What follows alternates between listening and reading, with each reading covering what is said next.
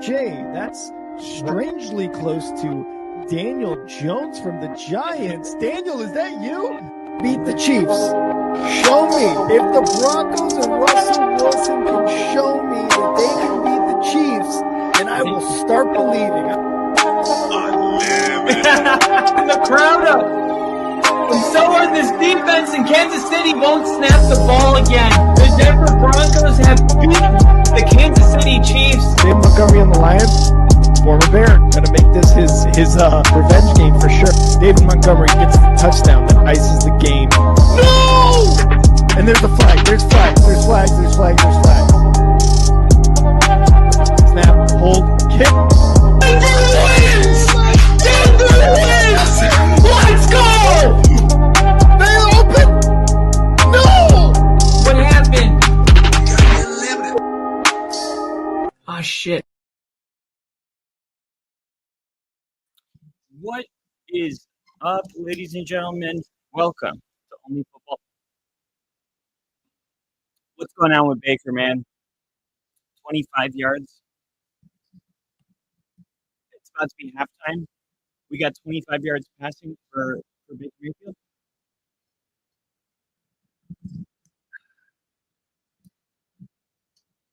Not happy. Not happy about this. 25 yards. Is it averaging 1 yard per completion? He has how does he have a 50%? His completion percentage of 50 on 14 attempts. Yet he's only averaging 1 yard. What happened? Let me know in the chat. What happened? We got Lily in the chat. What's up, Lily? And we got Daniel Berry Sports Highlights. What's up? Right, let me get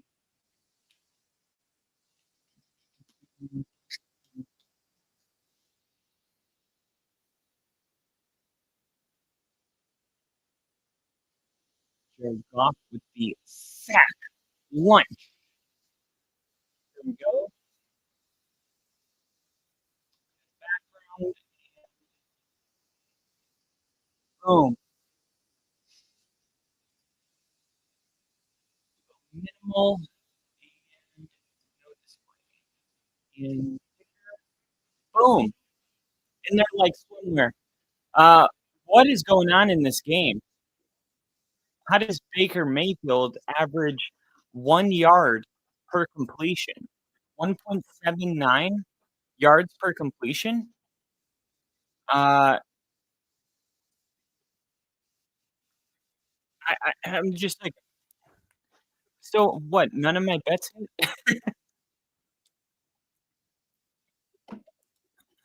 Like, interception. I mean, I don't even know how anything. I had to score a touchdown or one touchdown and one field goal in each half. I had 15 yards passing in each quarter. I thought that was a layup.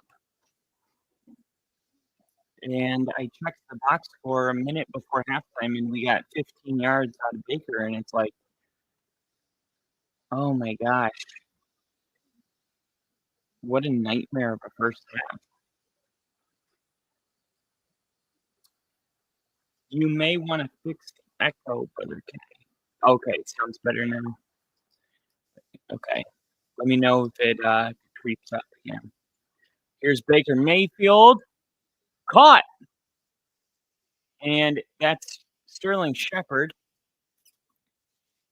Tampa Bay has 3 timeouts, so they can get in field goal range, and they're going to need a big second half. No, he's hit from 65 yards. Excuse me. He has hit from 65. I do like the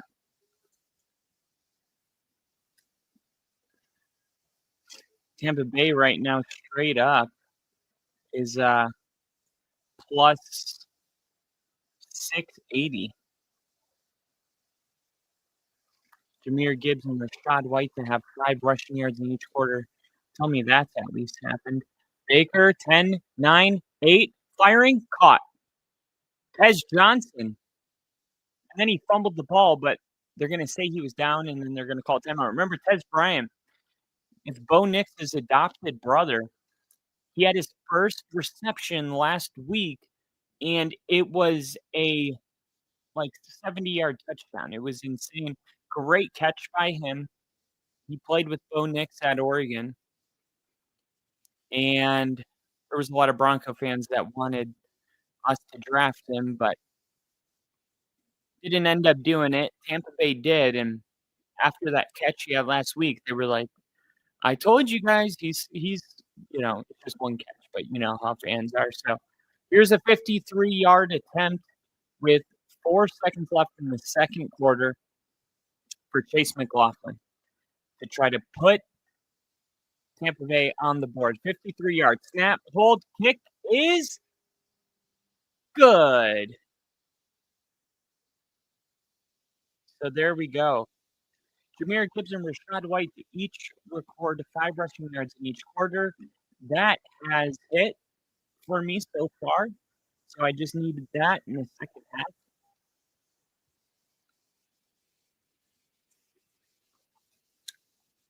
Baker Mayfield and Jared Goff each record 30 passing yards. Can't believe that. I thought that was a layup. Each team to score 1 rushing touchdown and 1 passing touchdown each half. Jahmyr Gibbs and Rachaad White each record 10 rushing yards in each half. Well, let's see. Rachaad White has only 14 yards, so we know that didn't happen. And then let's look at the stats here at the end of the first half. We got Jahmyr Gibbs, 161 yards. Amon-Ra St. Brown has a 27-yard reception. David Montgomery has 2 receptions. All right. Jahmyr Gibbs, 161 yards receiving in the first half. Any possible $1,000 prize bets? Okay, yes. So this is what I need. This is what I need. Let's see. Settled. Oh, because Amon-Ra St. Brown, I had him going under on a couple. Here's what I got right now, okay, for my big bet to hit. I had Jahmyr Gibbs 80 yards rushing plus receiving. He had 161. Cade Otton over 27.5. He's got 14, so I need 14 more yards in the second half. He's on pace to do it. Jameson Williams over 52.5. He has 0. So hopefully he gets involved in the second half. David Montgomery, 50 yards rushing plus receiving. He's got 22, so need about a little bit more, but about the same as he did in the first half. In the second, Rachaad White over 49.5 receiving yards. He's got 14, but I expect them to pass it a ton in the second half. Jared Goff over 261 receiving yards or passing yards. He has 183 already. Gibbs to have 2 more receptions. David Montgomery, 2 receptions. He already got it. Amon-Ra St. Brown to record a 15-yard reception. You already did it. Mike Evans, Jameson Williams, Emeka Egbuka, Sam Laporta, and Cade Otton, all to record a 15-yard reception.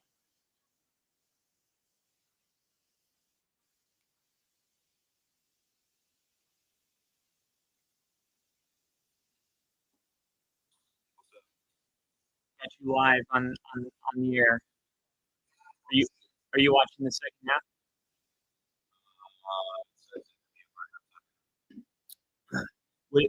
I just hopped on, and Baker Mayfield has 16 passing yards. Or no, 47 now. But basically he got it all in the last minute.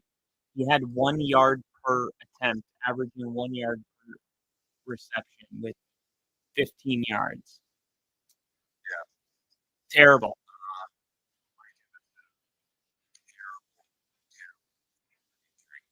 No. Not unconscious. No. He fell on his shoulder of the ball, like the impact of his head hitting the ground. He was laying out for a catch, knocked him the fuck out. And then so now the injury report says concussion / shoulder because he also went on his shoulder, but it was bad. It was like as soon as you saw him rolling over, you were like, oh crap, he's knocked out. Oh my god.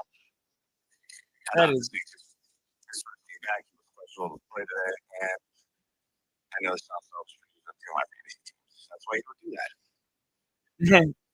Why you don't do what? If you have two teams, don't draft the same person for both teams. Yeah. Oh yeah, 100%.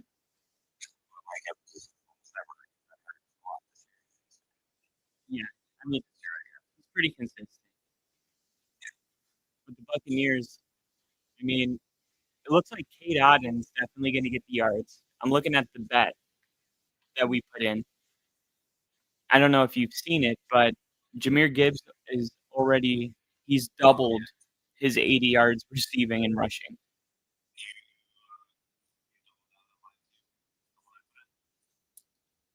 No, just let me see the one right now. The Buccaneers are plus 600 to win. Plus 600, and it's a 2-possession game. And like, I'm not saying I had Detroit winning this game, but that's really good value to get plus 600 for this Bucs team to come back. It's not that crazy for Tampa Bay to score a touchdown and it's 10-14.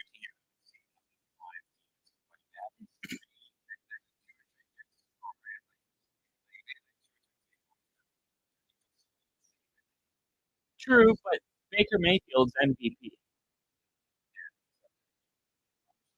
He's gonna find a way to not, get embarrassed. Yeah, well, we got brother T in the chat. Shut up, I'm talking about.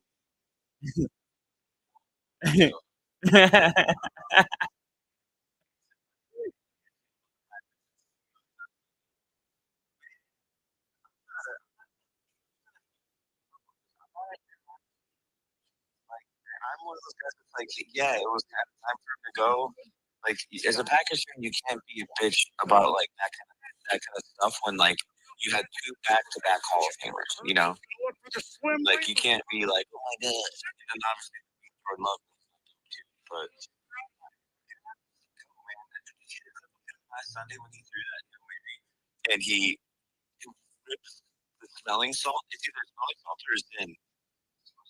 And then I think it was the smelling salt. And rips the smelling salt, puts it in his pocket, throws this like 70-yard bomb to try to win the game. That was like the farthest throw since like 2007 or something crazy. It's like a hockey player out there. Yeah, it was like Aaron Rodgers' pass.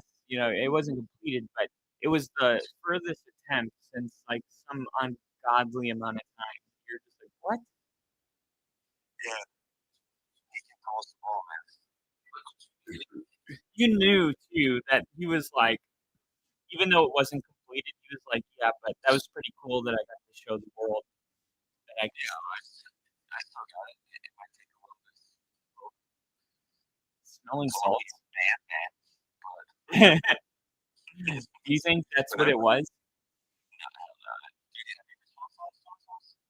No, I want to. Shit that like this is what this show needs. Shit like that. Like why don't you have smelling salts right there every time members go to the hole? You know what I mean? Like I gotta see some action here. I want to do that. Online, like do some get some cigars in there, get a gas, like bring the on. I actually just created a Discord today, and I posted it in a bunch of Reddit channels, and I'm gonna do something on Tuesdays where you can ask me any question after week 7. You know, so like it could be about anything. It's just like just related to week 7, and every week 8, and it'll get a bunch of random people in. But it was hard to set up. Like I had to create an amount of people that can, be in, and then I had to create. Yeah, I didn't know anything about it until today, and I'm like, try, Gamers use it because it's a way that basically can't get banned. that and it's just better communication. It's a phone call. So like you're speaking to somebody more clear and it just sounds better and it's faster versus being in game chat, which is just doesn't sound as good. So it started with that, and then it also started with just like kind of like almost like a Reddit forum, but like it's just like we're a chat of people that all agree on the same thing. We just I'm in a gambling one. I have like 2 or 3 gaming ones. I'm in a bunch of this for a couple years now. Are you the moderator of it? Yeah, I own one of them. It's called the Band Boys. Okay, that's the one I'm in. Is Wolf in it? Wolf, I don't think he's in that one now. Because we all got banned for saying inappropriate, well, quote unquote inappropriate stuff on because of the AI, because of the bots on Call of Duty. Dude, I remember one time I was crawling through a window and I called myself a fat ass. I was like, God damn it, you fat ass, get through the window now, you're getting shot. And I'm calling myself a fat ass, and it was like, you're banned. I was like, what the fuck? I can't call myself a fat ass? I'm a fat ass. I can't climb through the Me! window. I'm a fat ass. Yes, I'm the fat ass. And I was like, yo, fuck this, dude. I'm getting off this game. This game sucks. That is self-hate. Yeah, right? Seek help. But yeah, that's kind of one thing I'm excited about, and now I'm announcing it to everybody. So, if you go to my YouTube channel, you can see it on my latest post. There's a link there to my Discord. So go ahead and Can you pin shit in your chat? Yeah, I mean, I don't know. I could try. Or you could also put it up here. Like I could put it in the comments, but then it's not clickable. Yeah, it doesn't need to be a link. You don't think? Can you link it? I mean, yeah, it's better, but like, can you link it? Link it in the description. Well, I mean, people are already watching me on YouTube, so you're already on my YouTube channel, most likely. Only football, or? Well, now I stream from both my personal and Only Football simultaneously. Oh, okay, cool. So, I usually watch Only Football, yeah.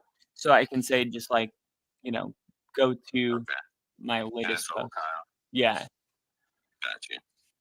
But yeah, I just wanted to get some random people calling. It's cool. Like I want a lot of, there's so many people out there that would love to just call in and vent, about whatever they're pissed off about. And I'm like, I just need to put, like, the hardest part is like putting yourself out there. Like, okay, there's a lot of people that would love to do this, but how do I get them to know me or to, get that exposure? So,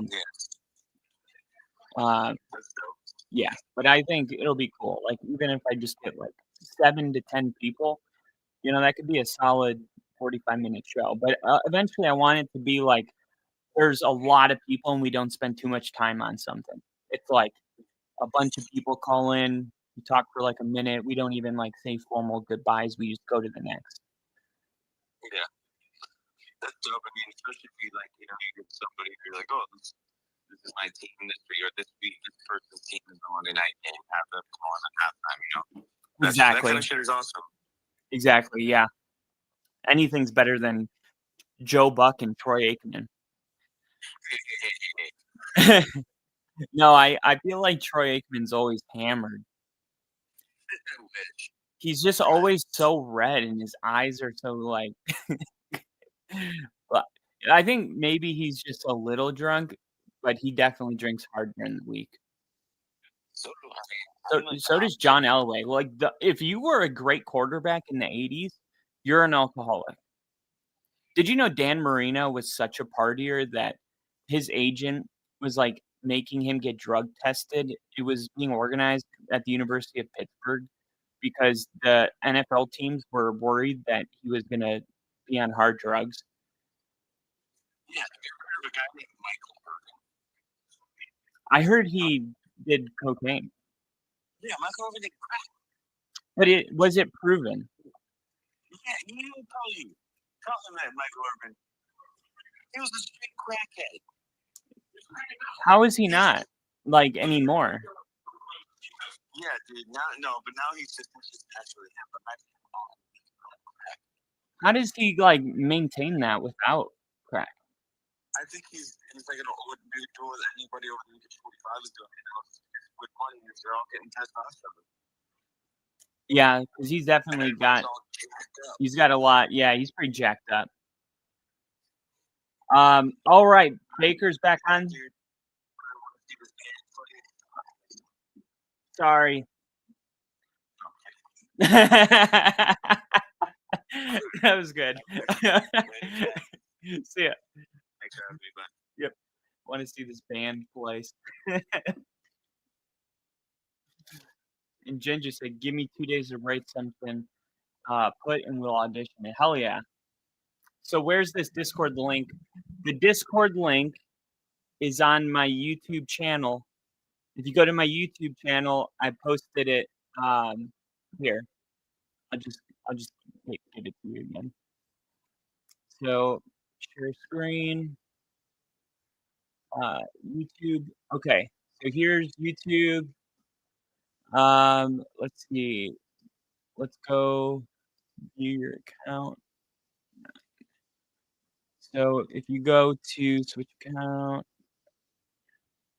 NFL with Kyle, and we go view your channel, and then okay, so home, videos, shorts, live, playlist, posts. If you go to posts, here, join my Discord now to call live and ask me anything about Week 7. Boys Debates kickoff at 10:45 a.m. Central Time. And then if you click on the Discord, this is what it'll open up. Okay, Kyle Kitzman invited you to join NFL with Kyle, 2 members, your display name, your date of birth, and then you don't have to do that if you already have an account on Discord. It's Discord, so a lot of people have it already. I'm pretty new to it, but it's fairly simple. You just put your name and your birthday, and then you have it. Then you're in. And then when I go live, I can just open the Discord app, and basically the whole chat is muted, and I just unmute, whoever is, I'm like, okay, now it's your turn, and I have it set up so there's not more than 3 people waiting at a time, so it doesn't get crazy. Yeah, I mean, it's going to be, the logistics are going to maybe take a little while to get worked out, but Baker Mayfield took a shot downfield to Mbuka, and it was underthrown, ended up hitting the back. 0 for 5 on throws that are, I think that's at 20 yards more, maybe 15, but they pick up the first down, and now Baker's going to need a bigger game from the supporting cast. Mike Evans is gone.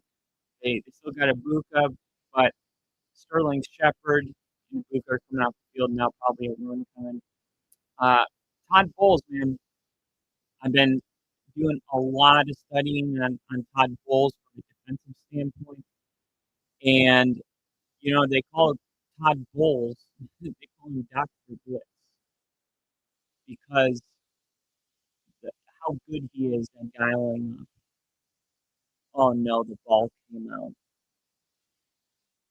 The lines are saying they have it.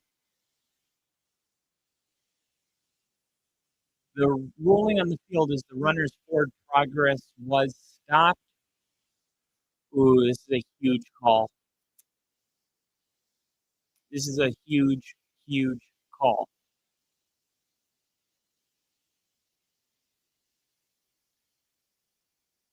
Man. So Todd Bowles, he's always been a great coordinator. And yeah, it's going to be second down. He's really good at bringing pressure and confusing quarterbacks, both young and old. And since 2019, the Tampa Bay Buccaneers are actually been top 10 in sacks every single year.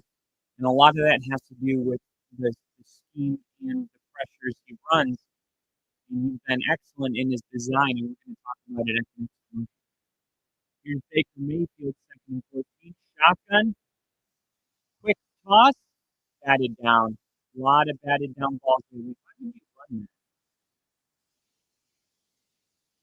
Like, obviously, it's incomplete. He threw it forward. Did he throw that to the flat behind the line? Not even close. Man, offensive line. If it's a quick throw, get your hands on him. The left tackle. Third and 14 now. Baker firing underneath, and Tez Johnson picks up. Looks like maybe 11, 12. It's gonna be a couple yards short, but that was a throw you make when you're going for it. I feel like they should take the points here. I think Todd Bowles just said it too, but why not kick the field goal, make it a one possession game? These are the moments where you lose a game. They can't win it here, but they can lose it. I don't like the upset. And they're going to hand it off. Wow.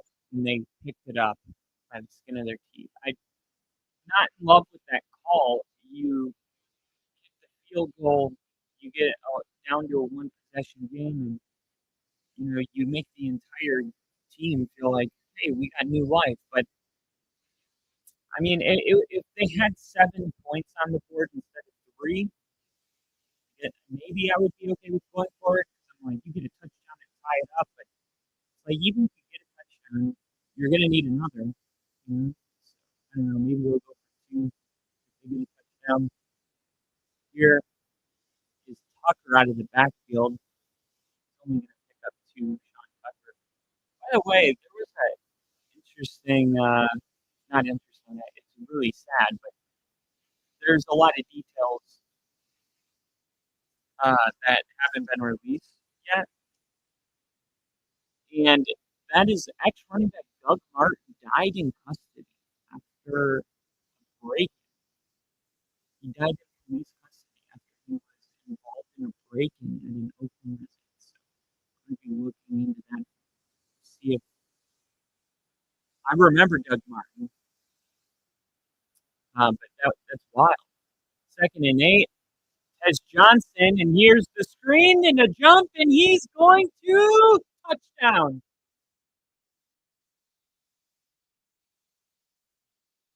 I do this shit. That's what he's saying. What are you talking about? I do this shit. Tez Johnson, and cue all of the Bronco fans that are going to be saying, I told you we should have drafted Tez Johnson. Baker Mayfield gets a 22-yard reception. And let's see if the Bucs go for 2 to try to make it a 3-point game. Tez Johnson now, 5 targets, 45 yards, and a touchdown. We got Hat on Fire in the chat. Is it an app? Yeah. I don't have a horse race whatsoever. Discord is an app, Ginger, or a website. As long as you have internet. Here is Baker. Don't know.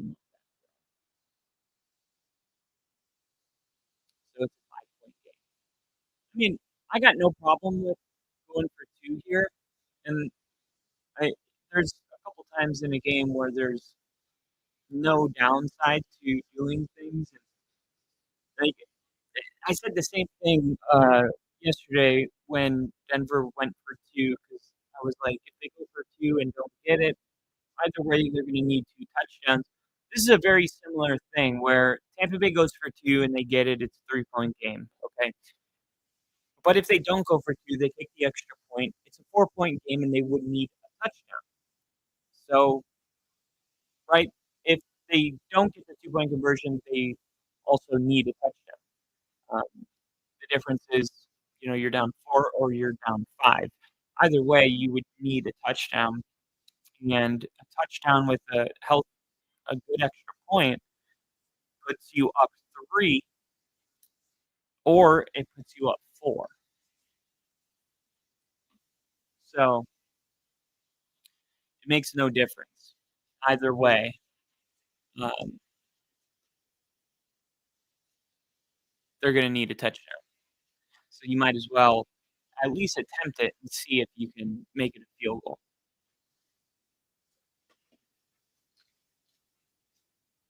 You guys see the new iPhone? The new iPhone, what is it called? The Air is pretty wild.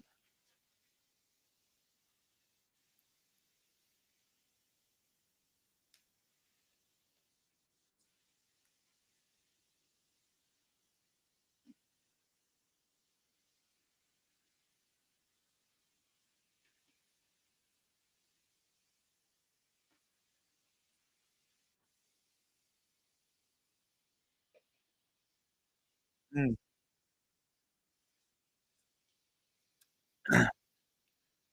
All right. My mom took my date because I'm failing English. I don't even care, man. Shakespeare? My mom could.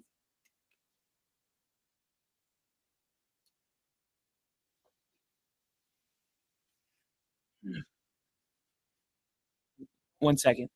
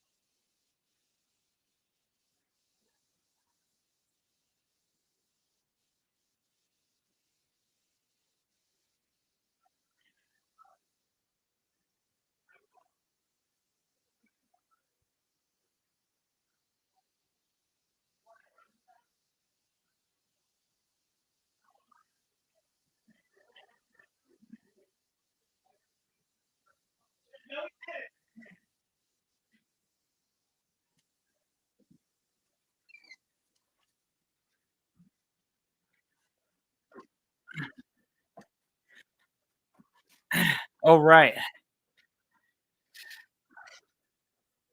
Aunt and uncle are downstairs. 181 yards.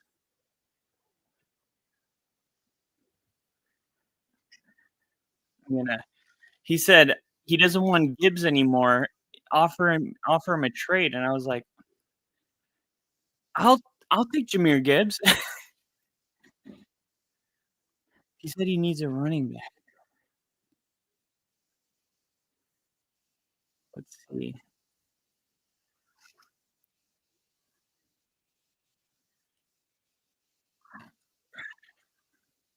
I got man, it's my team's kind of scary because I only have 2 running backs. And if any one of them gets hurt, whew, Jahmyr Gibbs, dude.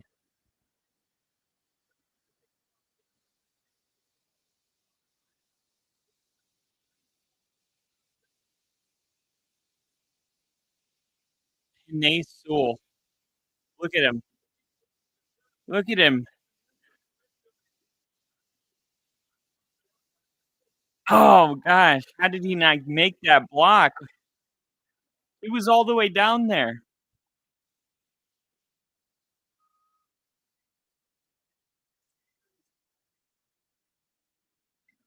Jeez. Jahmyr Gibbs already has over 200 all-purpose yards, multiple touchdowns.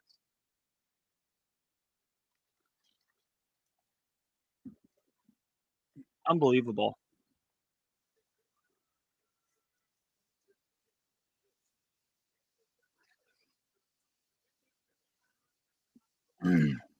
He's got 37 fantasy points right now. Wow. He's got 37 fantasy points. Extra point is good.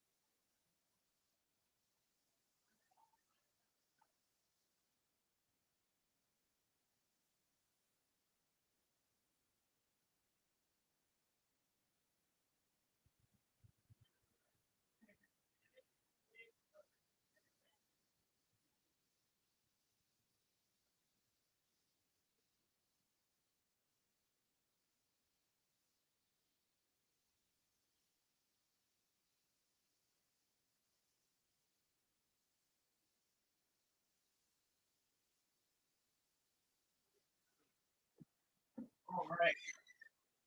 Sorry, guys. Trying to balance between family. My aunt and uncle were down there, and I wanted to be polite and say hi to them really quick. But I also didn't want to leave you guys hanging.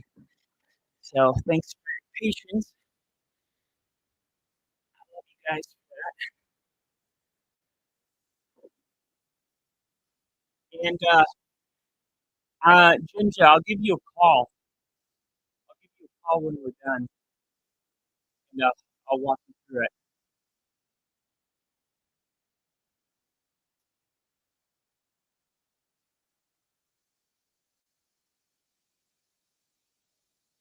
Third and 3. Baker Mayfield. This has got to be a shootout now. The way Jameer gets playing today, this has got to be. Oh my gosh. I feel like they have to go for it.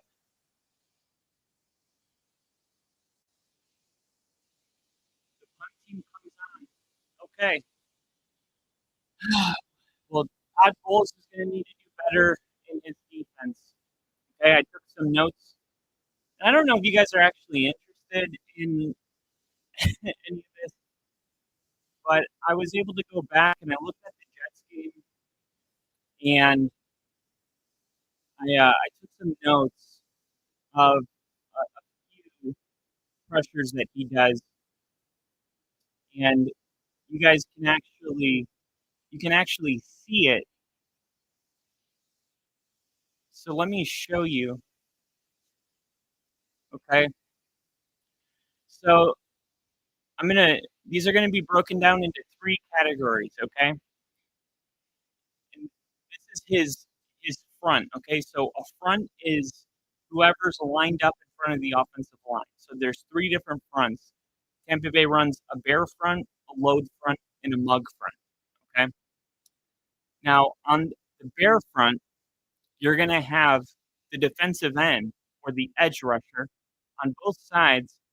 They're gonna drop back into coverage, okay?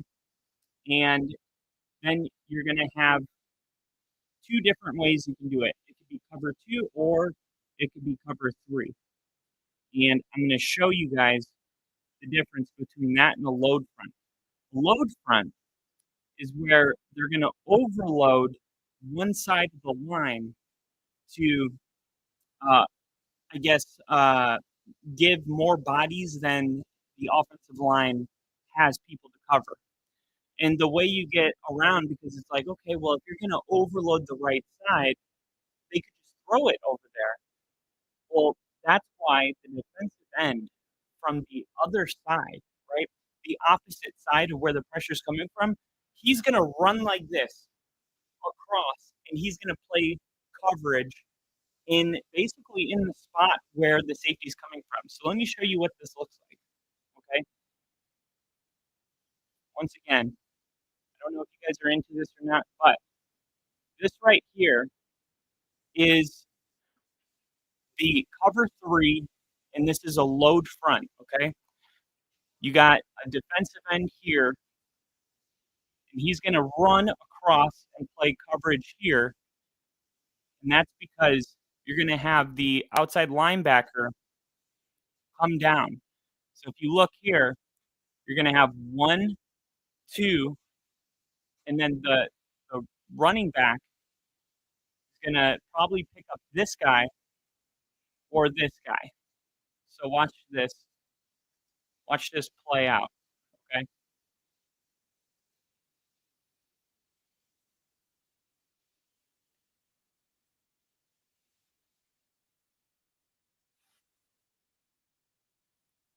Okay? So look, right here. You got 1, 2. He's dropped back. Pause again.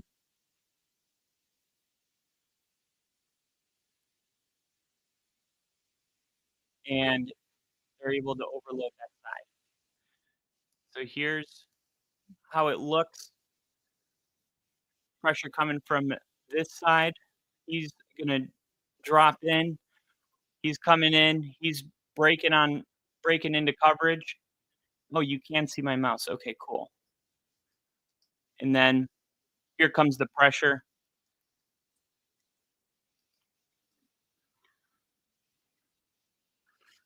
Now here is them doing it against the Chargers.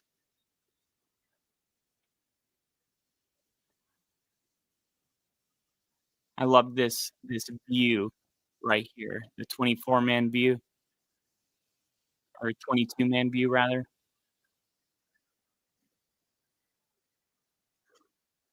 So let me show you the difference between the load front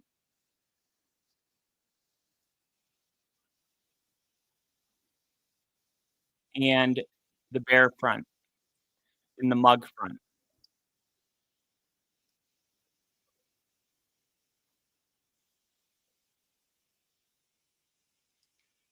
So you're going to have some cover 3 stunts here. Actually, I'll show you these on the next commercial break. Jared Goff's going to hand it off, and it looks like Montgomery is going to pick up 1. The more you dive in to Todd Bowles defensively, the more you can actually appreciate what this defense is all about and why it's so important for the defensive ends and the outside linebackers to have speed, because they need to cover a lot of ground very fast. Okay, so let's look at this. You got 1, 2, 3, 4, 5, 6 men on the line. So this is showing an overload. Let's see who drops. Okay, nobody drops. So they got, and that's just great by Jared Goff. So they show 6 guys at the line, but they'll show that all the time, and they'll drop into cover 3 or cover 2. And then at other times, they'll actually bring all that pressure. So it makes it a lot more difficult when you have these stunts and you're showing one thing and you're doing another, because the intel that the quarterback's trying to gain just by the look you're giving them means nothing. And then when the ball snaps, he has 1 second to react to what's actually happening. And Todd Bowles is, one of the best at it. They call him Dr. Blitz. That's his nickname, like within the NFL community, Dr. Blitz. And he's second to none when it comes to dialing up blitzes, and that's why his team's been top 10 in sacks since 2019. Here they're going to play a cover 3 look, and Sam Laporta able to get the ball in the flat there, and that's just a play that shouldn't have been there. Not good enough by the corner there. He missed last week against the 49ers. Engage 8 every time, every effing time. That was my favorite play. We got Liam in the chat. What's up, Liam? And good job there. And you know the Lions are going for it.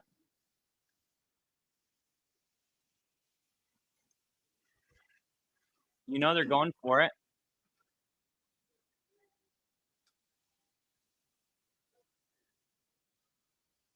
Okay. So you guys know what cover 3 is. It just means that you're dividing the field into thirds, okay? So let me show you there's different ways to do cover 3. In some cases you have cover 3 in the back and in the front. So you got the flat, the middle of the field, and then the deep third, deep middle, deep third. But the way they do it is different depending on which look they want to show you. And that's why some of these fronts are so great, is because the versatility they give you, you can give so many different looks and drop into so many different things, which just makes it a nightmare for a quarterback that's trying to figure out before the snap what it is that you're actually doing. Okay. So this is going to be a coverage concept with the linebacker dropping opposite pressure. So basically, if the guard that he's lined up against, if he takes a step back, he blitzes. If he takes a step forward, he backs. He takes a step back into coverage. Okay.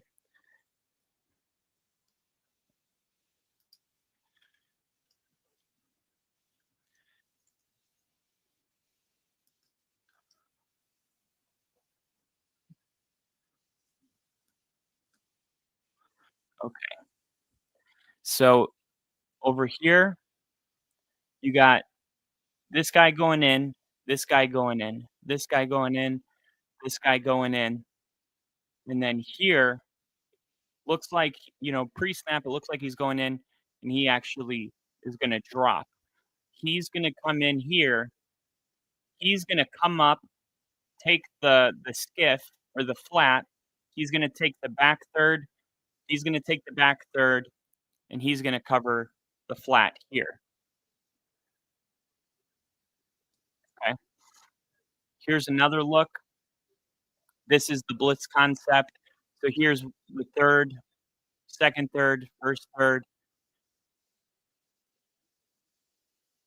Okay, so yeah, he's going to drop into the back here.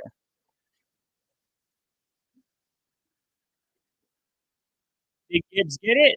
He fought for it. Ooh, it's gonna be tight. Okay. This was in the playoffs versus the Eagles.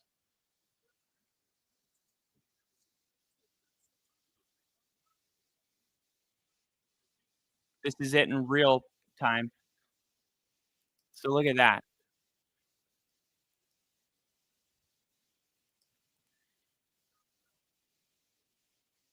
Pause it there. So you got a free right here. He's looking for who to get. He's gonna come in and he's got to get rid of the ball quick. But he's gonna be look, his receivers just started their route. You can see they haven't even broke on their routes yet. And now here's the pressure getting to him. He's got to get rid of the ball. Actually, offensive line does a really good job there holding up. But you can see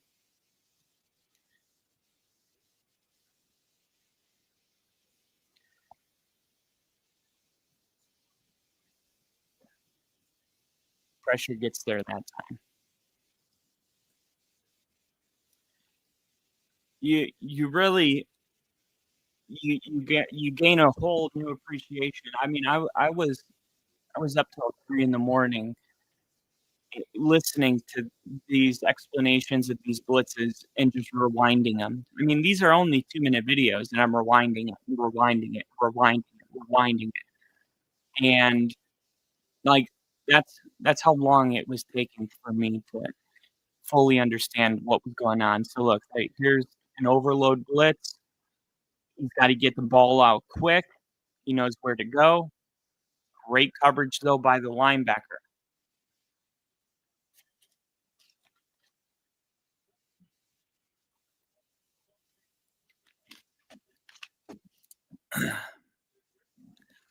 He's been great against the blitz. That's the thing about Todd Bowles. And, it's like, okay, Todd Bowles, what's he best at? Bringing pressure. What's Jared Goff best at? Beating pressure. And that's why Jared Goff, in my opinion, is one of the more underrated quarterbacks, is because when it comes to knowing where to go with the football and making very quick decisions, like Jared Goff is the man. I'm telling you. Jared Goff is the freaking man. There's not many quarterbacks out there doing it better than Jared Goff. There's just not.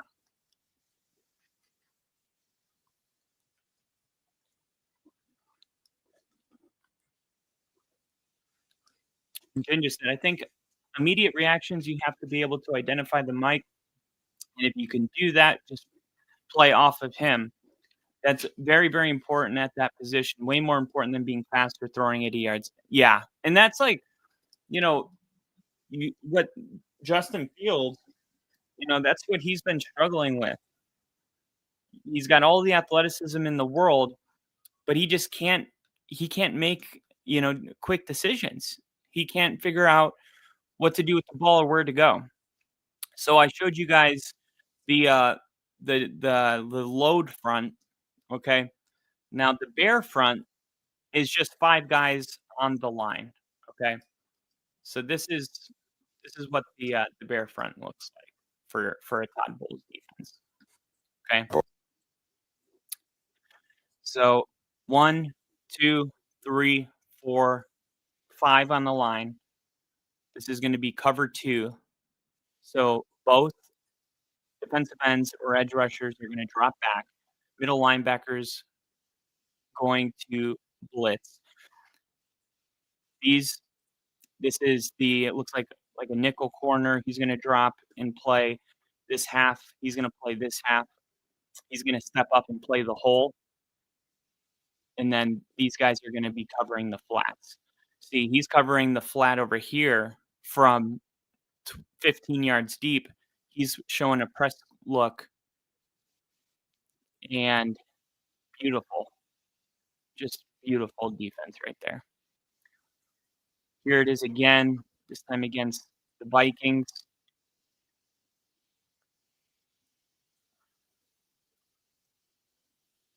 Here's the same bear look with 5 men, but this time instead of cover 2, they're playing cover 3. And this is what I meant by showing the same look, but being able to have that versatility to drop into different coverages. Able to drop into cover 3. And as a quarterback, they're like, okay, I saw this before. They're going to drop into cover 2. And then they drop into cover 3. Great pass. Played odd, and that's a good 15-yard grab to get this drive going. And man, this is an important drive for Tampa Bay. That's a wheel route, and he's able to get between. And now you understand these plays a little bit better because the guy in the front was playing the flat, and then he was playing the deep third. So he went past the flat. Flat guy had to stay there because there was another man there. And as soon as he went past the flat defending corner, Baker Mayfield knows to throw the ball to him, before he gets to the defensive back covering the deep third. You just find that soft spot in the zone coverage and get the ball there. And that wheel route is really just a zone buster. And good job on Tampa Bay. I mean, think about it. If you got a quarterback as good at, you think of a defensive coach, but think about how much that actually helps the offense. Like if a defensive coach knows how to be the defense offensively. Third down coming up here. Gonna need a touchdown on this drive. It is absolutely critical.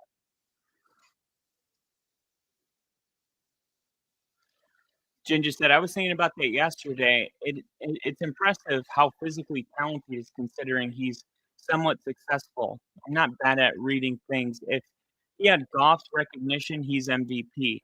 That's what would make it tough. And then to drop 2 other coverages, Bear and Mike from cover 3 or cover 2, and Mike from Bear front.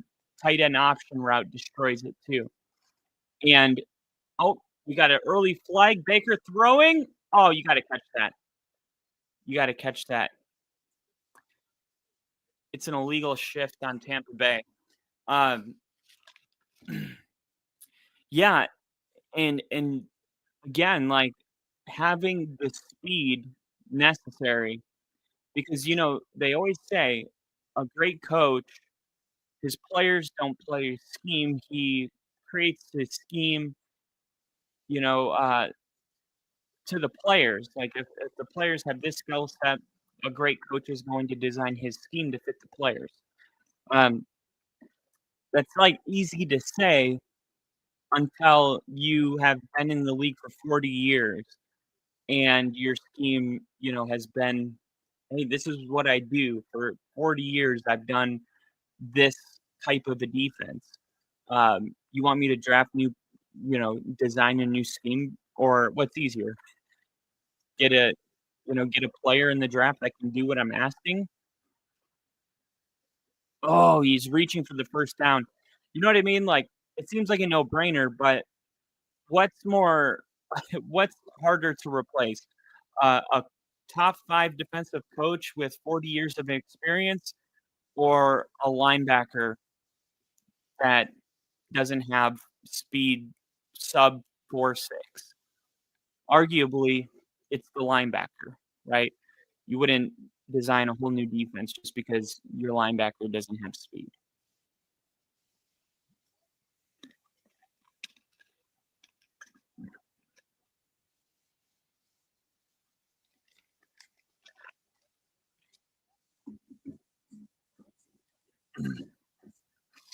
And Ginger said, or are they going bare front?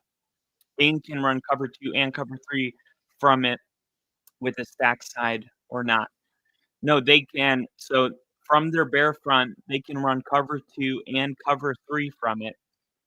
And the stacked side is the same thing, but that's not the bare front. That's their load front. And they can run cover 2 and cover 3 from their load front as well. And they really only have 3 different types of fronts. It's mug, load, and bare. And they run cover 2 and cover 3 from both. I mean, all 3 of them. So that's what makes Todd Bowles' defense a nightmare. It's simplistic, but it's not. It's like there's 3 football games on TV, and you got to pick the spread and the over/under, right? You have to pick both, and there's 3 games on. And if I were to tell you how many different combinations there are from spread, over, under, points on the spread, I'm taking the points, I'm taking the favorite, you would be surprised. Like, only 3 games with 2 options each has, like, 296 combinations, right? It's an astronomical number, okay? How many combinations? I'm gonna look it up. Are there for 3 football games picking the spread and the point total? Okay, picking the spread and the point total. 64 different combinations. And that's exactly what we're talking about here. We got, even more, because the over/under is only 2 combinations. But yeah, that's supposed to represent cover 2 or cover 3. So just for 3 football games, picking the spread and the point total, which is a very good very good correlation. I hope I didn't lose you guys. There's 64 possible combinations just between 3 football games with the spread and the over/under. Todd Bowles runs 3 different defensive fronts: bear, load, and mug, and he runs cover 2 and cover 3 from both. I keep saying both, but it's 3 of them. So very simplistic, yet Todd Bowles can literally give you, there's not even 64 defensive snaps in a game. He can give you a new look on every single snap throughout the duration of an entire game by just running cover 2 and cover 3 from 3 different defensive fronts. And yet his players are not overwhelmed because it's very simplistic, uh, for them. Insanely difficult for the offense. Oh, it's it's an unsuccessful challenge because he was able to make the catch.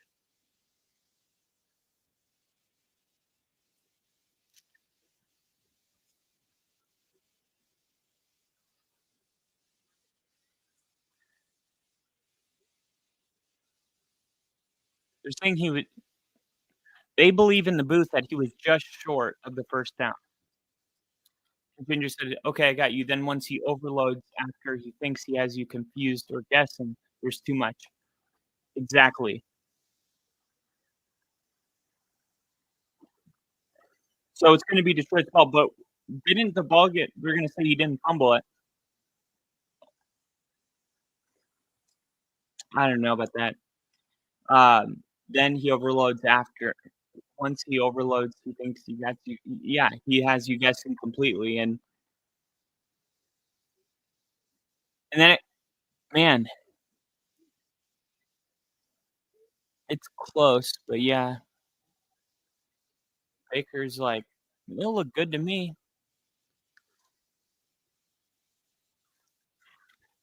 Look, I think I think they need to bring pressure.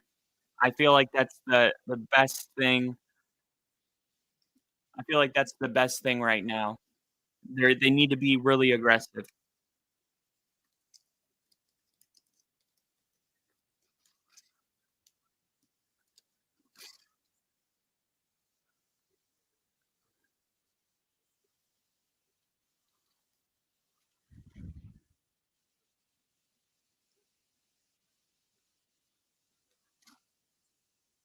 Here we go.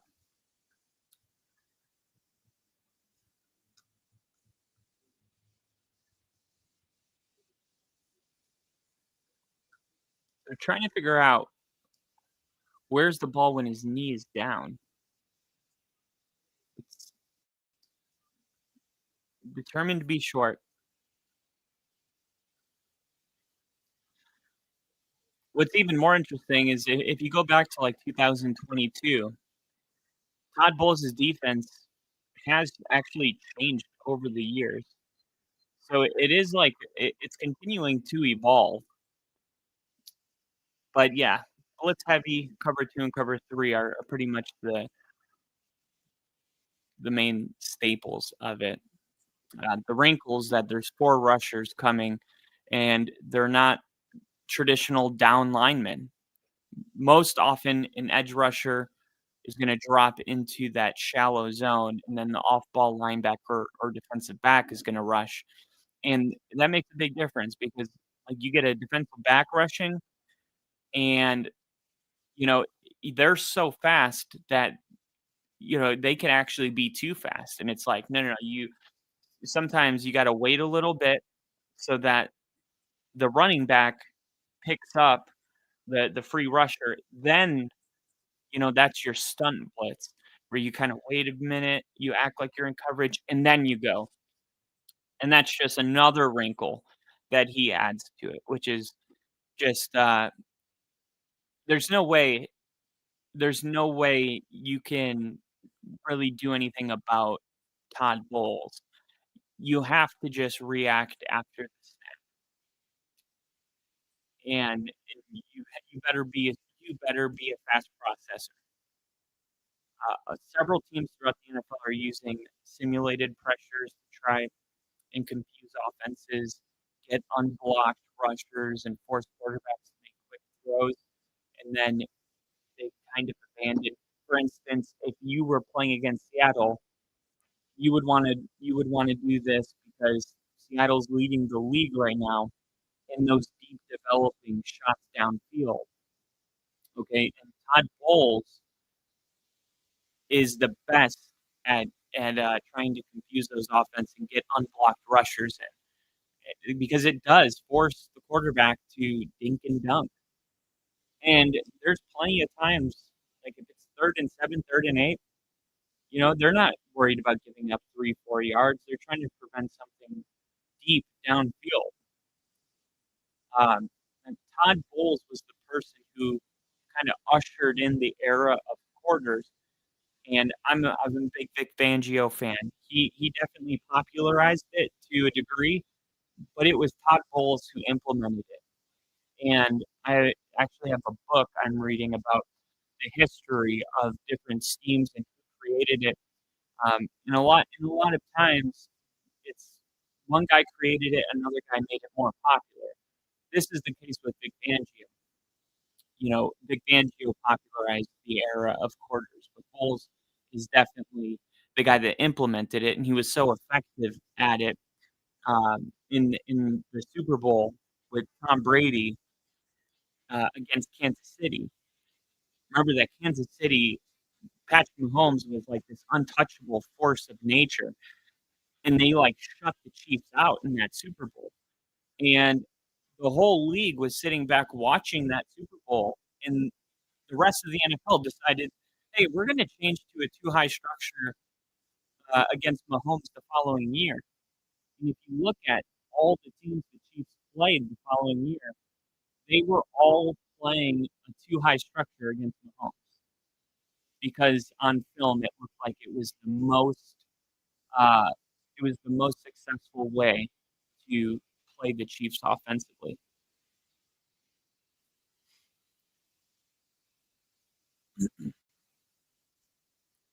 But Todd Bowles here, man, 3rd and 10. This isn't. This is going to be a situation where he's going to bring pressure, but they're going to play cover three. So watch. They're going to drop down. They're going to keep everything in front of them. Yep. He pretends to blitz. They drop back and incomplete. 4th and 10. They just got to keep everything in front of them. They do it, and they do a great job.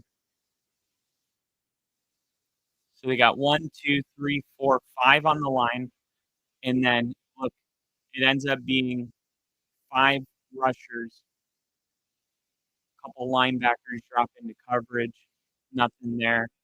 Now they're going to attempt a 58-yard field goal, which, if they make it, doesn't really matter. Besides, they would need 1 2-point conversion.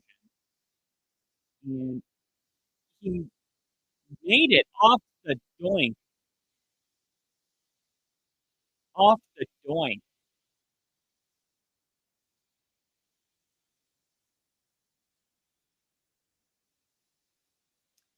Jen just said, in the end, you can't overcomplicate it on the field. You got to make your read very quickly and trust it. Then you know it's just cover 2 or 3. Easier said than done, especially with pressure.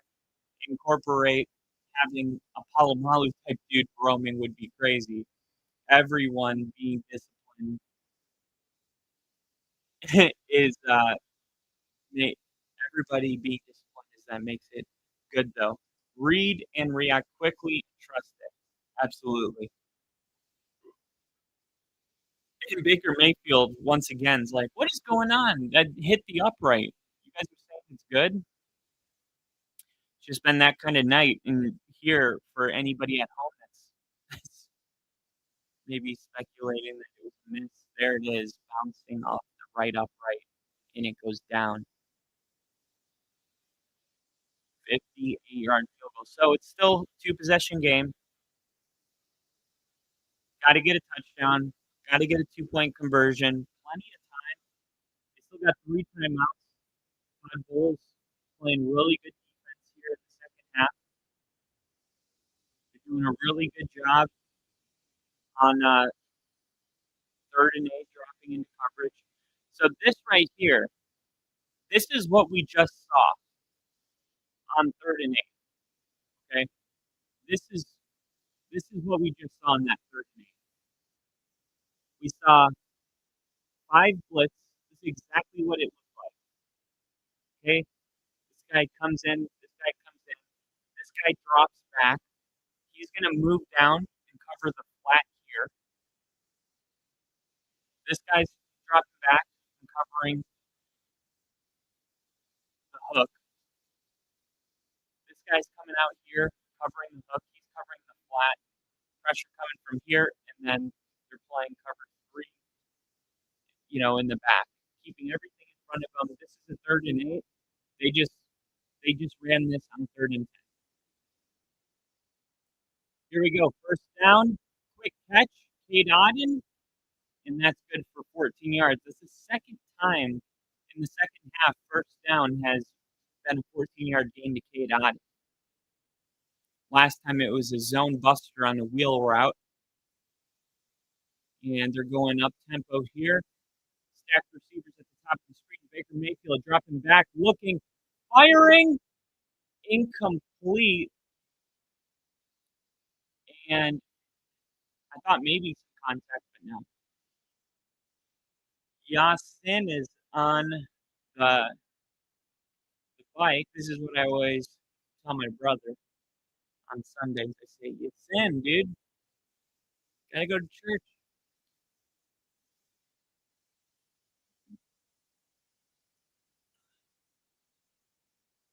Doink field goal by the Lions. Wow.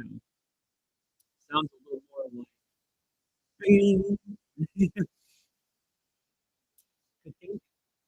Here's Baker. Good job. And back to Cade Auden. And it's going to bring up 3rd and 2. Oh, man. We got another Detroit Lion down.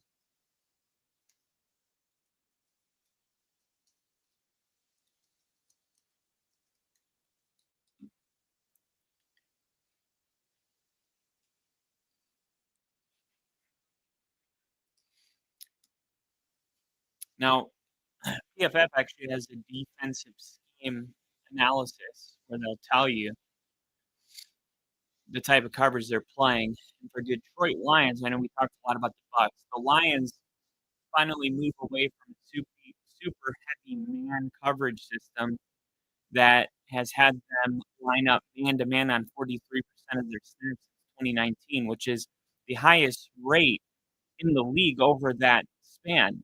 And that's why I said 3 weeks ago when the Pittsburgh Steelers played the the Cowboys played the New York Jets, I said I was excited to see the matchup of George Pickens against the Jets defense because Aaron Glenn runs so much man coverage. We were going to get to see how good George Pickens really is because we know he's going to be lined up on George Pickens. Sauce Gardner, one of the best in the league. But in his first stint as defensive coordinator, Aaron Glenn started coming at offenses in different ways. Now, he plays a ton of man coverage still, but working under Dennis Allen in New Orleans, he ran multiple coverages with a lot of too high pre-snap looks. We are starting to see a lot more versatility in the NFL, especially as these older coaches go to other places and gain other influences, and they don't necessarily lose what they do, but they just add to it. And I think that's why you've seen scoring go down recently. Too high when you had Tej Johnson. Because we have seen scoring come down. I believe last year we said it was the lowest scoring year since 1992, and everyone's trying to figure out why. And I think that's what it is. It used to be as an offense, you game plan for Vic Fangio. You're like, okay, they're going to be playing quarters. This is what we do to beat quarters, and it's as simple as that. Nowadays, everybody has kind of combined what they do. And there's not one, or two defenses you have to prep against, but it's pretty much everything. And that's why having a quarterback that can process fast has become a must. And that's what Sean Payton is so attracted to with Bo Nix. Like, he's a very fast processor. That's why he doesn't take a ton of sacks. He was not even sacked his last year in Oregon. He didn't take a sack. Think about that. All the different blitzes that they ran, and like the only reason that could even be possible is one, you're athletic enough to run away from it, and B, you can process fast enough not put yourself in a bad situation. When you see guys like Russell Wilson and Justin Fields and Caleb Williams last year taking 50 plus sacks, that's no bueno. And the defense has definitely, gotten the upper hand on the offense as a whole. Where I think, 10 years ago, the offense was beating the defense. Here's a big 3rd and 10. Baker Mayfield caught, high throw again. I got to say, Baker Mayfield's having some real accuracy issues today. He just continues to let these balls sail. Tez Johnson was kind of able to make sure that he didn't have to suffer the consequences on that one. Saved his ass. Here's a quick check down, and this is Rashad White, who's only going to pick up 3. Who was that at the nickel corner spot covering? Oh, they're showing the 3rd and 10. Ooh, look at him. They had 2 guys on balls on the ground. I think the Bucks got back on it.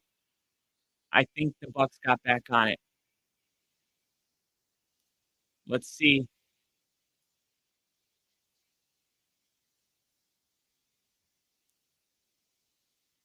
Bucks ball. They're calling it Tampa Bay ball. Boom.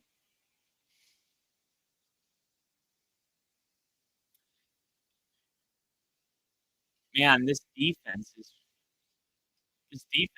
just been insane.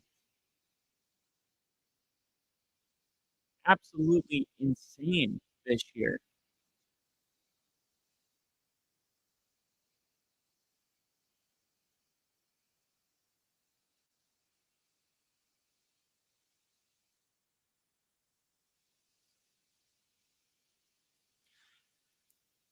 Brian Branch, in week 16 last year, Aaron Glenn decided to make a change, and he moved Brian Branch back to the nickel. Last year, Brian Branch kind of bursted on the scene as a second-round pick for the Lions. He had 74 tackles, a sack, 3 interceptions in his rookie year, and he was known around the league for his coverage ability and his ability to fit the box when needed from the slot.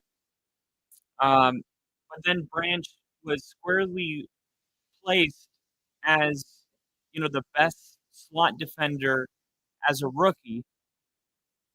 And then when they drafted, they converted the safety from Alabama, who was ranked the number 3 corner and the number 1 overall nickel at field vision.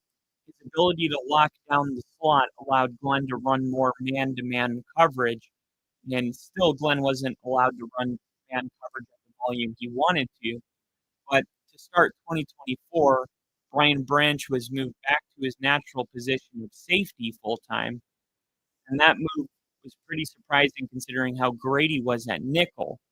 But then followed personnel trends around the league with the departure of L'Jarius Sneed, who went to the Titans. McDuffie would move to outside cornerback full-time. Kyle Hamilton for the Ravens would move back deep in Baltimore's reshuffled secondary. Amik Robertson, brought over from the Raiders, would slide into the nickel position to replace Brian Branch's absence. So the last couple of years, we've seen a lot of shifting with safeties, taking them and putting them in the nickel, and then bringing them back to being, a safety, just a pure safety. And with Brian Branch back at safety, Aaron Glenn wanted to utilize more hybrid 3-4 sets to keep him back deep, using a deep linebacker to change up looks for opposing offenses. And Glenn is finally running all of the man coverage he wanted to do in Detroit. And I didn't realize this, but Aaron Glenn wanted to run a lot more man, and Dan Campbell wouldn't let him. Look at this. 4-man rush. Baker, that it looked like there was a lion way deep. Look at him right here in the middle of the screen. Watch him run down at the snap. Runs down at the snap, sails it over the head. Not even sure who it was intended for. This is what makes the Lions a Super Bowl contender.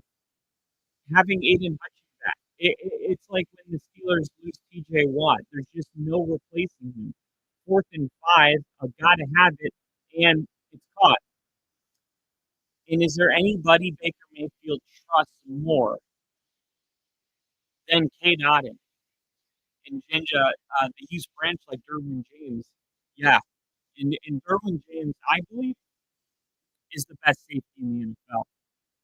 Here's Baker Mayfield rolling and throwing to Shepard. And you can tell the blitz is starting to get to Baker because on this play, he kind of throws it. He doesn't get his feet set, and he feels like he's about to get hit when he throws this. There's nobody around him when he throws this ball. But his internal clock throughout this game has him thinking that he's about to get hit. So the defense is definitely in his head. 2nd and 8, Baker downfield. Oh! And it was open, and Baker just missed it. Like I said, some accuracy issues today. This is just not the best game we've seen from Baker, but it doesn't look, man, it doesn't look like there was any reason for it. Just missed him. But Baker's better when the pressure's on. Here's 3rd and 8. Looking, hit the crossing, and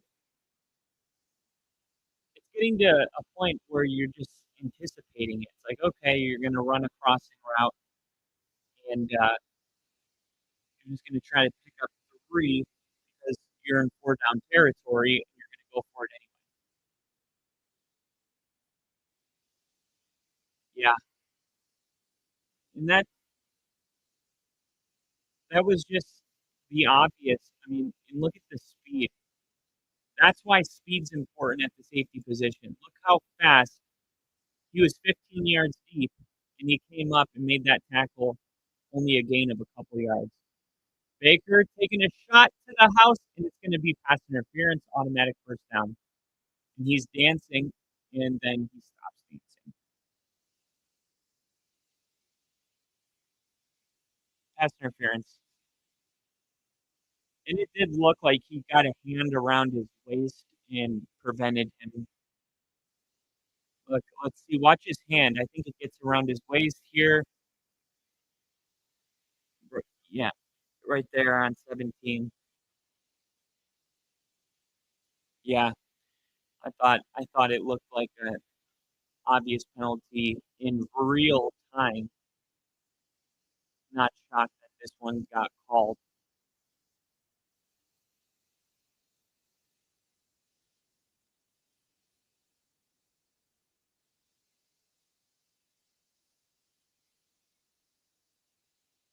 Here's Baker Mayfield. Shotgun looking, pressure rolling out, keeping the play alive, firing.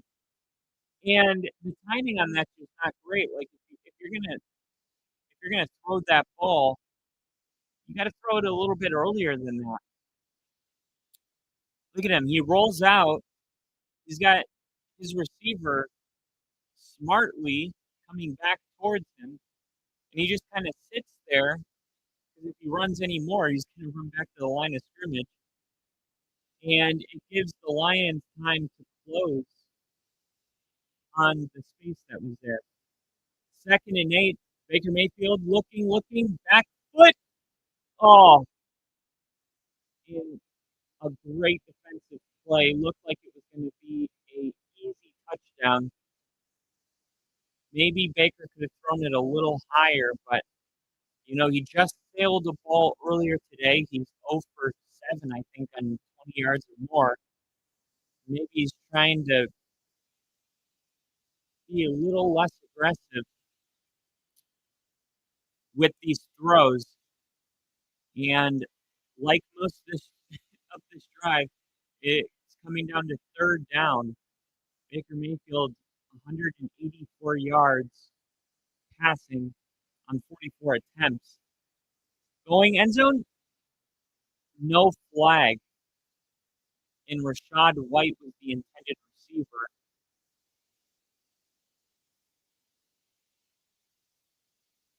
And looks like said Jack Campbell on the coverage.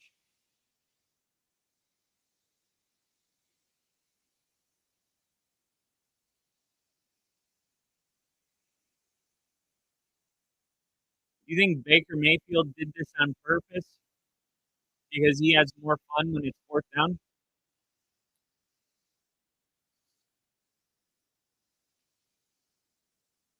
There's no yellow. Okay, there's the yellow line. It's on the 4-yard line. Baker firing? Incomplete. Where is he throwing that? Where is he throwing that?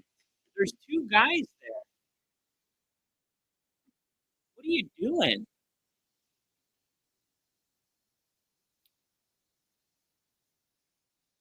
And this is why I picked the Lions to win.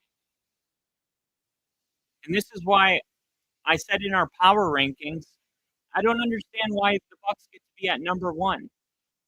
You look at a lot of the wins that they've had, and this is why I don't just judge a record. I will not just take a record and say, okay, you get to be at number 1 because of your record.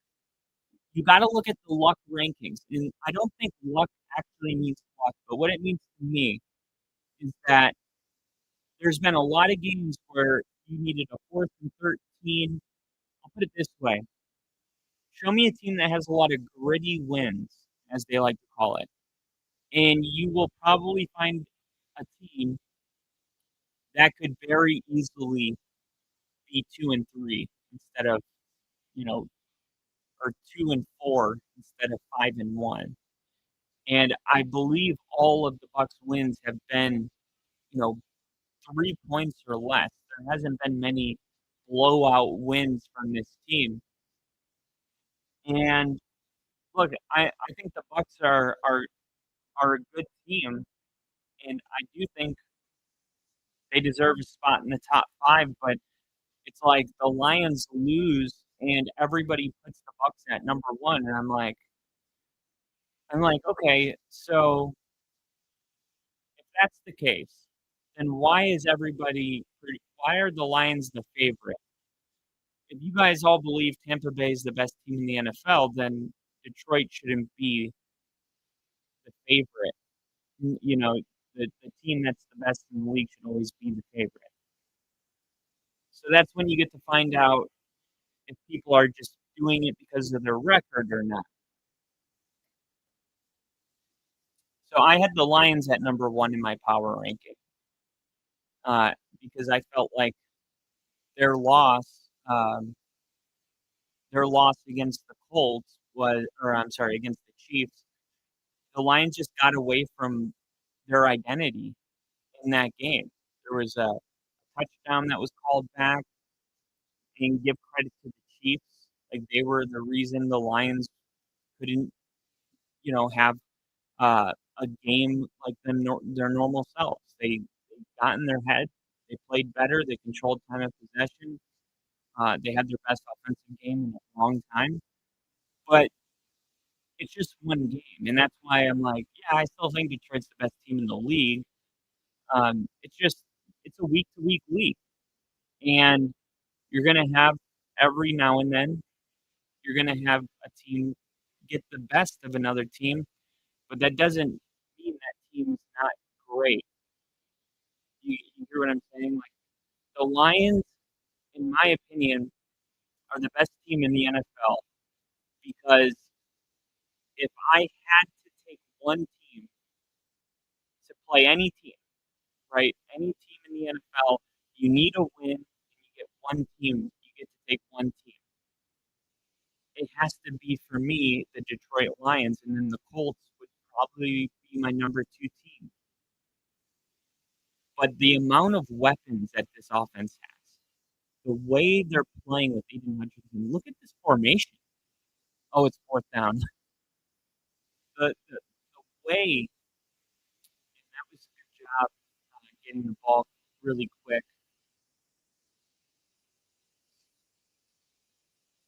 Here's a return, and just way too many lines. Great coverage on the Lions. There's just way too many weapons. Like Sam Laporta is a joker. Amar St. Brown, Jamison Williams.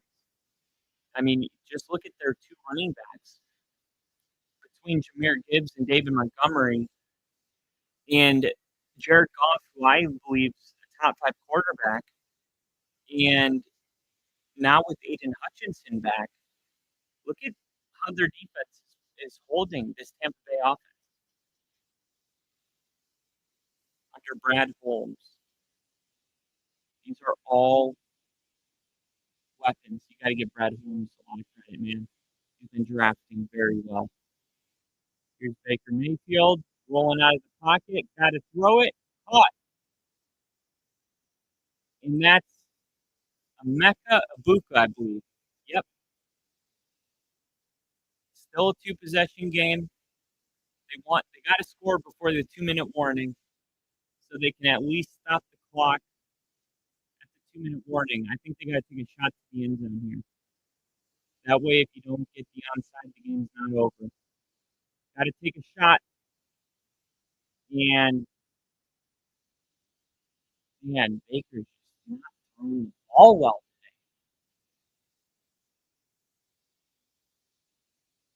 today. Baker's just not throwing the ball well, man.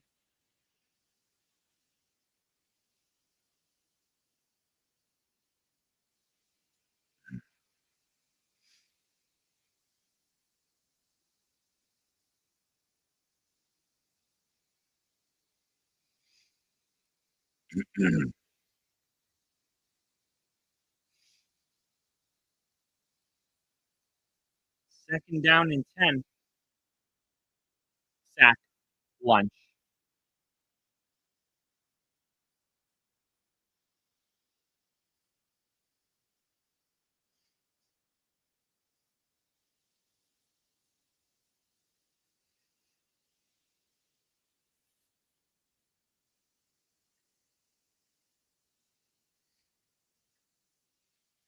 Oh, man, they tripped him.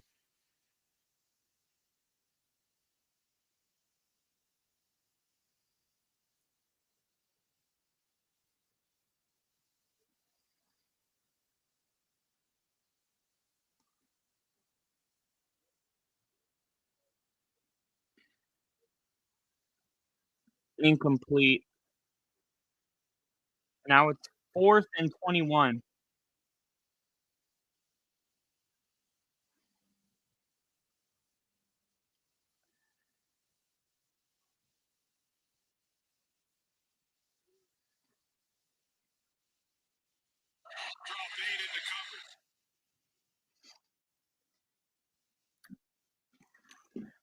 This is definitely going to be a potential playoff game. Man, the last time we saw them play in the playoffs, we had one of the best games ever. Not today, unless Baker can make some magic here. Completed, but it's not even close to the first down. Jeez.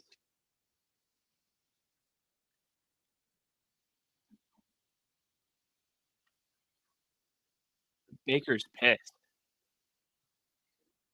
Baker's pissed.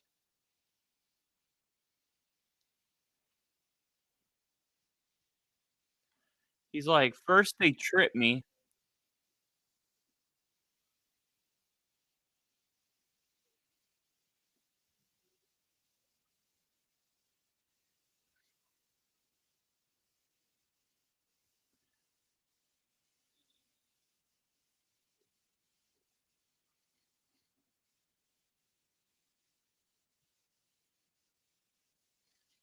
Jared Goff just had a baby.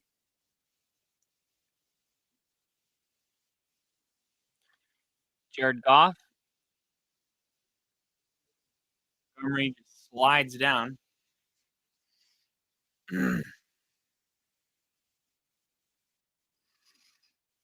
All right, let's build a bet here. I'm gonna go to the Seahawks game, and I'm gonna jump over to it now because this game is, as they say, over. Fat lady singing. Meanwhile, the Seattle Mariners are actually winning 3-1 against the Blue Jays.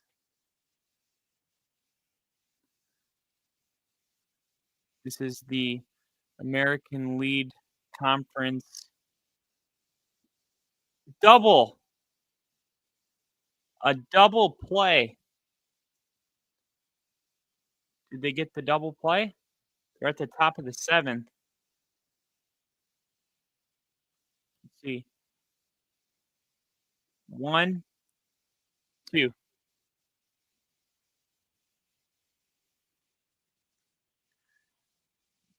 Double play.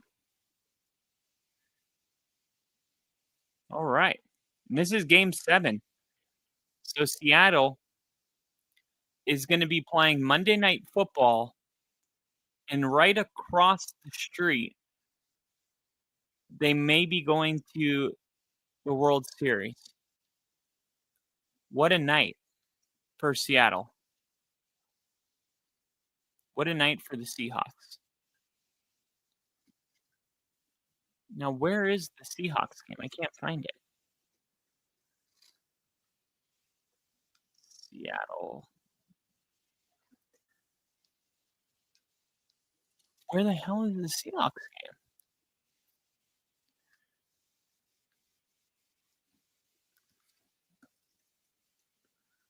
Let's see. Seattle Seahawks, 11 p.m.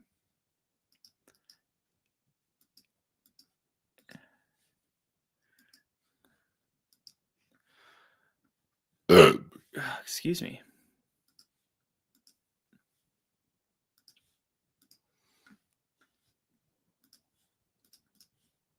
Here we go. What is... I got the game. Let me see. Where is the Seahawks game being shown? ESPN. Well, is there a reason that I'm on YouTube TV and I don't have the game?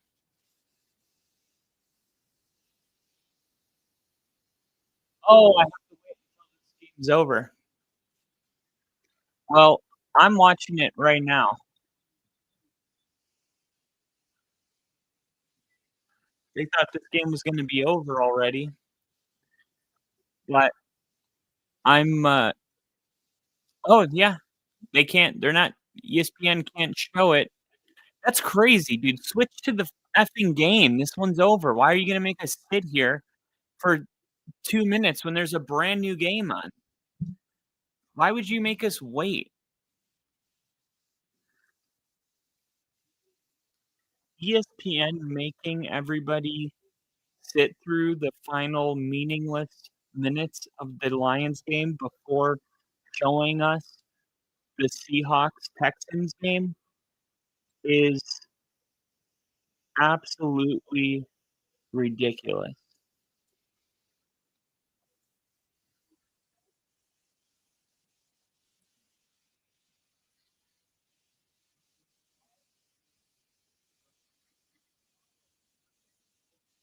ESPN.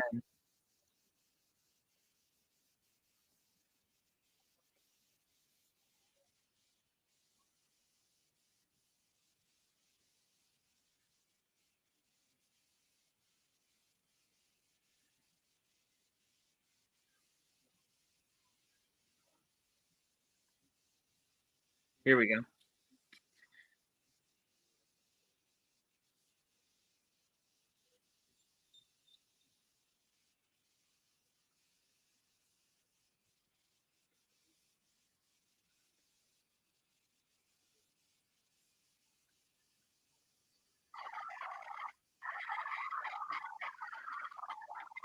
Broncos linebacker Dre Greenlaw has been suspended for 1 game after verbally threatening him after Sunday's game. A referee.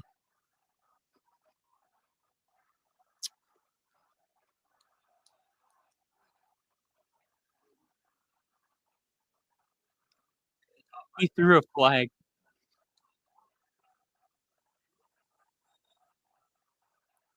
He threw a flag. The referee threw a flag.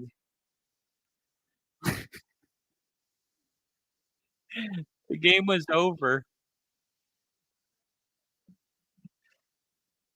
The game was over and he threw a flag.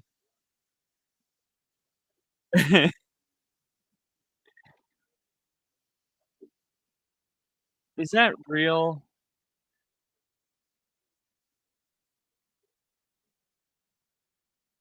Is Dre Greenlaw really suspended now?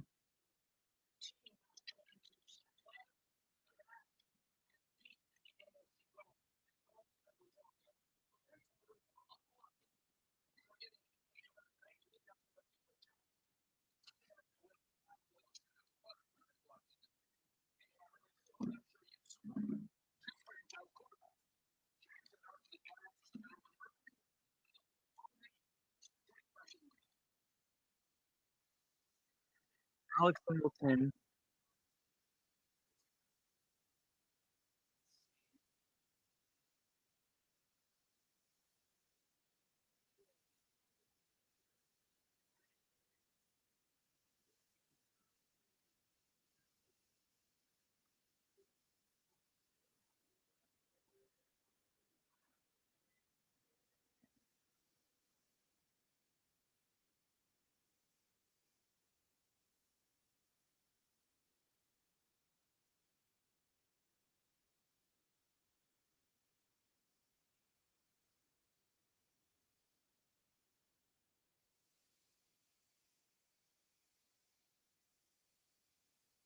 Okay, so we finally get to join them.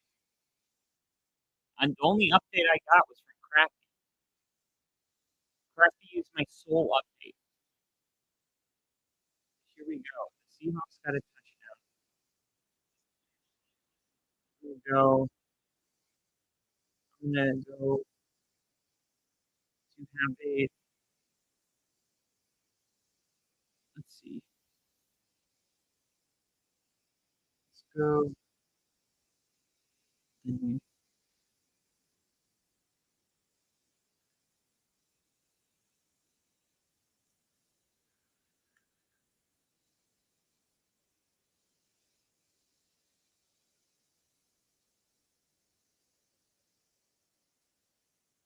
All right. Ooh, the Texans with a good return.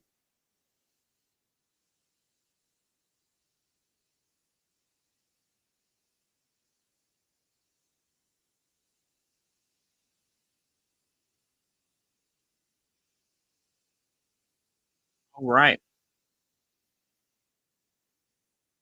So here we got Dan Orlowski, Chris Fowler, and Louis Riddick.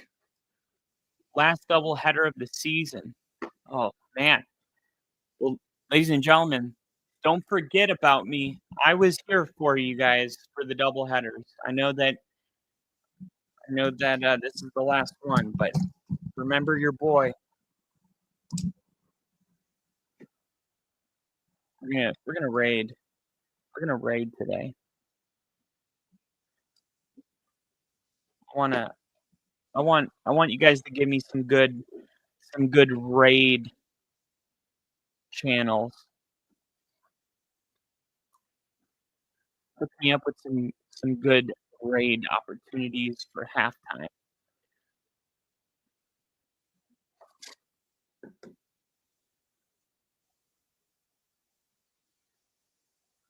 Here we go. Can the Texans respond with a touchdown of their own? 2nd and 8.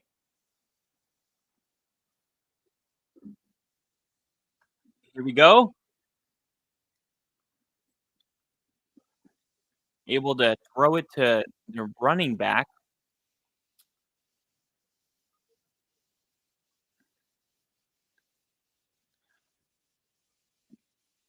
Woody Marks.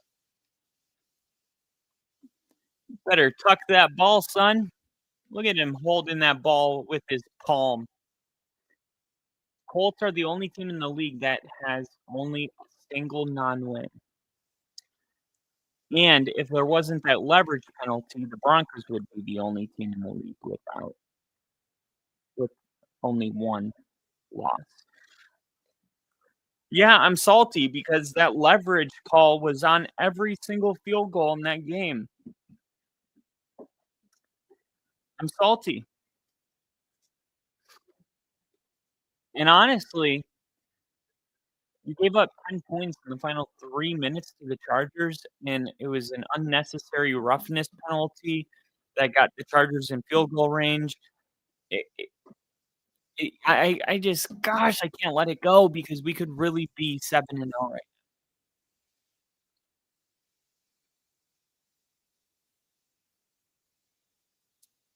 Oh, and they're going to punt it. 4th and 2. Are the Seahawks going to blow the Texans out tonight?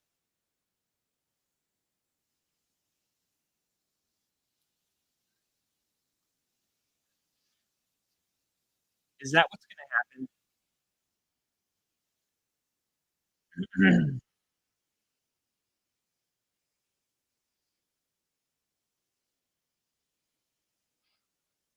My Baker Mayfield MVP took a hit today. You got to have your MVPs playing really good on prime time. That's when the whole world's watching. That's when their stock goes up or it goes down.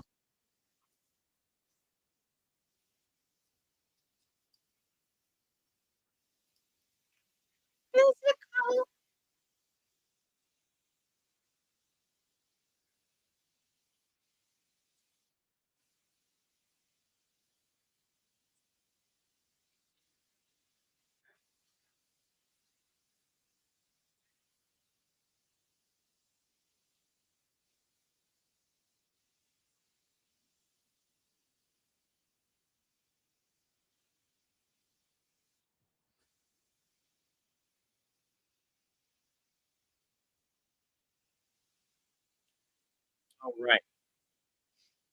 Here's our live parlay. Let's do it. All right. We're going to go Jackson, Smith, and Jigba to score on the next drive. We're going to put $1 on it to win 17. We're also going to,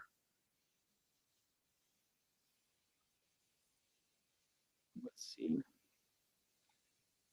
Sam Darnold plus 10,000. $1 to win 100. I'll throw $1. All right. Now let's get serious. Jackson Smith to have 2 catches. Cooper Kupp to have 2 catches. $1 to win 20. All right. So this is what we need. Come on. I need 2 catches for JSN, 2 catches for Cooper Kupp on this drive. And a quick $20. Cooper Kupp hasn't been that involved in this Seahawks offense. And I know that because he made his way to the waiver wire of the free agents. Like, he got straight up dropped in my league. And I thought, wow, has he been that ineffective? And looked at his numbers, and yeah, he just hasn't been playing a huge part of this offense. We're going to throw it here on 1st down. And there's Cooper Kupp. Big time throw and catch. There's Cooper Kupp.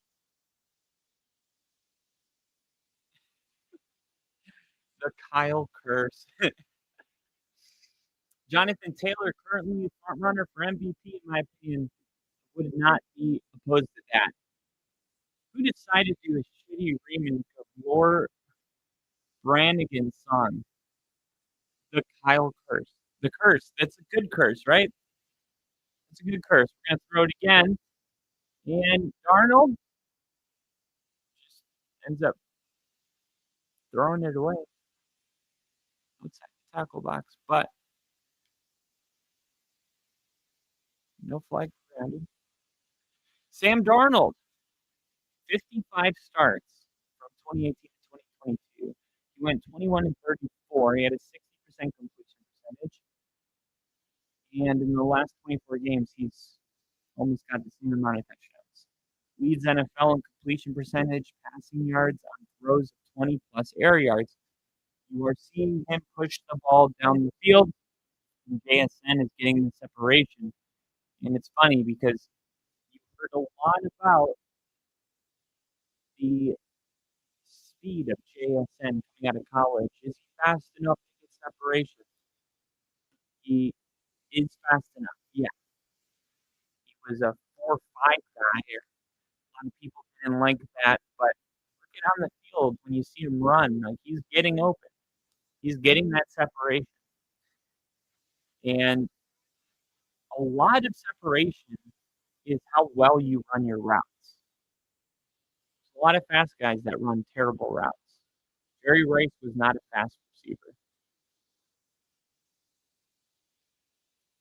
And it's funny, Seattle, like I said earlier, it's possible that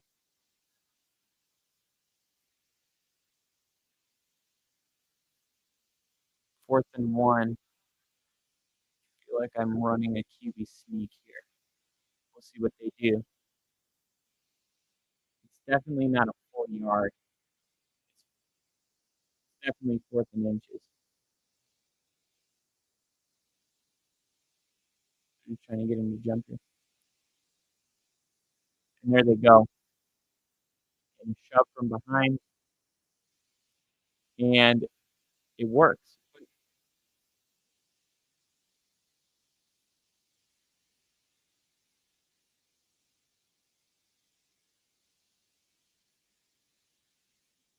And it's Peter Schrager on the field in Seattle.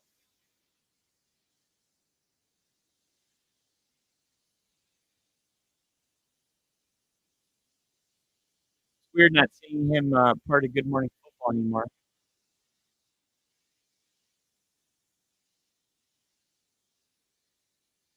Here we go. JSN on the reverse. No, that's Kenneth Walker. There was nothing there, but was able to get back to the line of scrimmage.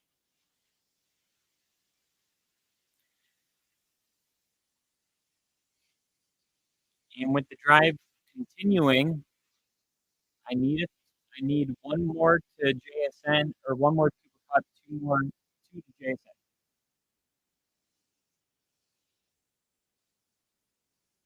It's time to throw it to JSN. How good is Will Anderson Jr., man?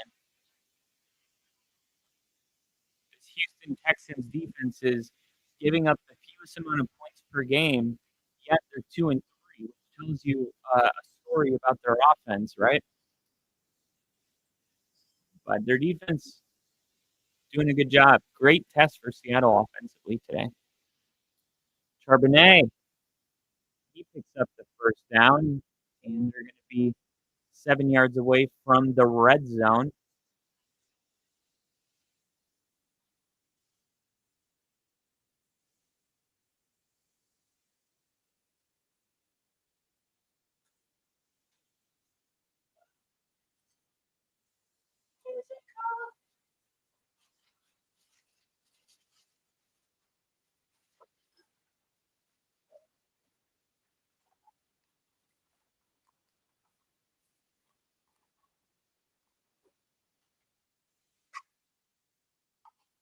Walker loses 3.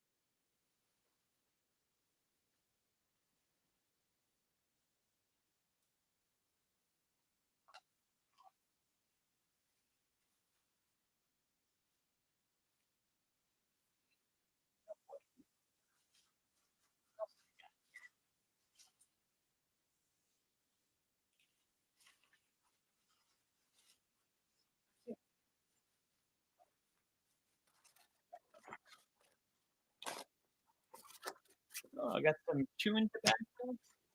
Forgot to empty my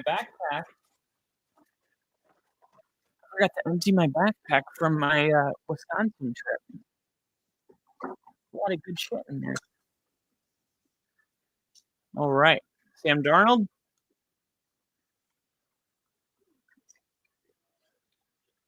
Oh, that's a late hit.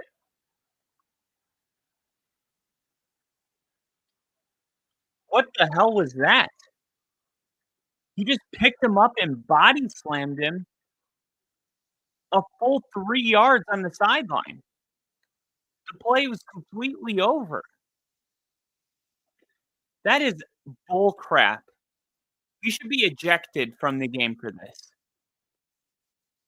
Look, he's out here.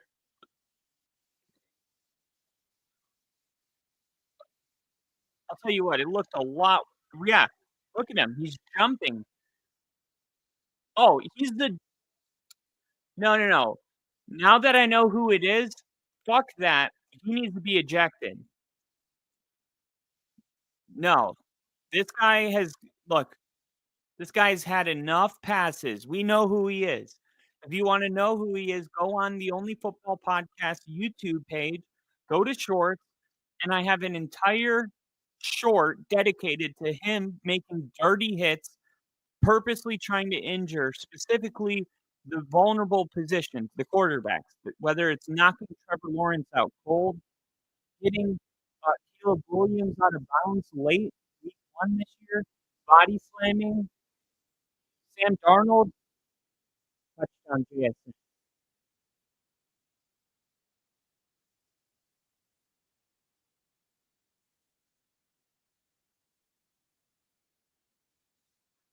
That is ridiculous. The Mariners are down 1. They were just, how are they down 1 now? Bruno scored 4 in the 7th inning.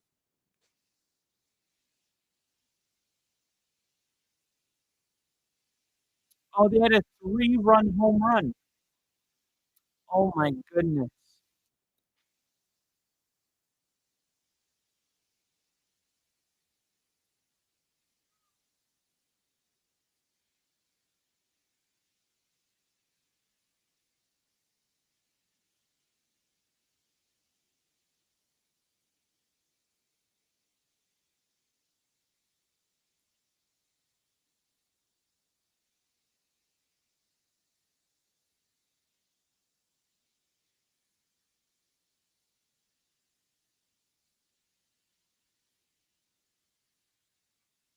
Why is it taking this long to figure out what the penalty is?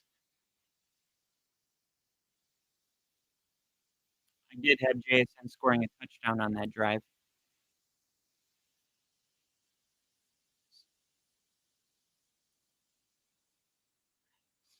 I just won $20 on that throw and catch.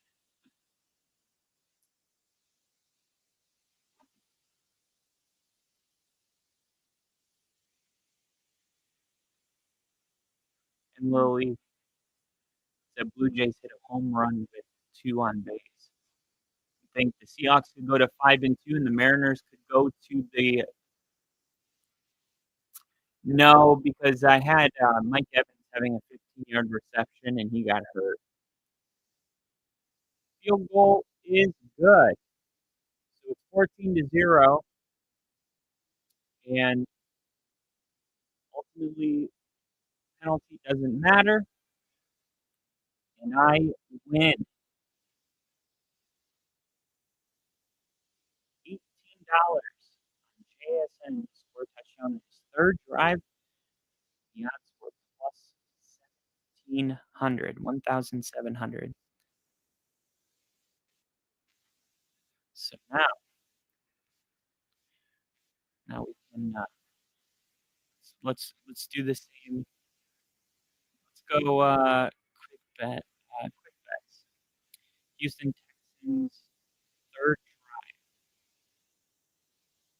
I'm going to bet on the result. It's going to be a punt.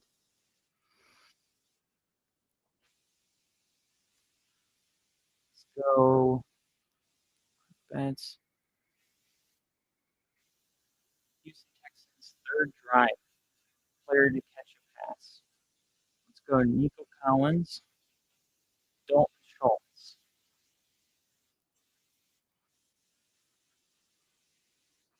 We're seeing a lot of dump offs to the running backs, right? Let's see.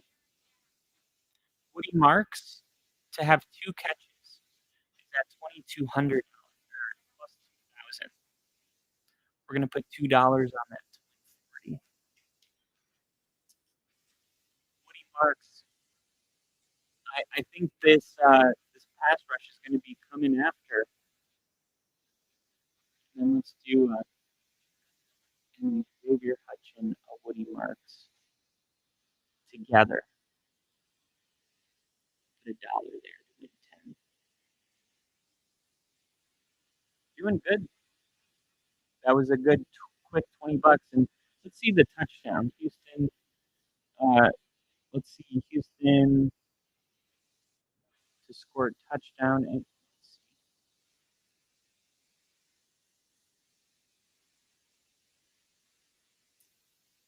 see to score.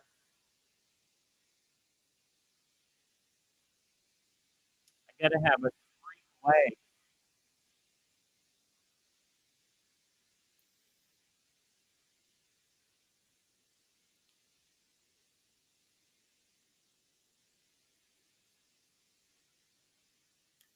Let's go with 2 touchdowns for JSN. Let's go JSN to have 70 yards and to score 2 touchdowns. That's a 3-leg parlay, and then we'll do a. There we go. And also, we were able to do a 30% profit boost. So we win $70 if, and I just bet it with the money we won from JSN. So this is a free bet. Seahawks to win by 14. JSN to have 70 yards receiving and score the second touchdown to win $85. But on this drive, we need Xavier Hutchin and Woody Marks to catch, or Woody Marks to have 2 on his own. And there's Woody Marks right there. No, that's actually Nick Chubb. Woody Marks has been the receiving back for the Texans. And Seattle's doing a really good job getting pressure.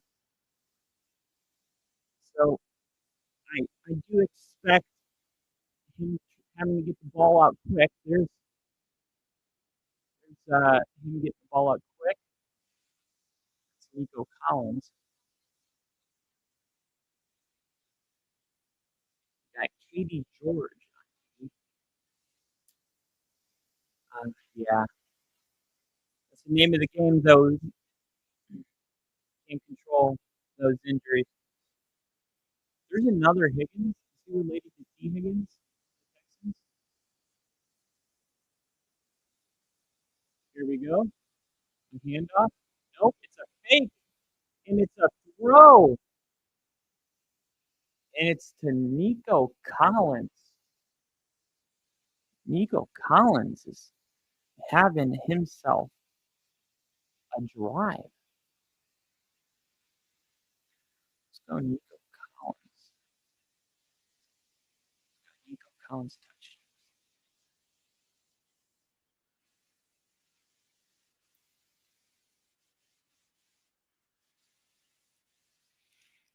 There's no flag.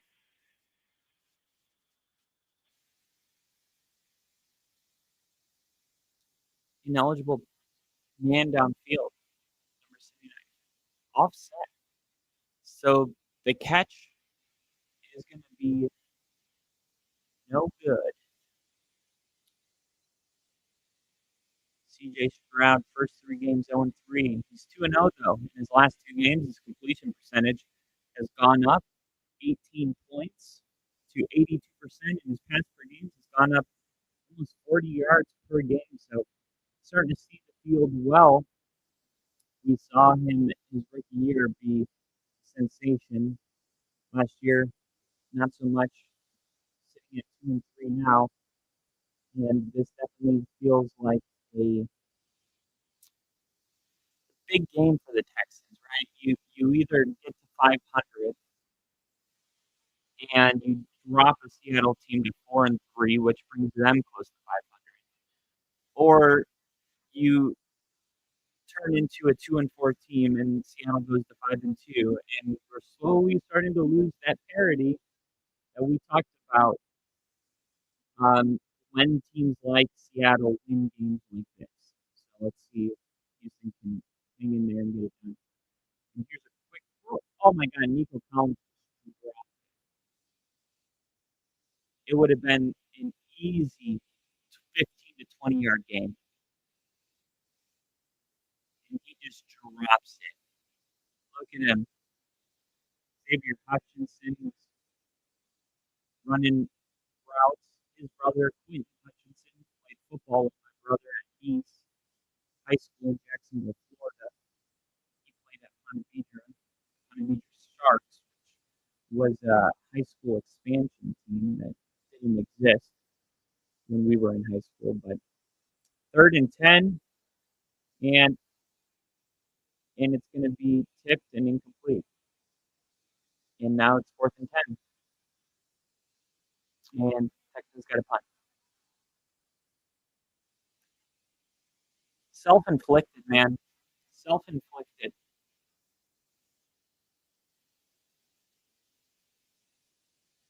Absolutely just self-inflicted.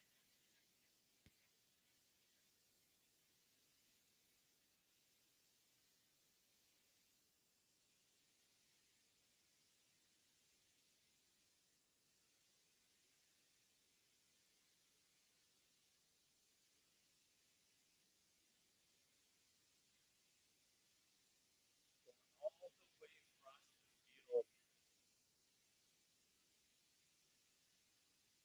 Let's see.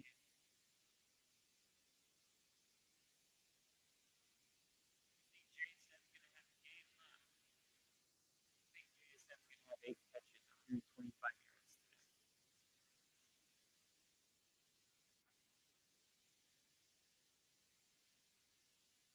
Walker, Charbonnet.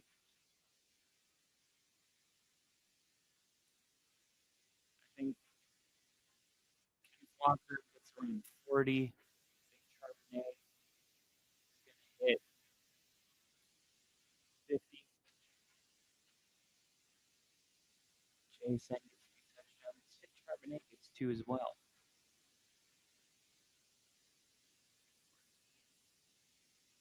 Cooper Kupp.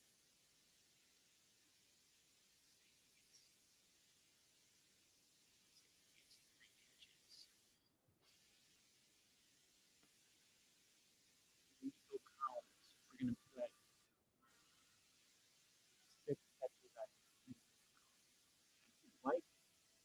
like what I saw from Nico Collins on that drive. I mean, obviously there was a bad drop in there, but before that, he had a really good contested catch up the left side that was called back because of a penalty. And the Texans really just beat themselves on that drive. Like there was definitely opportunities out there to be had, and the Texans just didn't capitalize. They really beat themselves.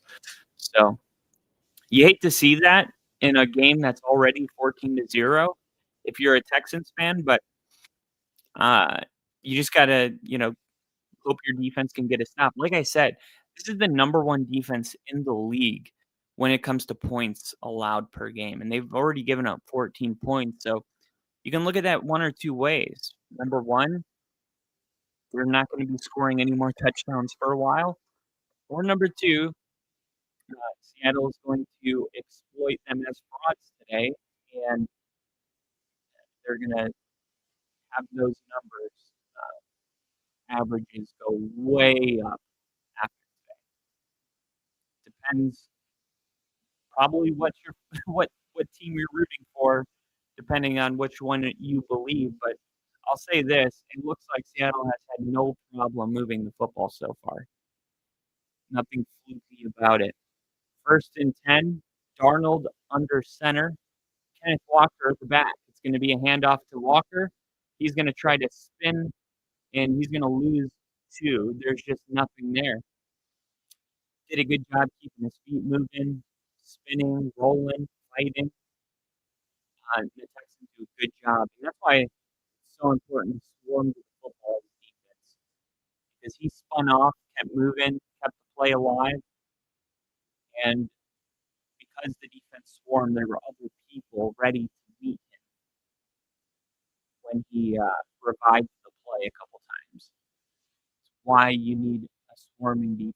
2nd and 11, Darnold in shotgun, JSN out wide. Here's a quick throw. This is Cooper Kupp. Cooper Kupp's going to catch it for a gain of 3, but a flag. And there's going to be holding on the offense. This may be a drive killer.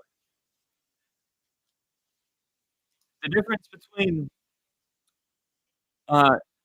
adult Kyle and kid Kyle is adult Kyle realizes that holding penalties end drives.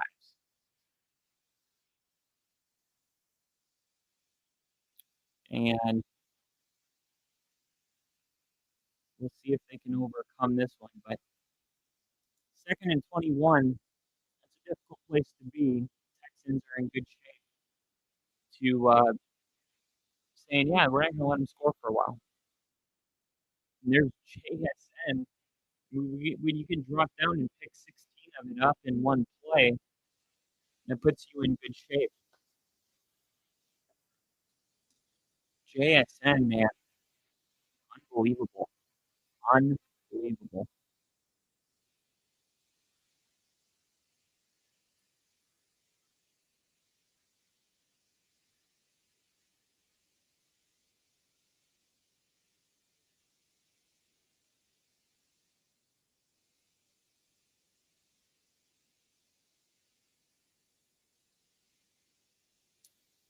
Uh-oh. Seattle. Going to be a more challenging play now.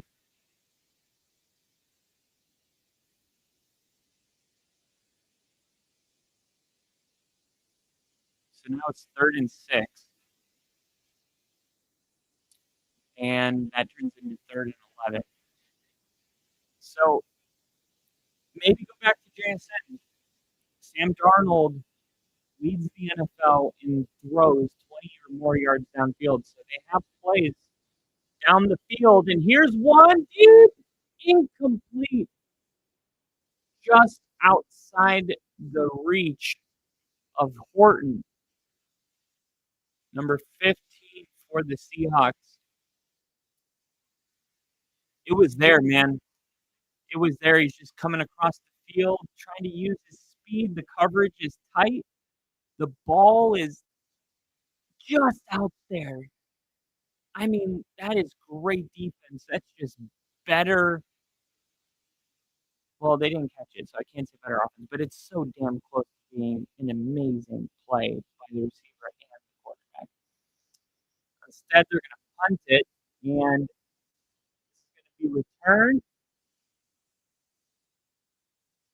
And takes it to the 24. That's so cool. Is that Xavier Hutchinson? Is he returning punts now? Dude, that is sick. I'm gonna send his mom a message real quick. No, that's Braxton Barrows. Damn. I thought he was returning punts. I was about to be like, dude, what? All right. Over at NFL Network, we got the Commanders and the Cowboys.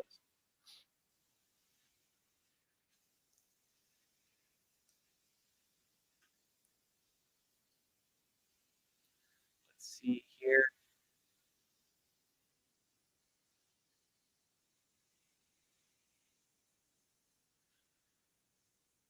Dude, look at Alex Singleton. On the interception, Jackson Dart threw it to Justin Stronach, which pretty much was the reason Denver was able to win this game. Was the turnover to put Denver on the 20-yard line inside the 20. And Alex Singleton caused it. He's rushing straight up, and Scatterville lowers his shoulder to pick up Alex Singleton. And look what Alex Singleton does. Look what Alex Singleton does to Scatterville. Boom! Ah! Get some. Ends up causing an interception. I mean, if that is not just an amazing play. Class act Broncos star quarterback Bo Nix does not curse because of how he was raised in his religion. I want to keep my heart clean. There's something positive about the word he used. I just figured out I didn't need to do it.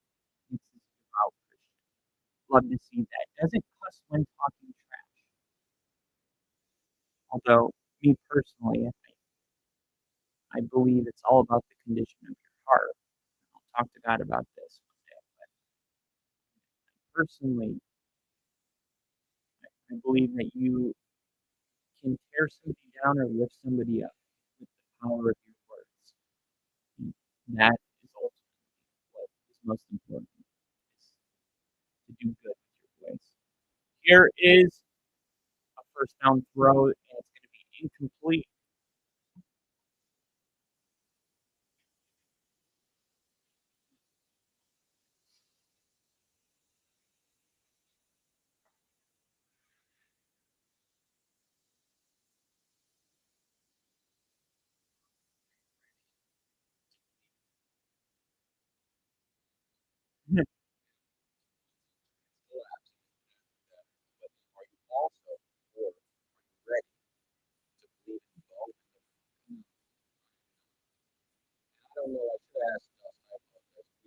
Nick Wright just can't, no matter what. Ball is out. It's alive. Scoop. Score. Texans. Now it's a safety.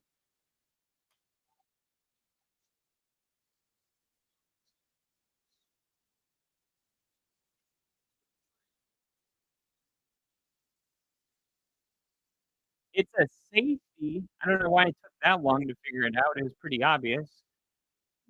The Texans recovered the fumble in the end zone. You called it a fumble on the field, so it's obviously a safety, and then we'll review to see if it was really a fumble. And it was knocked out. Now, it looked like it was knocked out. The one thing that will be interesting was, did the Seahawks break the plane before fumbling?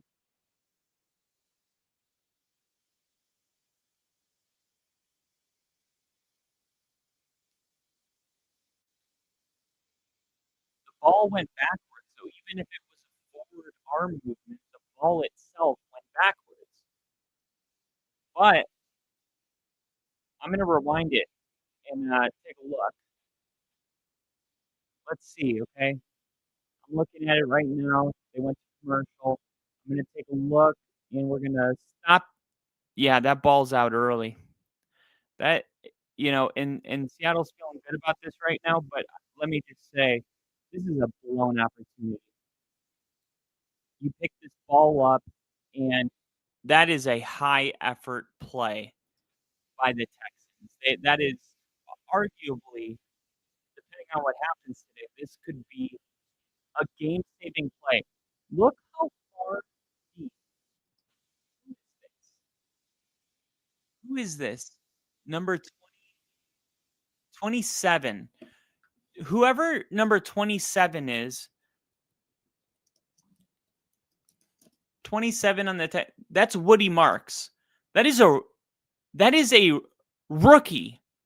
Woody Marks is a rookie. And that is exactly why a guy that we didn't even know before the season started is starting on this team. When you have a play like that in a game, I already know what kind of effort you put into practice.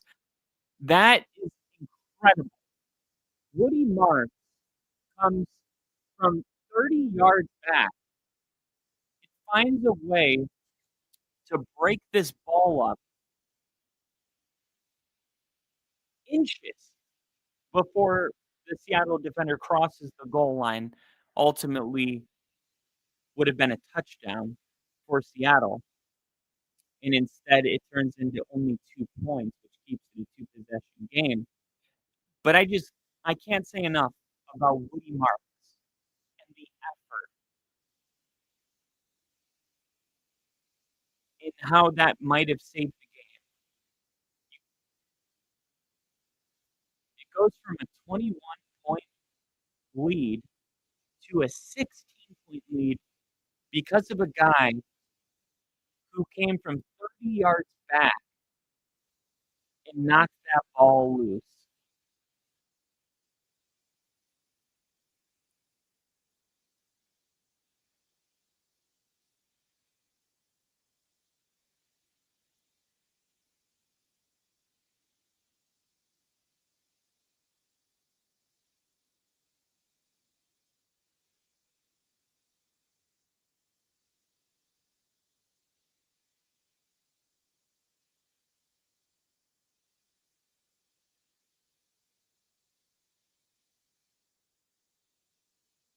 Whoa. So because the defense fumbled it, it's a touchback.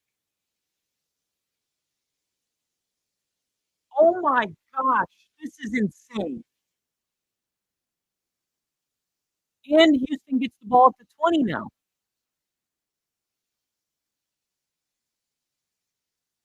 This is stupid.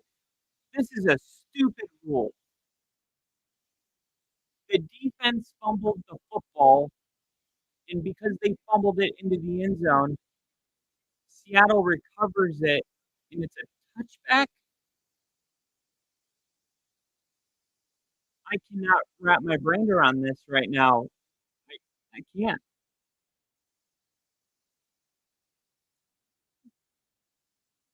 So is this considered a new drive? Or is this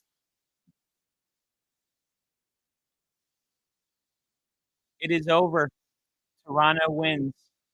Seattle just found out. Seattle just found out that they are not in fact going to the World Series.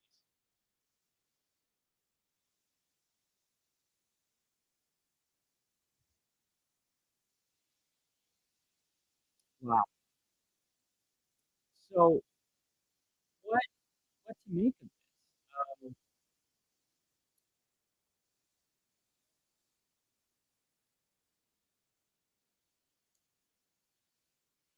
I don't I don't understand it because I understand it being a touchback if because I'm thinking when Champ Bailey was returning the interception, he got hit and fumbled the ball and it went out of bounds and it caused it to be a touchback. It was a 99-yard interception return, but because he got hit and the ball went out of the back of the end zone, it was a touchback for the Patriots. And because the defender fumbled the ball, but here's where I'm confused. Once the defender is running with the football, doesn't he turn into an offensive player? So the offense fumbled the football. Yeah, that's the whole idea because the offensive player fumbled the ball into the end zone. The defense recovers it, which was the offense to start the play. The defense recovers in the end zone. But I don't understand that because if the Texans fumbled the ball and the defense recovered it in the end zone, it would be a touchdown. But if the defense turns into the offense and fumbles it, and the original offense recovers it, it's a touchback. What am I missing? I'm not comprehending this. I don't like when I can't understand something. Why is this so difficult? I'm either dumb or this is just really difficult.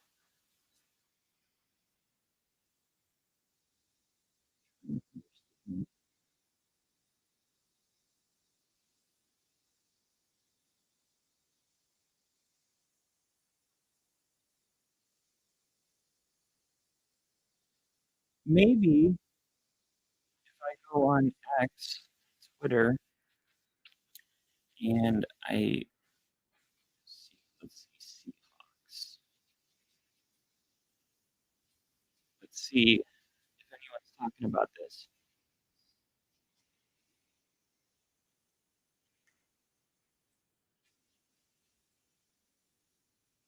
Latest.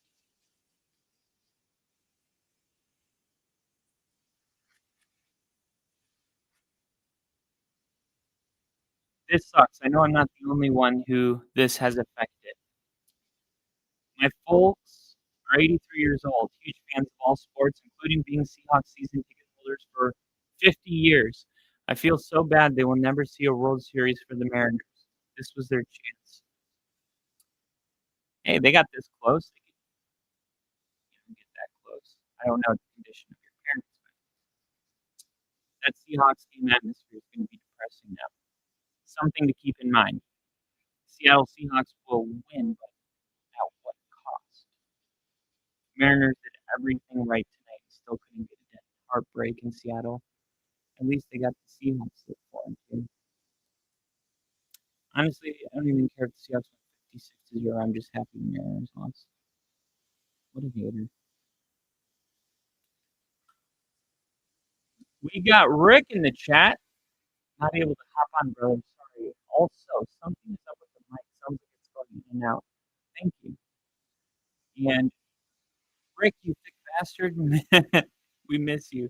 Miss you too, Ginge. Colts looking good. I guess it would be touchdown Seattle if they recovered. If Houston recovered safety, I guess it would be Seattle touchdown if they recovered. But they did recover. The Seahawks, they did recover.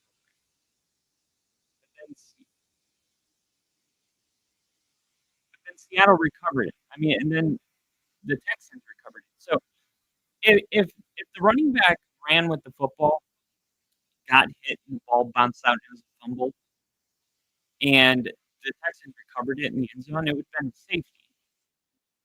So why did a fumble that resulted in the Texans recovering in their own end zone result in a touchback and not a safety? That's why I'm confused. Here's a run with Kenneth Walker. Kenneth Walker's not had much success in this game. This is just great D'Amico Ryan's defense and a great front, but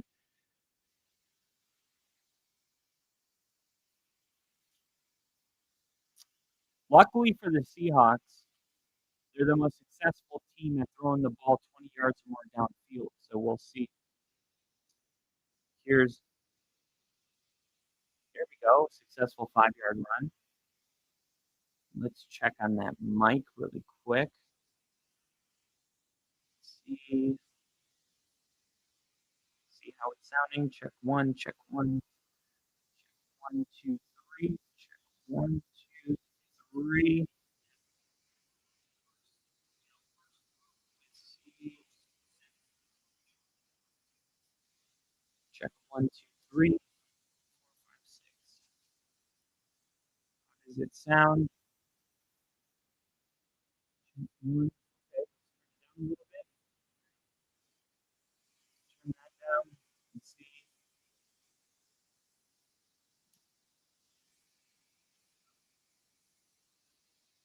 How are we sounding now?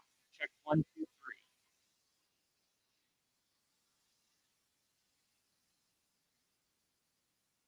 All right, let's see if this is any better. Check 1, 2, 3. 1, 2, 3. 1, 2, 3. 1, 2, 3. Interception. Interception.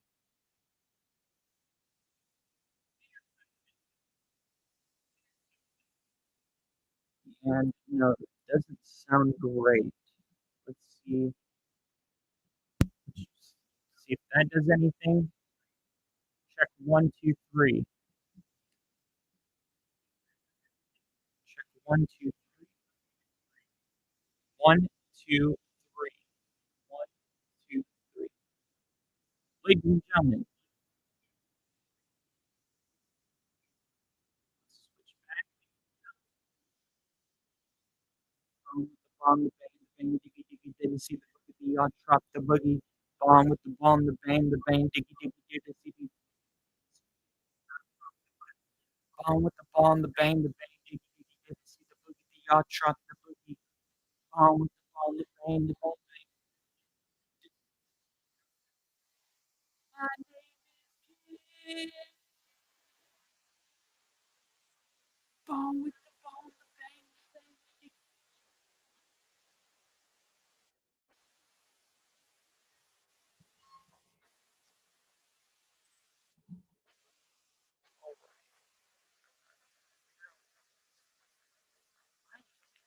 It should not be this. Let's see. Maybe did that make a difference? Was my cord just a little loose there? Check 1, 2, 3. See, turning it up more to see what that does. Check 1, 2, 3. All right, check 1, 2, 3. Check 1, 2, 3. Here we go. And I think that was the problem. I think we just fixed it. Yes, that was the problem. All right, ladies and gentlemen, welcome to the Only Football podcast, which is now just only football. And we are getting really close for it to being absolutely perfect.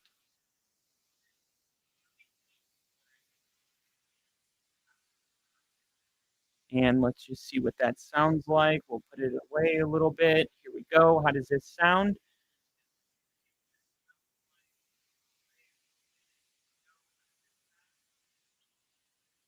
It sounds a lot better. Let's see if that makes a difference at all.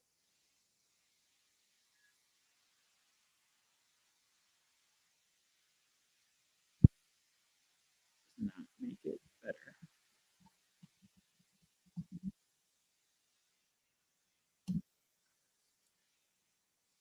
All right.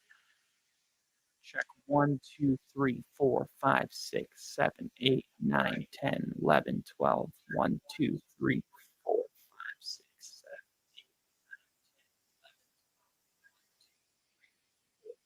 7.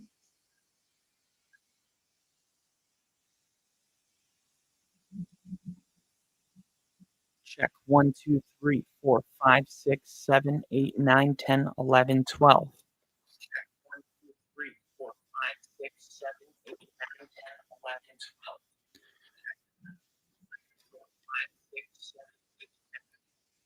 All right, ladies and gentlemen, thank you for tuning in to the Only Football podcast.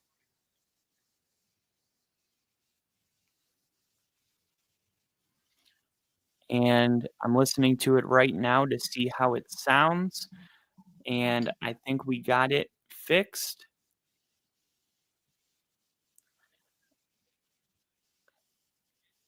I think what we had was the TV in the background too. I strip sack.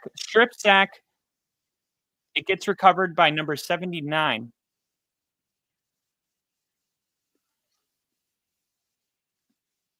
We're going to turn it down just a little bit more. We're at 90% perfect. I want to get it to 100.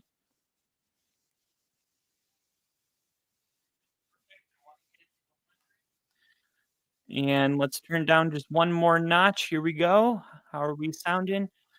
5 minutes, 32 seconds left.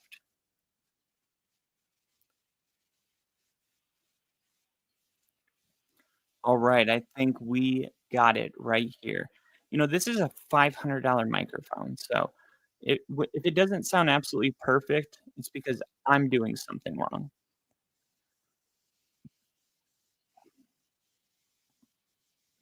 I always want to make sure that the audio is perfect because that is the quality you guys deserve.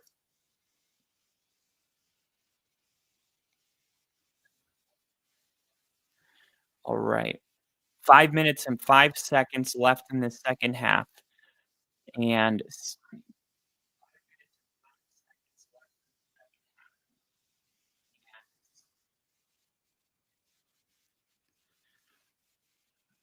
okay, that sounds a lot better. And I think we can live with that. CJ Stroud is going to hand it off.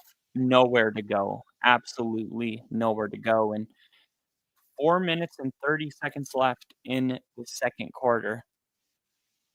Offensive lineman last week. Offensive line shuffle. Oh, they're showing week 1, the offensive line versus the Colts. And since then, they have all moved positions pretty much. Remember, they had to get rid of Laramie Tunsil. Well, they didn't have to, but they chose to send Laramie Tunsil to the Commanders.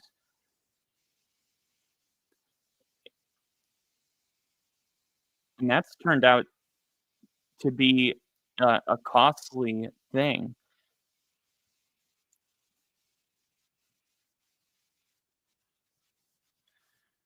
I'm sure there's been plenty moments where CJ Stroud wishes he had Laramie Tunsil still.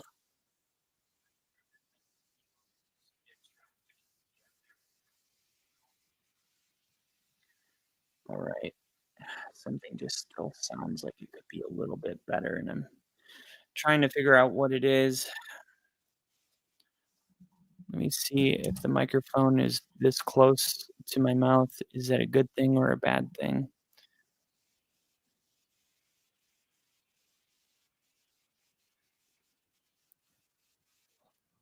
All right. Oh, Nico Collins throws his hands up, believes that there was a flag, and he gets it. So that's going to put the Texans almost into the red zone.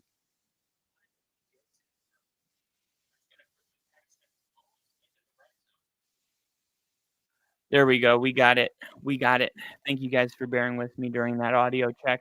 CJ Stroud at the 30. Oh my God, what a great job by him. Oh, and then he throws it to Nick Chubb. That was an amazing job of stepping up into the pocket. Look at this. Pressure is coming around the corner, and he just steps up, uses his speed. Not really the fastest guy, but he has the ability to run and just leads Nick Chubb too much. I don't know if Nick Chubb made a business decision by not catching that ball, because there's a good chance he would have got hit pretty hard. Or if he just, oh my gosh, what are you doing? CJ Stroud, if you fall on the snap, get back up. We saw Trevor Lawrence get back up and score a touchdown. He just laid there, and he had a full 2 seconds to get up, and he just gave up on the play. Look at him.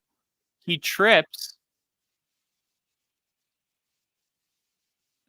Maybe he thought, "Yeah, I don't wanna fumble the ball trying to get up." He looks up and he sees, as soon as he rolls over, he sees multiple Seahawks coming towards him. Way he dominated. Here we go, quick pass.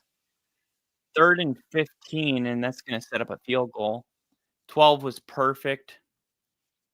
So no more P. Gotta push P. Let me go back. I missed something.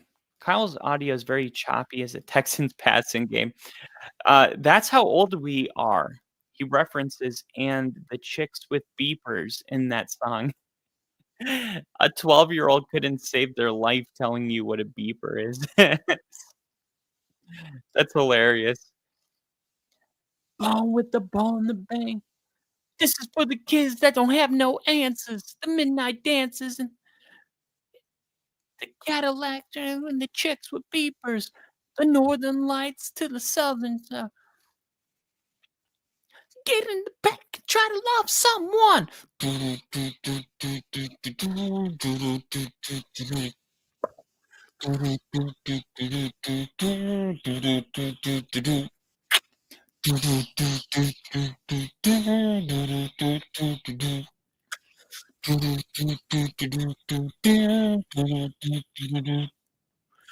Bong with the bong, the bang, dicky, see the boogie, all drop the boogie. Bong with the bong. Dude, me and my brother used to go into my uncle Randy's room. He's not even really my uncle. He was just my dad's. He was just a guy that lived with us for like 10 years. Very strange, right? But he was my dad's buddy. Anyway, we used to go into his room and put this CD into the CD player in his room, and we would turn it up. I think it was, if I'm not mistaken, it was the very first or maybe the second. I think it might have been the second song on that CD, and we would turn it all the way up and just at like 5 and 7, 8 and 9, just the just going ham. It was at that point in my life, easily the greatest thing my ears ever heard was that. There was nothing that was even comparable. It was like, "What is this?" And it's funny because, like, as an adult, you're like, "It's rock," but then at the same time, it's like, "No, but I wasn't a huge rock fan." Because it wasn't rock. It was rap, and it was rock, and it was something that is like, outside of being 5 and 7 and not having a very diverse music knowledge of music, even as an adult, like, Kid Rock is a unique genre of music, and even as a young kid, without the context and knowledge of that, it's like we still knew the soul of the music was still able to penetrate our hearts, and we were able to know at that age, like, we are listening to something that is unique and different than anything else that exists in the world, and it's true. I mean, "Bone with the bone, the bang," like, what does that even mean? You know what I mean? I still don't know, but I'll never forget how I felt as a kid listening to that song. Here's a good return. 2 minutes and 13 seconds left. Jen just said, "I seen him live. It was the shit." Dude, I heard Kid Rock is one of the greatest live performers ever because he plays the drum, he plays the guitar, he does vocals. Like, as far as putting on an actual show, I heard Kid Rock is one of the greatest shows ever. And on top of that, Kid Rock has been the biggest advocate for getting Ticketmaster and StubHub, to not be allowed to resell tickets because you're seeing now, like, you wanna go see a show and tickets are over $1,000 a ticket. So Kid Rock is, like, he's bringing this to Congress, like, trying to get a law passed where ticket broker I forget what the actual term is. There's a word for it, like, but it's basically when you buy a bunch of tickets so that you control the inventory, thus control the price. Is if I own all of the tickets, then I can make them all $1,000 each, and you guys have no choice, you have to buy them because I have all of them. And we've seen this before. I don't know if you guys remember this, but there was a show where 50 Cent, I forget who he did this to, but he did this to, like, a rapper that he had beef with. He bought all of the tickets, And the rapper shows up, right? And this is like a big-ish venue. This isn't like a little tiny, like, restaurant or anything. So he shows up to this venue and no one's there. And it was 50 Cent, like, not a prank. He was doing it to, you know, piss him off because he left like maybe like a couple tickets so that people were actually there and he would have to perform. So you had like this big venue and there's like two guys sitting there and this rapper has to go out there and like, you know, I'm going, and he can't even like, put the mic in the air, and you can't even really feel yourself as a performer when there's nobody in the crowd. Like, you have no one else's energy to like bounce off. Like, imagine how difficult that would be. And 50 Cent did that to somebody. So anyway, that's what he's trying to make illegal. He was good, man. Run DMC was there, so I was in the darker section with my peeps. Dude, I you should go to Bonnaroo. Bonnaroo is like the most diverse music festival ever. It's similar to probably like a Coachella, but it's way cooler, I think, because it's also camping. Um, but I don't know. I'm biased because my first music festival was Bonnaroo, and it's just the coolest vibe. Like, they have an area called Soberoo, where if you wanna go and not partake in a bunch of drugs and alcohol, you can go there. They do yoga, there's running in the morning, the shows are incredible. Like, I saw Paul McCartney, R. Kelly, Kendrick Lamar, all in the same day. Like, how strange is that? 2nd and 5, handoff. This is gonna be Charbonnet, who's been running the ball a lot, a lot heavier than Kenneth Walker, going downfield, picking up those hard-fought runs.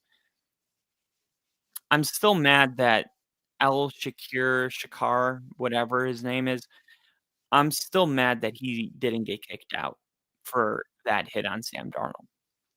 At some point, your track record should come into play.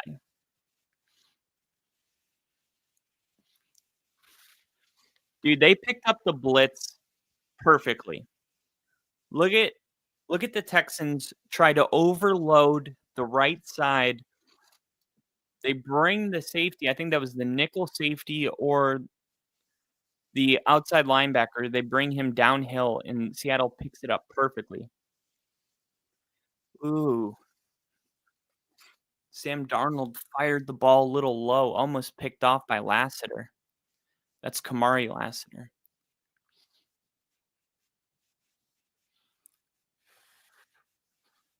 Woo! Sam Darnold, man.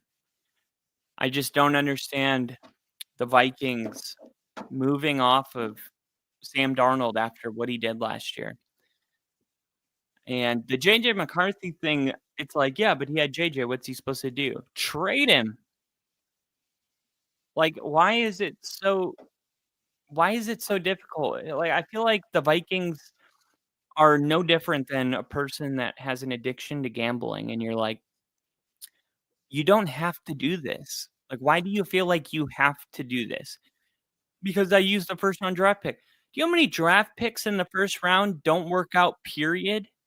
That doesn't matter. You know what matters? Having a franchise quarterback. So you're willing to get rid of a franchise quarterback to take a chance in a quarterback only because hoping that he can become what you saw already with Sam Darnold last year. You're hoping, gambling, that he can become what Sam Darnold, something you already have. You're hoping he becomes it because you used a first round draft pick on him. But you used your first round draft pick because you needed a franchise quarterback. Sam Darnold gives you that. I mean, imagine if the 49ers traded Brock Purdy And they were like, "We have no choice. We drafted Trey Lance too high." Imagine if the Colts started Anthony Richardson this year instead of Daniel Jones because they had no choice. They drafted Anthony Richardson too high. That is just such a boneheaded. As much as Kevin O'Connell's gotten right, and he's gotten a lot right. I mean, he's one of the best coaches in the NFL, easily. This is a major blemish on his coaching career, in my opinion. Because anybody that's willing to give up what they had last year with Sam Darnold for box number 2, which is the mystery box, is gambling with the franchise. It's reckless. It makes no sense. Blocked field goal. The field goal's blocked. They got it. If they recover it, what happens? I feel like when a blocked field goal happens, no one knows what to do, including the refs. Because everyone acted like it was a live ball, and then it went into the end zone, and all of a sudden it wasn't a live ball. So what would have happened if it was recovered before the end zone by the Seahawks? Would it be their ball there? You know, what are the rules? I still don't understand that. 50 is marketing genius. If his rival didn't sell out, he can't be a rival anymore. Young Buck and Lloyd Banks selling over 200,000 units each right after G Unit. He waits to do those records and they flop it. Yeah, definitely. Thinking about it, 50's so underrated, maybe the best debut album ever. Now it's the best. I wonder if it was GM or coach or if they're both that dumb. And no, HR isn't that dumb. Exactly. It's crazy. Yeah. Oh, wow. They just threw a deep ball to Jalen Knoll. They have a couple timeouts. 29 yards. Let's see. I missed it. Snap.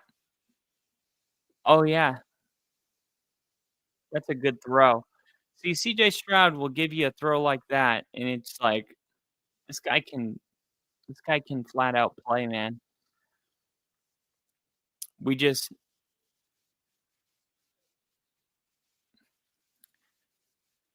and we gotta not act like the Texans were just like a great offense before CJ Stroud got there. They don't have Joe Mixon. They've been trying to figure out what to do at running back. Tennessee, yeah, Seattle's about to call timeout.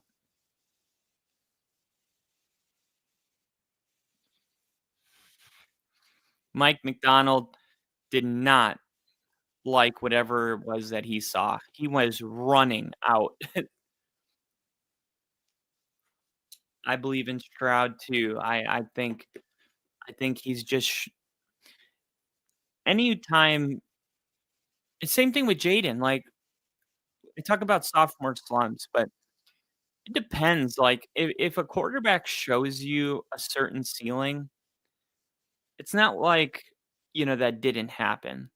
Like even if CJ had a bad year and the Texans wanted to, let's say they wanted to get rid of him, somebody else would be super lucky because somebody else out there would go, "Well, we saw this guy play at a high level."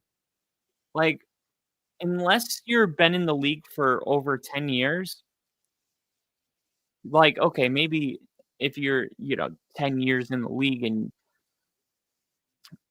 your career comes to a halting, "I suck," yeah, you can chalk that up to age. Russell Wilson, Manning in 2015. But if it's like a guy in his second, third year, that's exactly what the Colts did. They were like, "Okay, can we watch the 2021 Vikings and, Giants playoff game again?" And they're watching Daniel Jones. Go back and watch the highlights of the Vikings-Giants playoff game in Minnesota that the Giants won. And you watch that, and I'm sure the Colts were sitting in the room and going, "Look at this guy. Like, this guy's in there. This guy's in there somewhere." And, man, it's a lot harder to take a chance on, like, a Sam Darnold, for Carolina, I guess, when you look at the Jets and there's no glory moments to cling to be like, "Oh, but look at this one game or this one year," like, and that's why I give so much credit to Kevin O'Connell, you know, for what he did to Sam Darnold. But Daniel Jones, like, he w he did put out that type of film to tell you, like, "Hey, this guy's got a pretty high ceiling." Like, we've seen him go into a playoff atmosphere and shred a defense, I mean, in my opinion, like, for the Colts to take a chance on Daniel Jones, at the time, I know people were like, "Nah, I don't know about that." I didn't think it was gonna work either, but now, looking back on it, like, it's obvious what the Colts were thinking. "Hey, we have Anthony Richardson. This guy sucks. Like, what do we have to lose?" The Giants are ready to move off this guy. He's got a bunch of games where he's showing you he can play at a high level. We should take a chance on this guy, bring him in, see what he can do. And lo and behold, like, holy crap, he's exactly what the Colts needed, a point guard. Between Daniel Jones and Tyler Warren, the Colts changed their entire year. The Colts might be a Super Bowl team. The Colts might be a Super Bowl team. There might be a statue of Daniel Jones next to Peyton Manning when it's all said and done. Think about that. You guys wanna hear some numbers after week 7?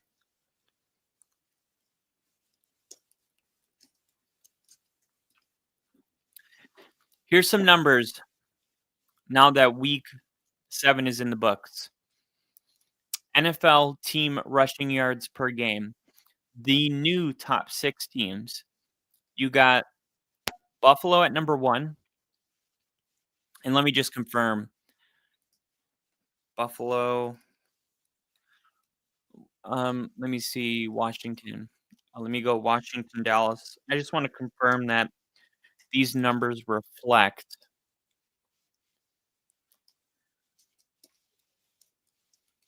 I wanna make sure that these numbers reflect,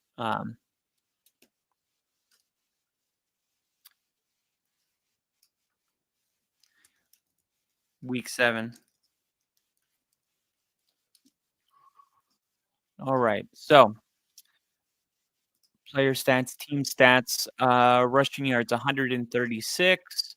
Washington, last one, 136. So, yes, these numbers are post week 7. So, after week 7, okay, Buffalo's number 1 in the NFL in rushing yards per game. Number 2 is Washington. Number 3 is Carolina, believe it or not. Carolina is averaging 193 rushing yards per game over their last 3 games. I gotta take notes of this. I was gonna take notes, but with the doubleheader, I didn't have time. I gotta just make a couple little notes here. Panthers, man, 193.3 last 3 rushing yards per game. Then you got Atlanta, number 4 in the league, despite only having 62 yards, which is, pretty crazy. So Atlanta was 4th, 136, and that is despite only 62 yards.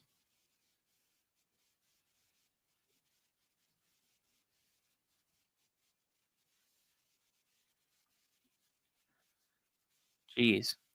Then you got Detroit at number 5, and their last one is 164. And I just want to see how fast does this update? Let me go team stats, rushing yards. 164. This is updated already. Holy crap. So Detroit 164 in their last one. This is already updated from Monday Night Football. Detroit is 5th and Denver 6th, 131. Denver had 142 rushing yards. It's crazy because we can't rush the football to save our life, and yet somehow we are rushing for over 130 yards. And then the Colts are 7th. Pretty crazy, right? The Panthers, though, being 3rd. That's pretty crazy stuff right there. So Denver 6th and the Colts are 7th. 130 versus 131.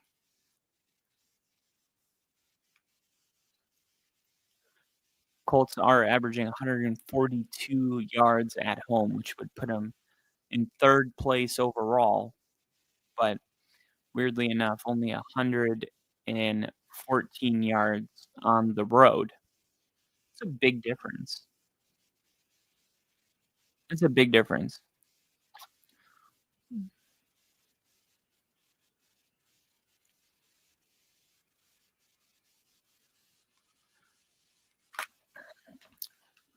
Look at some of the bad teams. The Cincinnati Bengals are last, 68 rush yards per game. Tennessee, and then Philly. Philly still 30th, man. 30th. Their last game, they had 45 yards rushing. How does that happen? How does that happen? 45 yards? Who did Philly play? I can think. Who did Philly play? Didn't they have a bounce back win? Yeah, the Vikings. They had 45 rushing yards against the Vikings. And let's see. How good are the Vikings? Rushing defense, opponent rushing yards per game. The Vikings, Minnesota, they're 18th in the league, giving up 117 rushing yards per game. So it's not like they're number 1 or number 2. They're 18th. Great. That's crazy, right?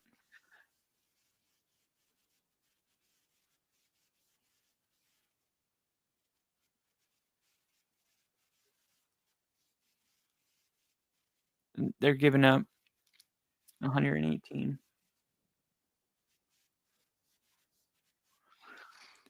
Very strange. Green Bay's number 1 in the NFL in rushing yards allowed per game. New England's number 2.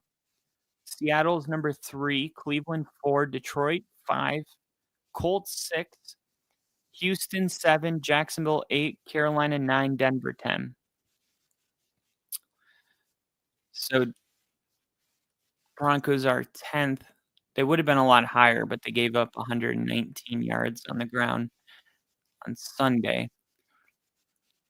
They're only giving up 81 yards at home, which would put them 3rd in the NFL or 4th in the NFL. But on the road, they're giving up 102 yards, which would put them at 13th. So not that big of a fall. Pretty consistent. Giving up less than 100 yards per game. Indianapolis giving up 90.3, so 3 yards less than Denver.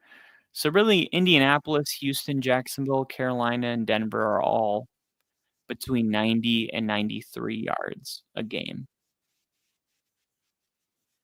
Nothing here is crazy, but I do want to keep track of the Colts because I'm going to make a video this week about why the Colts are for real.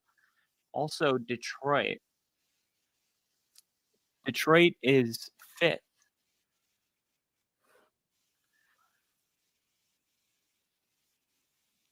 In rushing yards allowed.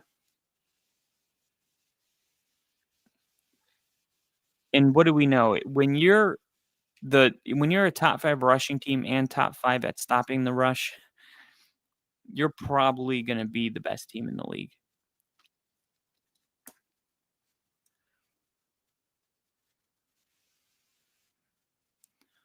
Detroit 5th, Colts 6th.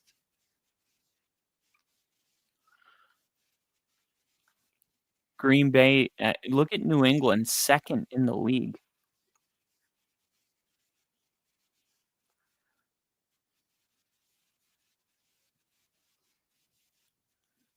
Seattle's 3rd. Isn't it funny? The top 5 teams at stopping the run are all have winning records. New England, Seattle, Green Bay, Detroit, Indianapolis. The only team that doesn't is Detroit and Houston. Cleveland and Houston.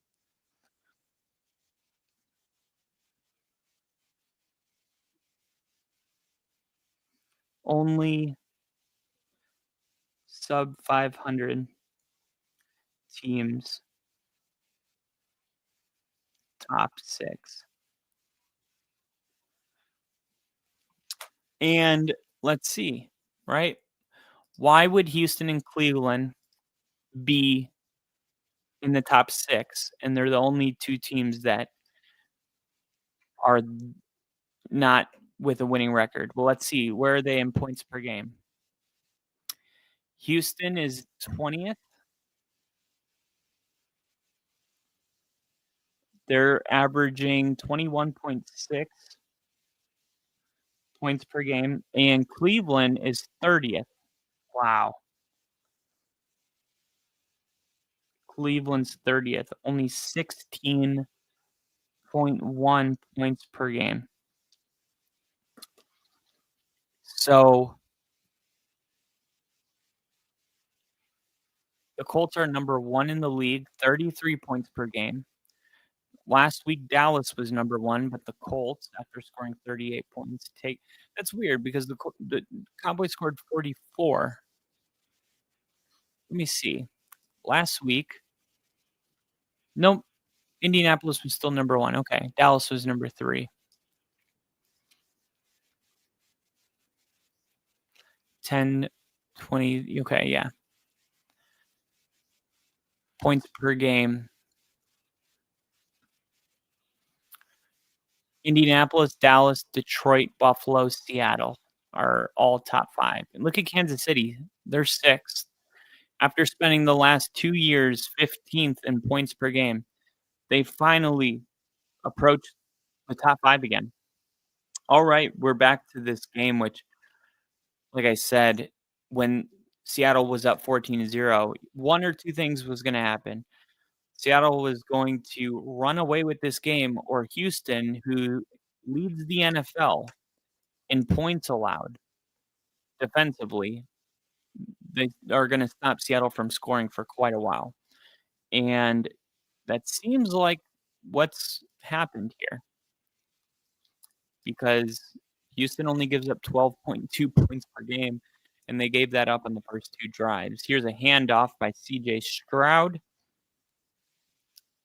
Haven't been successful running the ball, and that's because Seattle's 3rd in the NFL in stopping the run going into this game. You're going to probably be higher when it's over.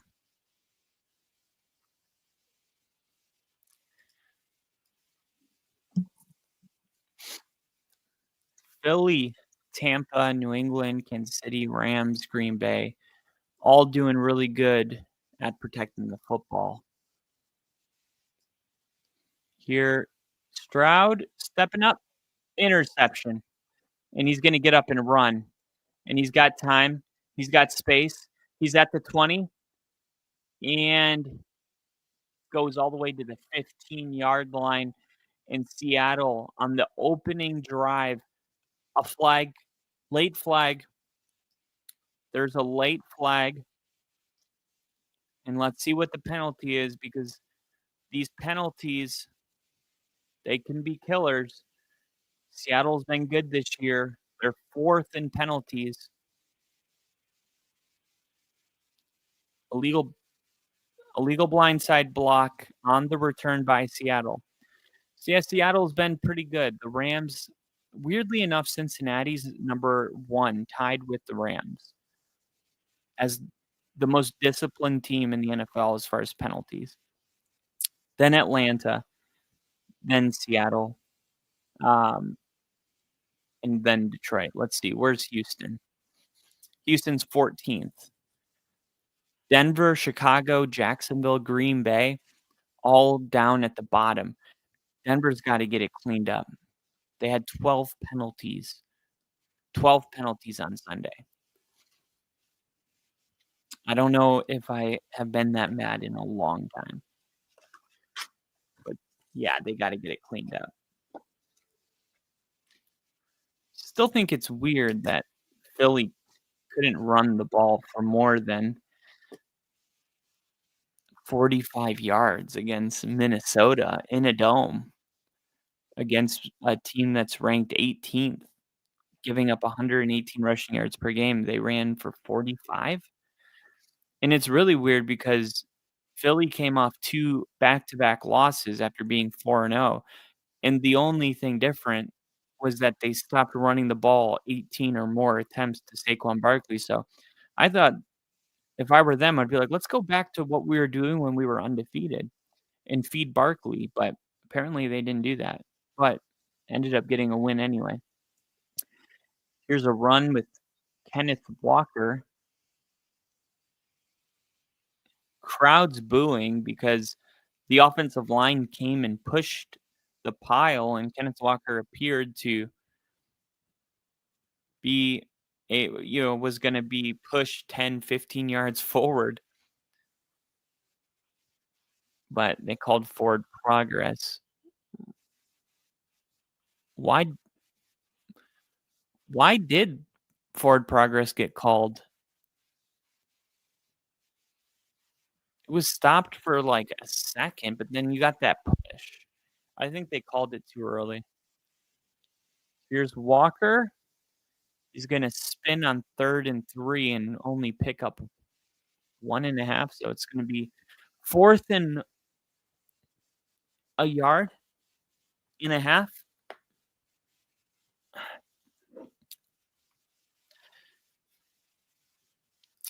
And Ginger brings up a good point about the Colts. We've drafted amazingly everywhere besides corner and quarterback. I hope you're right. Get a pick with both those dicks. Yeah, I mean, and you don't have to draft the QB. You can just get Daniel Jones. Look at, drops a dime to JSN. What a throw to convert. On 4th down, you throw it to JSN. That, look at this. Look at that. Look at the trust between Sam Darnold and JSN. Before JSN even comes out of this break, this ball is being thrown by Darnold with 2 guys covering JSN. And yet, it doesn't matter. Here's a handoff. Kenneth Walker is going to pick up 3.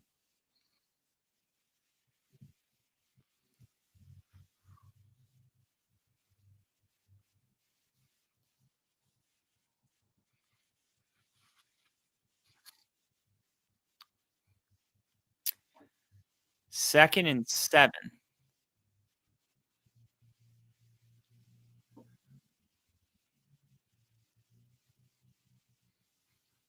2nd and 7. Fakes the handoff. Looking to throw. Fires it in the flat. It's going to be a catching gain of nothing, though. All right. It's JSN time. Let's get JSN another touchdown. Because I bet on it. That's why. I got JSN scoring 2 touchdowns in this game. I thought he'd have a big game, so I went with the JSN touchdown combined with 150 yards receiving, and then I did one with 125. Come on, let's get it to JSN here. And they're going to go the other way, and it's not even close. Timing, pass, all of it was off. So they're going to kick a field goal.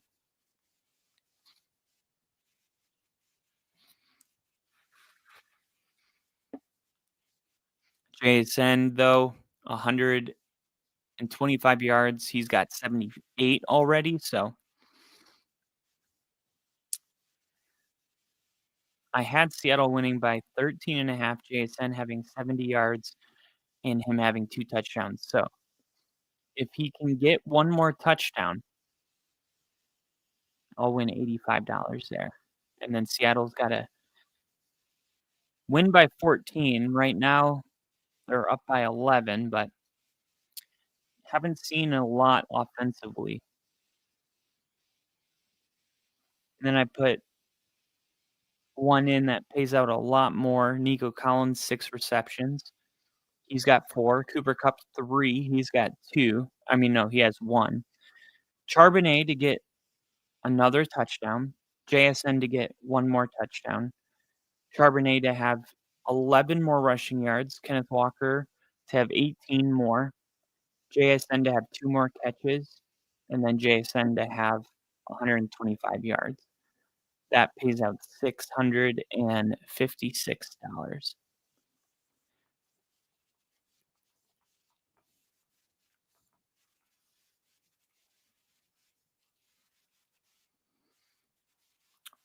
Let's see, quick bets on this drive. Let's go Texans 8th drive, players to catch a pass. Let's go. Have they been playing Woody Marks or Nick Chubb more? I'm going to go Houston Texans 8th drive passing yards. Let's go with 30 passing yards. Let's go Nico Collins. Let's not overthink it. Let's go Nico Collins and Schultz and Woody Marks, all to catch a pass. And Nico Collins to have 15 receiving yards. $1 pays out 25. All right.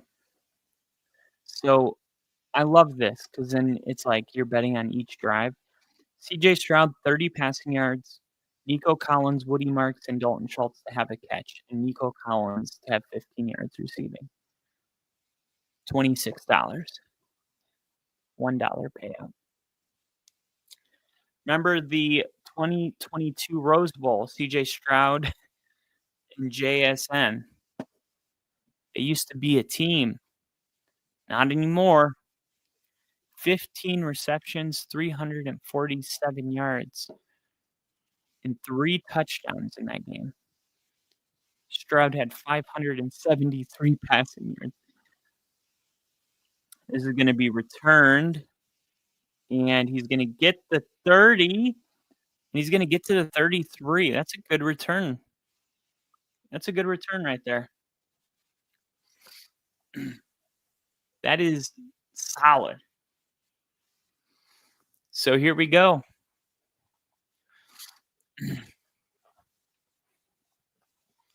Dan Dude, Dan Orlowski is everywhere. He is everywhere. It's amazing to see Dan Orlowski and all the traveling that he does. And then the guy from College Football Game Day, what's his name? He does all the college football. Oh, incomplete. That would have been Nico Collins. That would have been the the yards I needed. Man, it would have been perfect.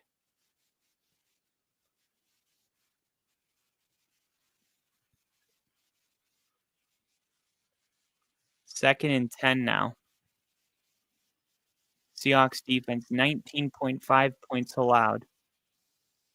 That's 6th in the NFL. Pressure coming. Quick throw. Schultz. There's Schultz. That's 1.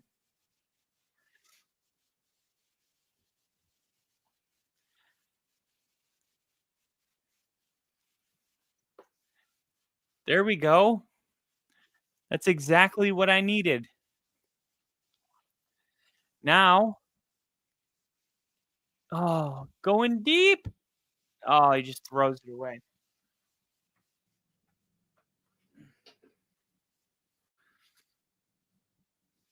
There's going to be holding on the Seahawks, so automatic first down.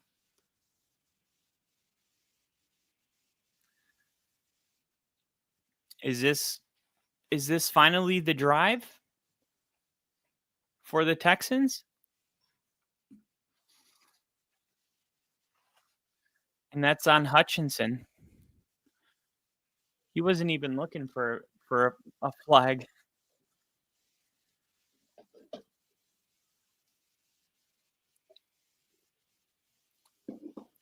Here we go. This time they're just going to hand it off. And that's Woody Marks.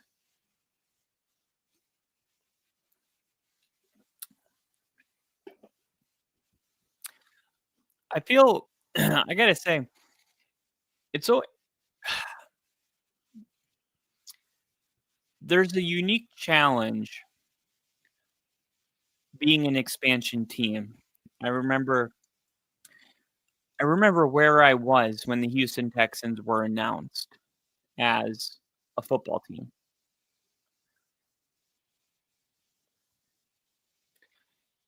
And I'll get to that in a second. 2nd and 6. Oh, almost intercepted. There's a unique challenge to an expansion team, and I'll put it like this. And if you guys are fans of the show, you've heard me say this.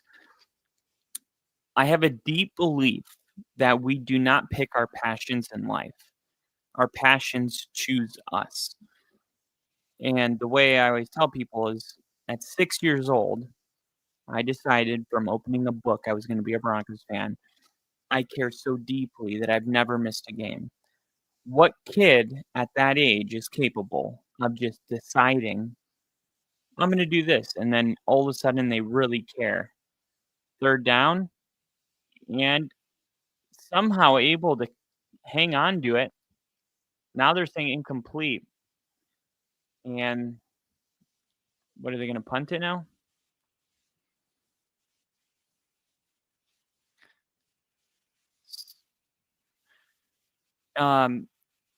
But yeah, the ball never hit the ground. Oh, there it goes. But you know, like kids want to be ninjas. They want to be all kinds of things. And then it's a phase, and it comes and it goes, and it's like, for me though, it's like, okay, like this became the most important thing, outside of family. And it became the most important thing. And like, how did that happen? Because I decided a lot of things, and I don't even remember what they were because they were, you know what I mean? So like, what is the magic ingredient that is required for those things to stick? And that's why I believe that we don't really pick our passions. That's why you say you have a kid, you have him play all the sports. Why? Because you're trying to see which one he likes. Why do we like what we like? Why do you like the music you like? Why do you have the personality that you have? Where did it come from? Right? It's unique to you and why. You know what I mean? And that's why being a real person, like, if you pretend like you're into something to, be friends with a certain group, it's not gonna work. If someone pretended to be a Broncos fan and I started talking to them about the Broncos, I could find out in 1 minute if they're, not really a fan. It wouldn't be hard. I would just naturally talk to them about Denver, and I would find out that they're faking it. So that's what being real is. It's just being what you really are and what you really love. And the question is, where did those things come from? And the only conclusion that I could come to using human logic is that those things are given to us. We are just born with them. Okay? No different than being born with a certain set of gifts, whether it's singing or dancing or architecture, whatever. Sure, you can, use skill and practice to develop certain skills, but to care about something enough to be okay with obsessing over, like Kobe was obsessed with being great at basketball because he loved basketball. But why did he love basketball? He loved basketball because it was part of who he was, and there's no real answer we can give, okay? I say all that to say this. When we decide as kids that we're gonna, it's placed in us, right? And we just go with it. But when you're an expansion team, there's no history. You're a brand new team, and people, 75,000 people have to just say, "I'm gonna be a Texans fan." Okay? Just like I said, "I'm gonna be a Broncos fan." They have to say the same thing. But I got lucky. I got lucky it stuck. Most kids that say, "I'm gonna do this," they don't actually end up doing it. So the Texans had to build a fan base, and they didn't have any history. They're brand new. They don't have storylines and players and drama. They just started from scratch, and it's like, "Oh, I'm a diehard Texans fan." It's like, how? How are you a diehard Texans fan? Like, they just got here. How could you be a diehard Texans fan, you know, their first year as a team? Because they're my city's team, and I'm choosing to love them. Okay, that's fine. That's fine, but, like, I've done that before. I've been like, "I want a baseball team. I'm gonna be a Red Sox fan." It didn't stick, you know what I mean? Like, I've tried this with many other things, like, I wanna I'm a Broncos fan, so I'm gonna be a Nuggets fan. I'll turn the game on when it's on, but I don't, like, I don't plan my life around when the Nuggets play. That would be crazy. I don't care enough. And there's a safety, and it's gonna be a touchdown. Texans. What a turn of events there. Will Anderson Jr. single-handedly just put the Texans back in this game. Maybe that's why there's Texans fans now. But all I'm saying is I couldn't I've tried what I did with the Broncos. I've tried it with many other teams, and I've come to the conclusion that you can't just decide you're gonna be passionate about a team, and you actually, like, care so deeply that you're willing to plan your entire life around that team, your entire vacations around that team, what your baby is gonna wear on their first day of being born, the Christmas pictures, the Denver's playing on Christmas, so we have to make sure that we're somewhere we're capable, like, to care that deeply, like, you can't get there by just choosing, and that's why I believe that even though I chose to be a Broncos fan, obviously there was something deeper at play, something I don't fully understand, that made it click for me. So for these other Texans fans, right, that just said, "I'm gonna be a Texans fan because they're my city's team and I'm gonna support them."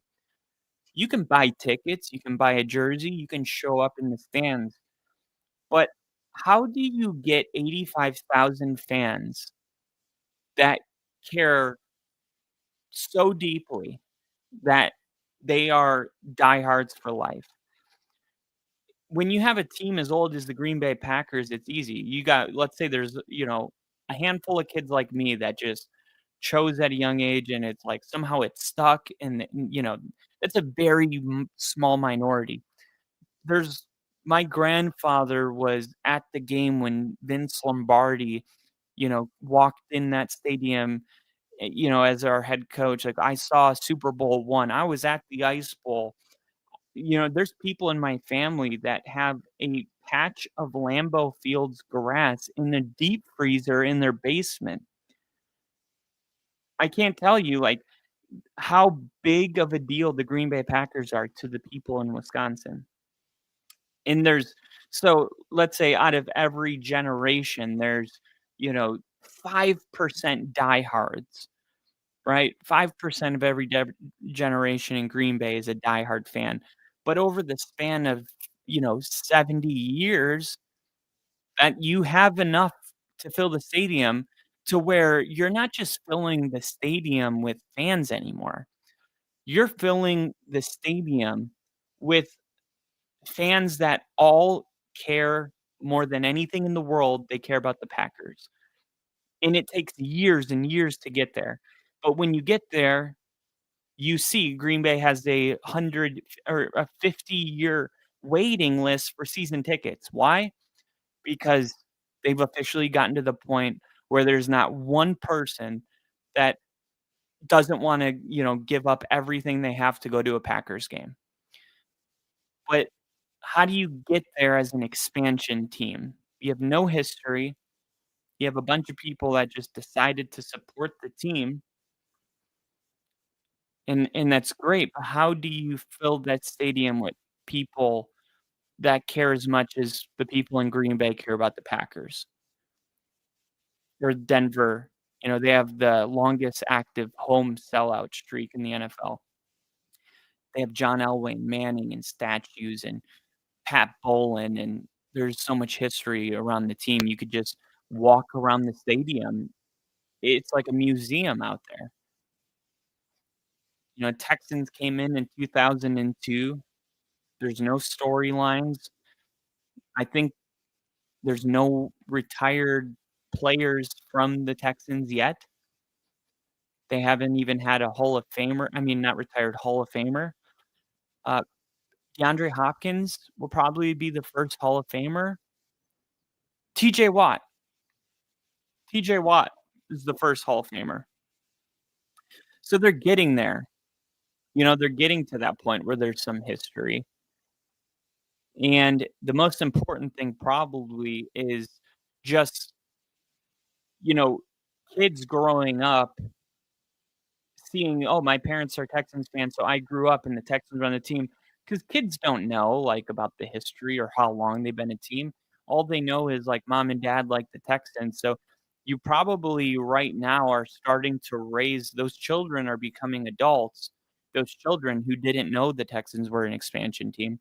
They're just now becoming adults, and therefore, the Texans are just now getting to the timeline where they have real diehard fans for the first time in history.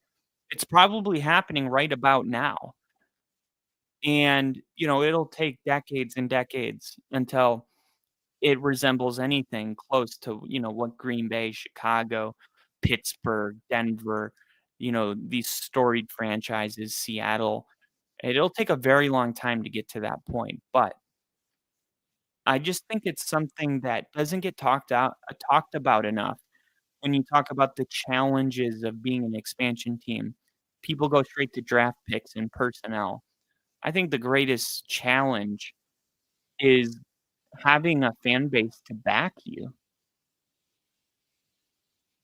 You know, you can fill the stadium by people that just wanna go to the game and drink and, you know, hang out, but the real challenge is packing the stadium with people that would give up, you know, 70% of a paycheck. Like, that's what I did. I worked for 4 months just to pay for my own flight to Denver, my own hotel in Denver, my own ticket to a playoff game, to go to a game by myself in a city where I knew nobody, and I did that whole adventure alone just because and it took months and months of saving. At a job, I was making 240 bucks a week, and yet how do you get how do you get to that point as a fan base where you got people that would forfeit a month's pay just to see you play live? That's when I think when it comes to expansion teams, I think that's the biggest hurdle of all, and that's the end of my story time. I hope you guys understand what I'm trying to say, and I wanna start from the beginning here. Right here. For fuck's sake, I stepped away from my laptop for a few minutes, and I returned to find that Kyle has morphed into Socrates. What's Socrates? What is that? Texans fans built a fan base by appealing to residents of their state who had too much self-respect to be Dallas fans. I love that. That's actually hilarious. I was lucky enough, my grandpa, dad, and uncles were all huge sports fans. Yeah, that's a big part of it. Hawks offense has been out of sync ever since Cup threw that pick. Yeah, they are struggling to get it going. And I love them too. And I just took on the teams they loved. Yeah, may as well be their sports family too. I have one dick-headed uncle that roots against those teams, Bengals fan. I know I hate that one family member that's like, "I'm just cheering for your team to lose." I'm like, "Why would you do that?" I have people my dad, I don't know if he does it anymore, but he used to actively cheer my brother too, they would cheer against the Broncos because I was such a big fan that they, like, wanted me to be sad. I don't understand it. Like, at its core, I'm just not that type of a person that would be like, "Oh, what do you love so much?" Even if I was annoyed by it, like, why would I want you why would I want you to be sad? You know what I mean? Like, just like a rule of thumb. It's like that scene in White Chicks where he's like, "Hey, there ain't dairy in this, is there? Because I'm lactose intolerant." And he goes, "Why would I wanna upset your stomach?" You know? Like, I feel that line because I'm that's just the way I'm wired, like, I don't wanna I don't want people to be sad overall, like, I don't I definitely put 0 amount of my energy into thinking about other people's, like, how can I cause them sadness or what outcomes would potentially make them sad. That is, like honestly, I think that's close to psycho behavior. JJ was so fucking good. Yeah, he was. That's why he's a Hall of Famer. I wasn't alive when the Colts moved here, but we cheated expansion because our owner hated Baltimore that bad. Yeah, it's true. Like the Colts got around. Same with the Cleveland Browns. Like they're not truly an expansion team, even though they kind of were technically based on like draft picks and players and how they acquired their team. They were an expansion team, but the name and the history that made it a lot easier. Like, the Texans are, like, the only team in the Jaguars. They're the only teams that I can think of that are, like and the Carolina Panthers, like, true expansion teams. And the Panthers have the same issue. Like, it helps that they went to a Super Bowl in 2015, and also in 2002 or 2001, which is funny because Carolina made it to the Super Bowl so quick after being an expansion team that the NFL decided to change the rules for what a team is acquired for being an expansion team. And some people believe if you really get to the root of it, that's why Cleveland has been bad for its entire existence, the new Cleveland Browns. It has to do with the NFL overcorrecting after the Panthers made it to the Super Bowl too quick. Terry Crews was awesome in White Chicks. He was. And 2025. Terry Crews is the man, dude.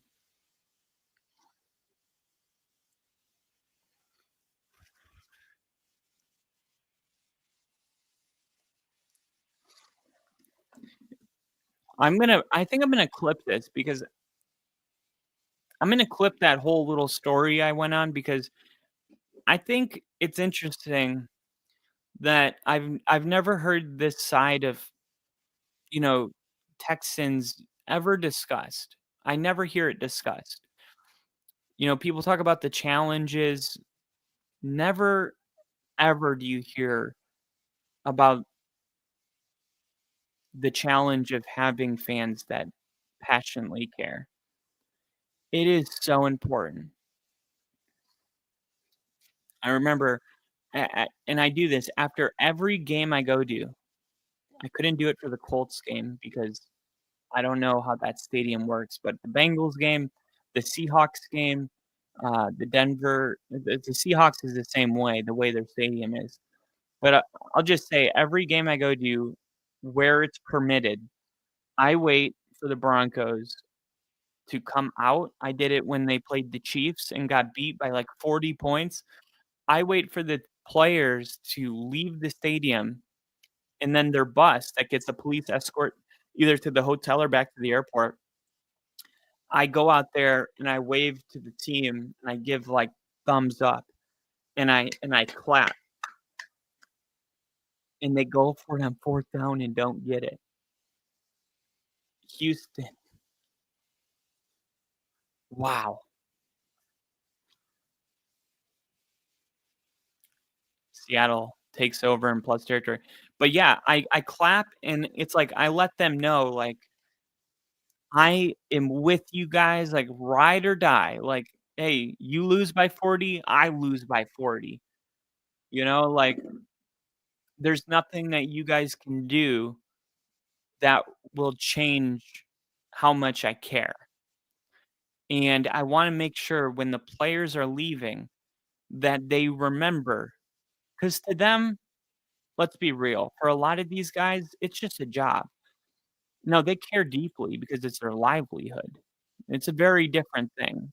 Fandom is a lot different than like a lot of these people, they will go to whatever team believes in them, and then they will love that team for that reason. But other than that reason, there's that reason and livelihood. There's no connection to that particular team.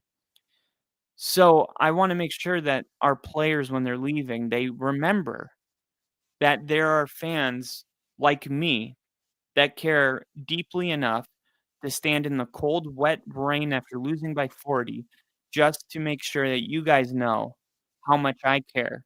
So maybe you'll remember that in practice, or remember that when you're getting ready to play a division rival. Because ultimately, it's the fans' responsibility to make sure the players know how much we care. And we just hope that that changes, the way that they practice and prepare on a weekly basis and the kind of effort that they put out. Because I speak on behalf of every diehard fan where if we had the abilities, we would put our body on the line for a dub. We don't. So the best we can do is let the players know where we're at. 3rd and 7. Quick throw, JSN. Oh, I thought he was going to break it. He was so close. I need him to get a second touchdown. I thought he was going to break it.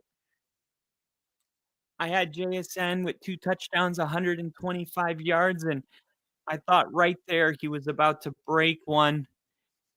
Oh, gosh, he almost Will Anderson Jr. able to bring him down. Otherwise, JSN's going into the end zone here. 3rd consecutive game with 100 receiving yards, so he just needs a little bit more. They're going to fake the handoff, looking, firing. No, that was it. That was the touchdown. Oh, no, and it's a PI, but he should have caught it. Come on. JSN, dude. Of course, that's how I'm going to lose it to you.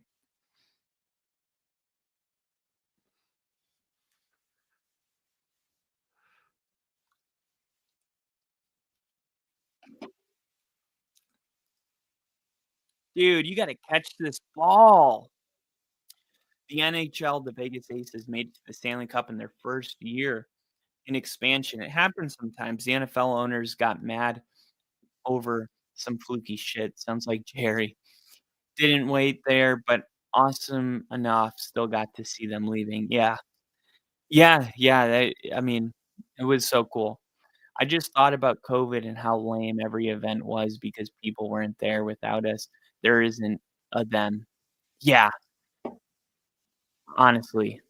Here's Charbonnet, who I had getting 2 touchdowns. We're going to throw it to him, and he's not going to get there. Just, God, run the ball up the freaking middle. Damn it.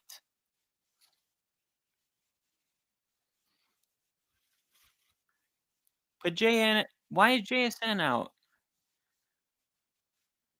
Oh, because they're going to go with a bunch formation, heavy formation, bring in a additional lineman.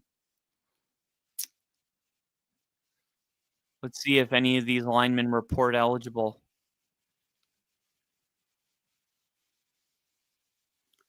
Got looks like Will Disley in here. Touchdown. Charbonnet, who I also had getting 2 touchdowns. So one guy drops it, but the other guy runs it. So there we go. That's my $900 bet. Charbonnet, 2 touchdowns. There it is.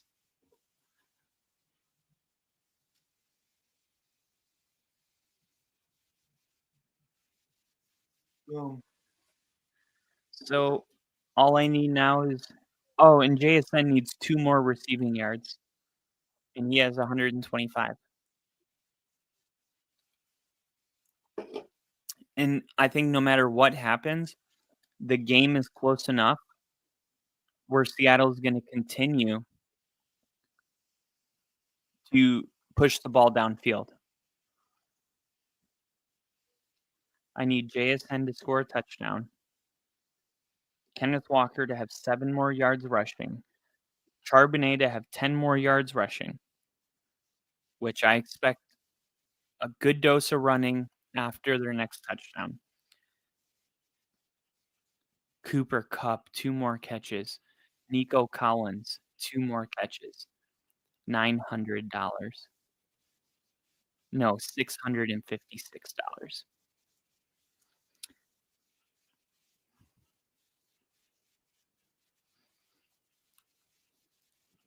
JSN gets 1 more touchdown, I'll win $85 on top of that if Seattle wins by 13.5. So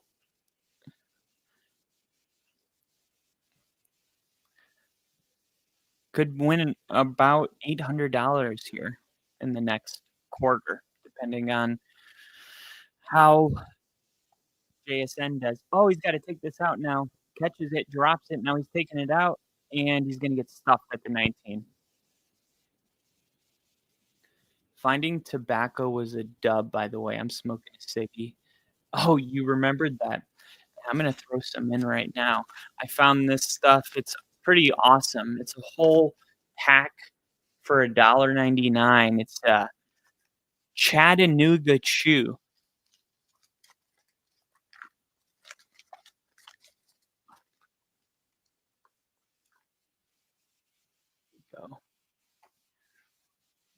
just take a handful of it.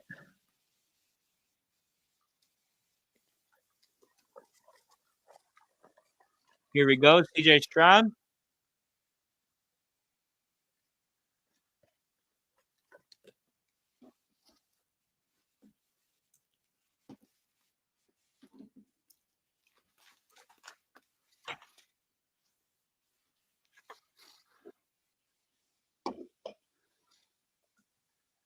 Charbonnet.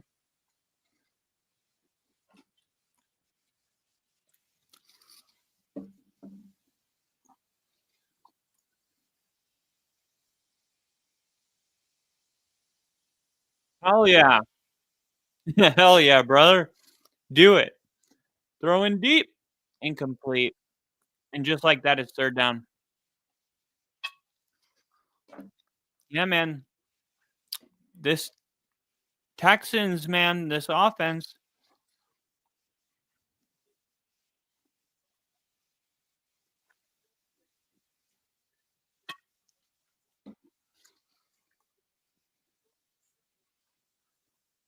Really need to convert here, man. Still a 2-possession game, 15 points. But not just today, all year. Free blitzer sack lunch. No. Oh, he hits the Jared Allen. I don't know. Some of y'all don't even know about that. By the way, Jared Allen, who I remember him from the Vikings, but he played with the Chiefs first. And he was at the Chiefs Lions game. And you know that thing that they hammer before the game? The boom. He was hammering it. Apparently, he's being inducted in the Hall of Fame this year, I believe.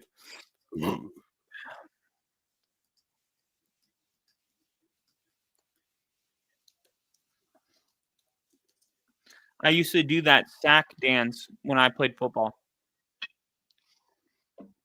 I have real long arms, so I was really good as a defensive end, like edge rusher, when I was younger, like in middle school. They would throw my ass on the on the line, and I would get sacks, and I loved it. Like rushing the passer, there's not much that's more fun than that.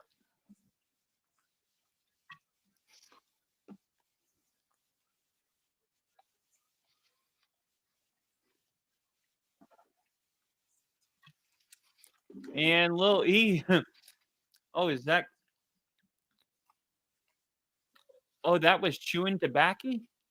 Brother Ginger, if that's the case, you got to put up the famous quote, "You throw like a girl."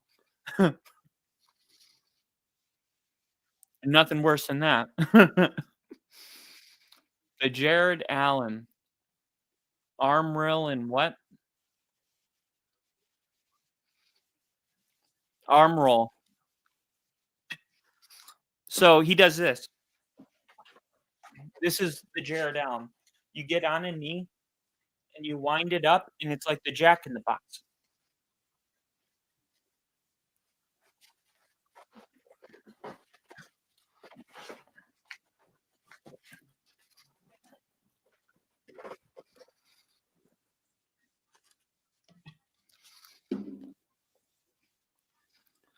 All right, let's see. Let's go quick bets. Seattle player to catch the ball. Cooper Kupp. Let's go Charbonnet to I got it in. Seattle's 11th drive. Zach Charbonnet and JSN. I only selected Charbonnet because he was at plus 850. Pull up the clip. What clip?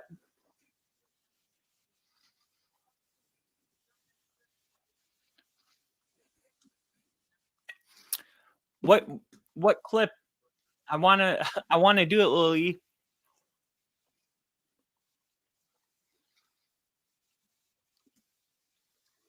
Here we go. False start.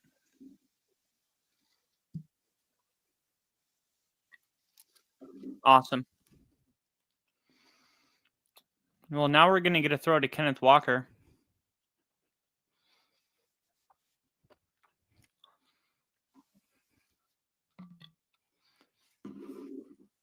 Oh, you throw like a girl.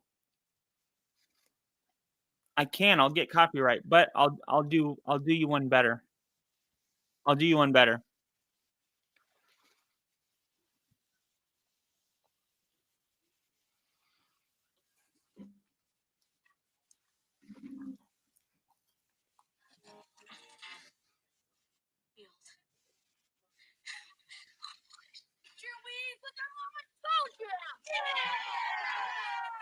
You pop for apples in the toilet. And you like it. You play ball like a girl.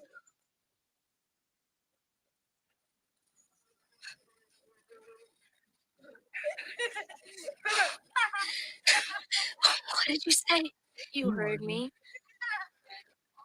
Tomorrow, noon, at our field. It's a buffalo blood breath. Count on it, pee drinking crap face. Great song choice here. Mm.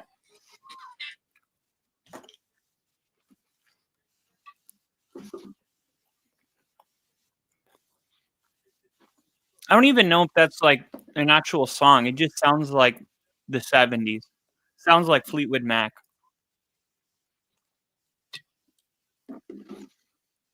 There's Walker. Trying to bet on the.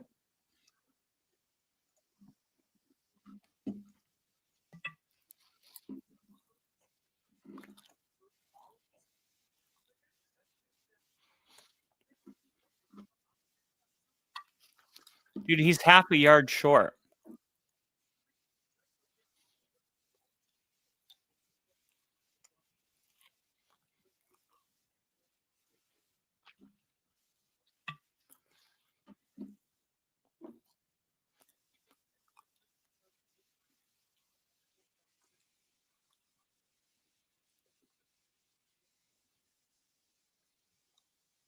Oh, it's a fake punt, maybe.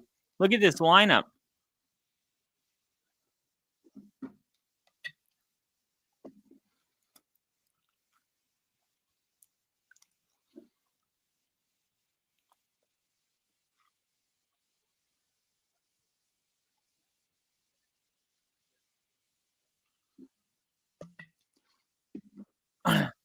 So they were just pretending. They were pretending that they were going to go for a fake punt, but they didn't actually snap it.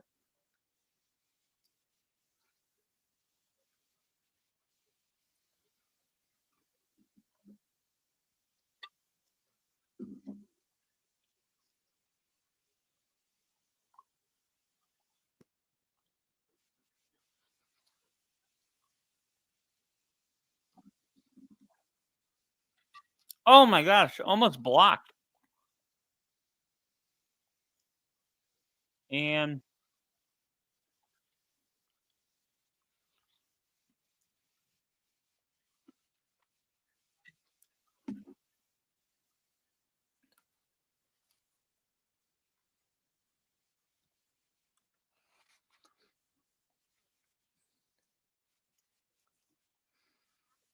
that song was from Happy Gilmore. Really? Which part of Happy Gilmore?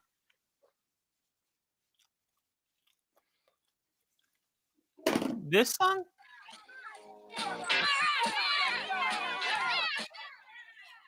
I would be willing to bet a lot that that's not in Happy Gilmore. I pretty much have Happy Gilmore's entire movie downloaded in my brain.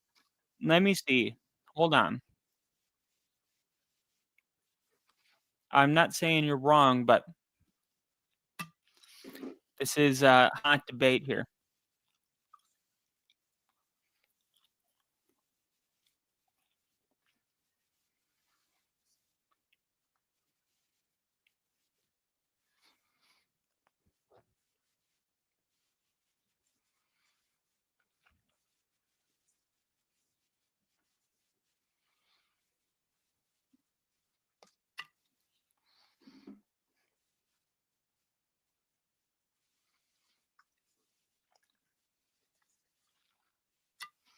Okay, here's a list of all 8 songs from The Sandlot. There Goes My Baby, number 1. The Line 16. That's at the pool. The 4th of July, when they're playing baseball under the lights.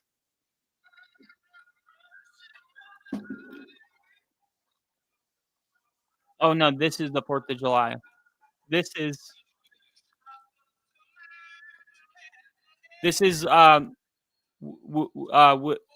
what's her name? Whitney Peppercorn? Wendy Peppercorn. Then the baseball under the lights. Green Onions. This song's called Green Onions. Booker T and the MGs. There it is.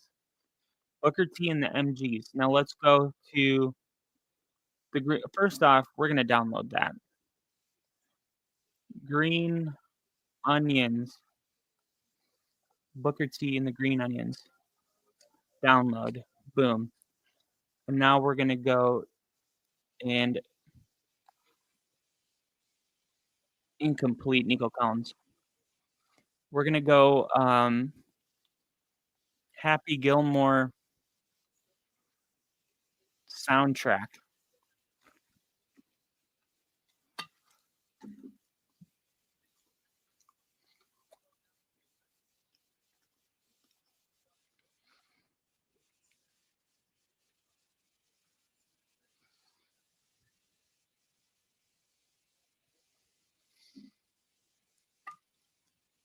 Oh my God, you're right. Lil E, you're right, buddy. I don't understand. When? Green Onions. It's the last song of the movie. Can you paint the scene for me? When is that? I should have never doubted you with anything as random as that. But I just couldn't hear that in Happy Gilmore, and I still can't. Like Sandlot, it's like easy to go to that. Okay, but like Sandlot, I'm like, where? And I'm trying to think on my own. Like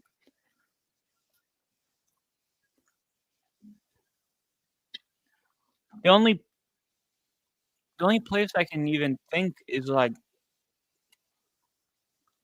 when he's playing golf. But which time?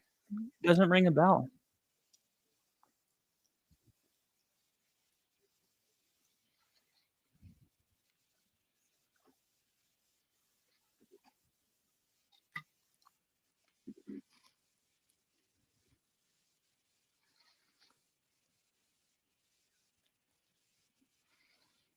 There we go.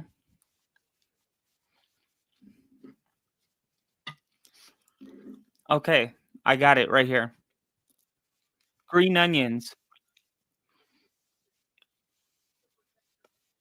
Oh my gosh, look at this. It has every song and it tells me when it's played. Jump Around. Happy has a golf montage. Endless Love. Virginia ice skating, of course. What? Friends listen to Endless Love in the Dark. Carry On. Wayward Son. The only one that doesn't have a description is Green Onions. It says add scene description.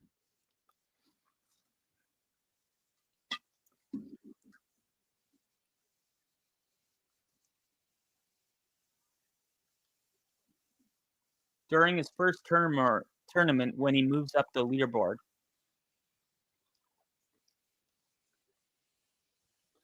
We are a solid unit. We really are. Collectively, there's not much we don't know. I thought it was when the first leaderboard was shown.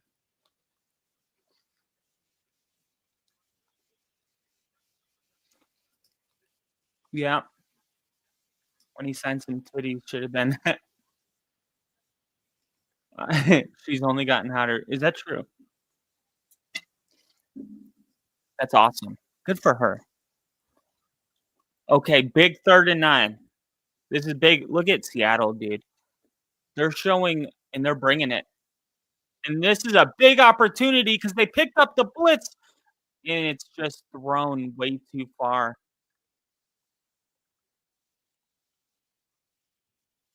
That was a opportunity.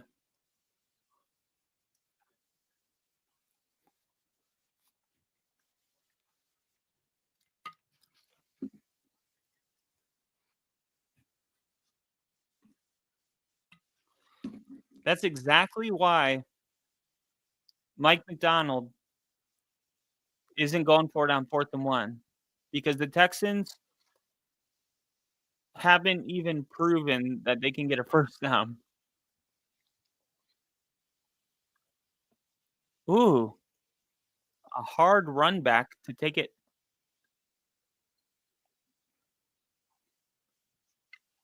Take it to the 35-yard line. Actually goes to the 37. And let's go.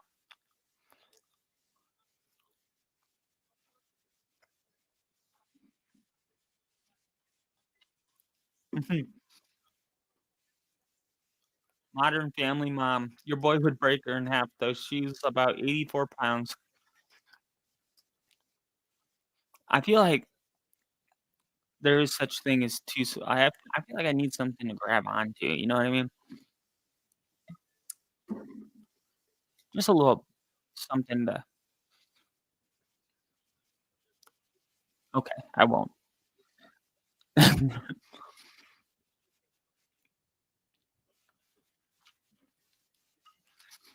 All right. So, wow, they don't even go to a commercial break.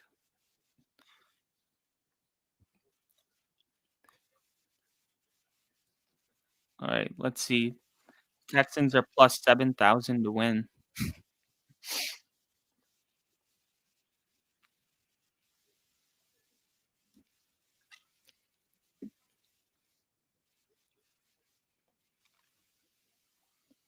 Wow.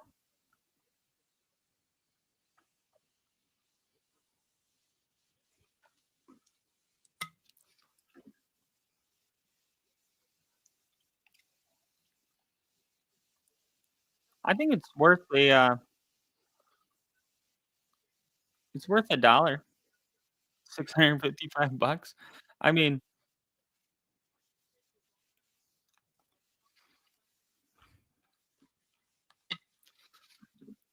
if they score a touchdown here, the Texans are at plus 7,000. Oh, incomplete. Mm.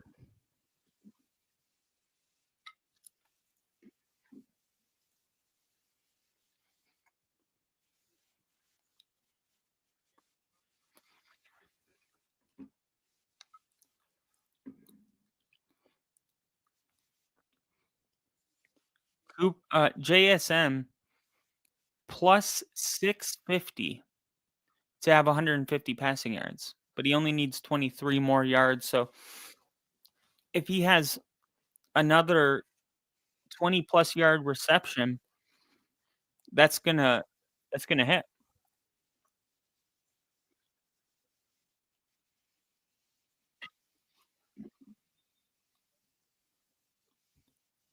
Damn, that was the shovel pass that I had bet on last time.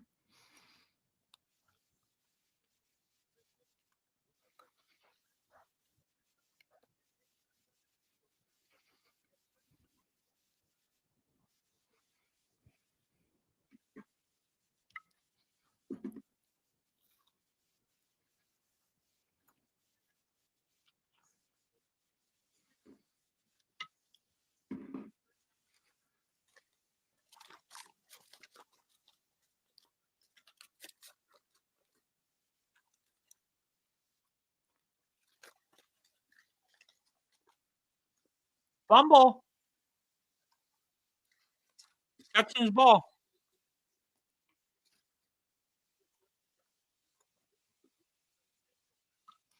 Wow.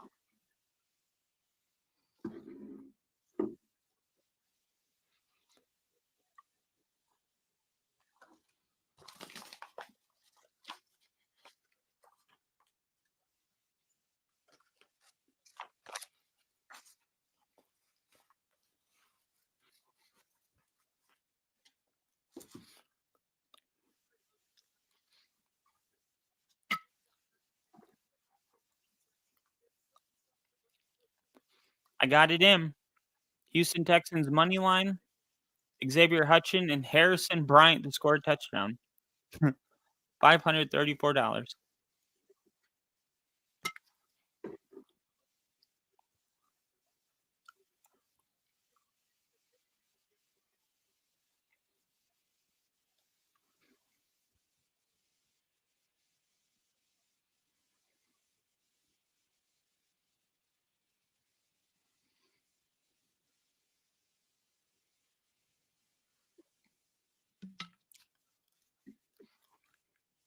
Nine-yard gain. Woody Marks right away.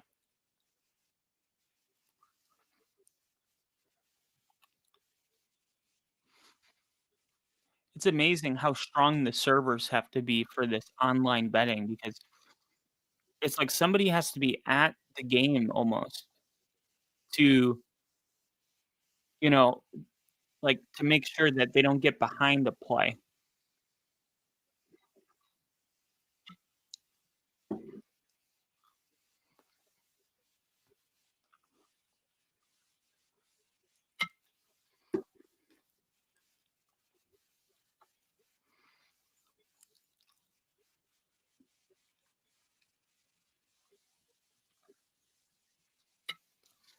Come on, hit Xavier Hutchinson.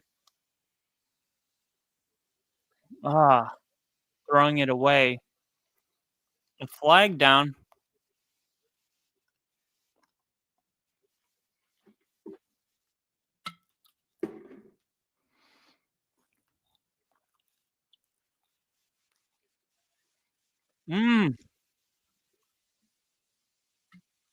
Illegal blindside block.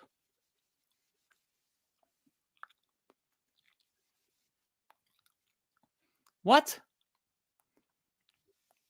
Where's the illegal?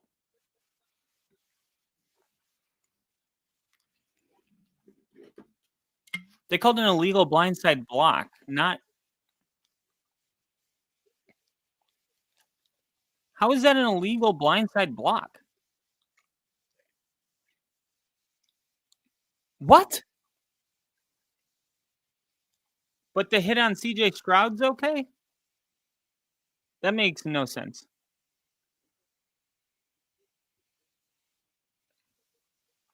What is going on? CJ Stroud is so antsy.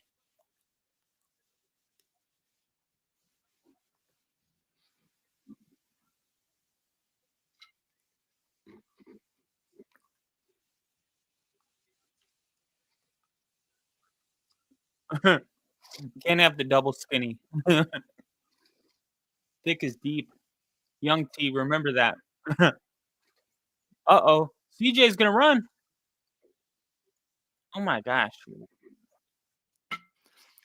Is he just, like, not athletic? Like, Daniel Jones looks like a way better runner. And we saw Daniel Jones trip over his own feet. It's like CJ Stroud starts running and he just trips. Like, he just looks like a dork.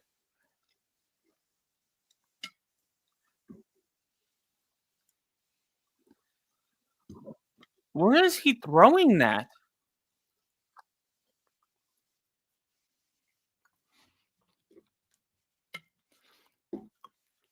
Why aren't they running any quick?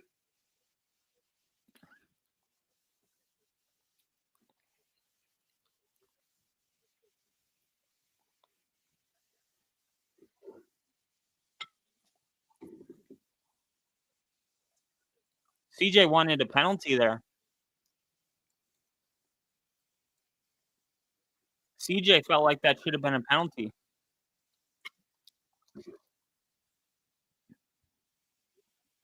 Look how far he's had to run back. Wow.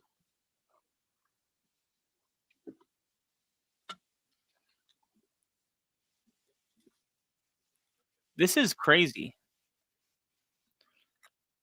The Texans can't throw the ball.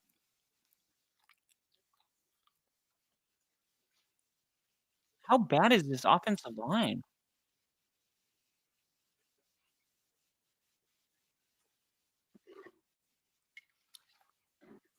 Still should have caught that ball.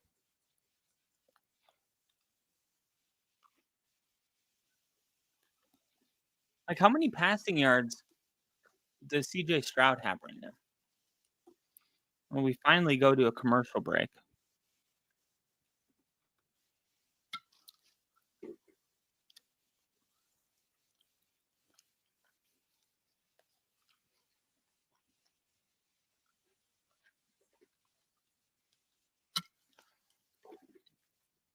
All right, this drive is going to have 2 catches for Cooper Kupp, 1 catch for Charbonnet, and 1 catch for JSN.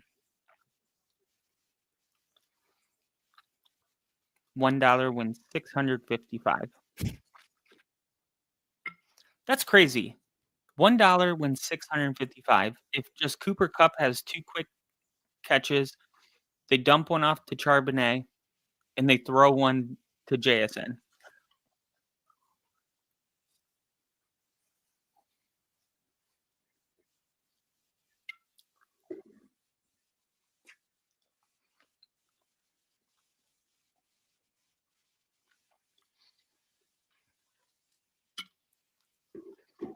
Let's see. Seahawks, Darnold passing yards. Let's see. He has 30 passing yards parlayed with JSN.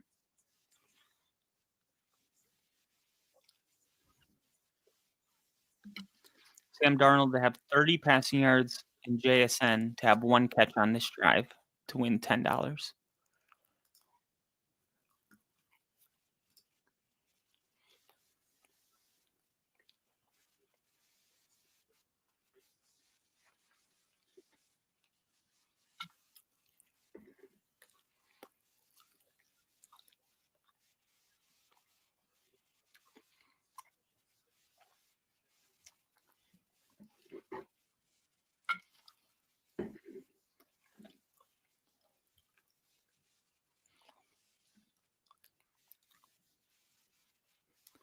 Why isn't CJ Stroud in a medical tent?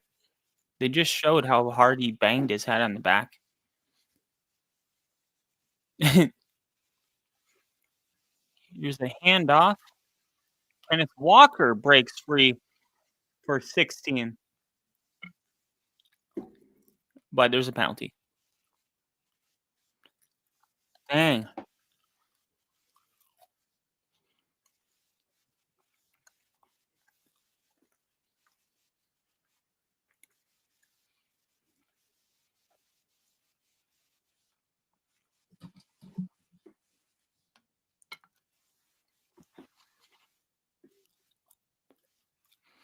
All right, so maybe a pass to Charbonnet here? Just for fun?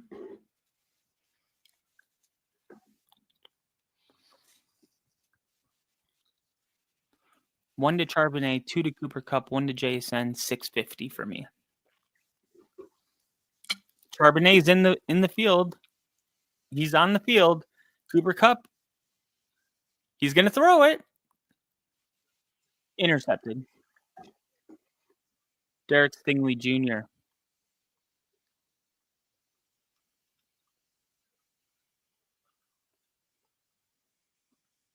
Oh my gosh. There's a full-out brawl going on.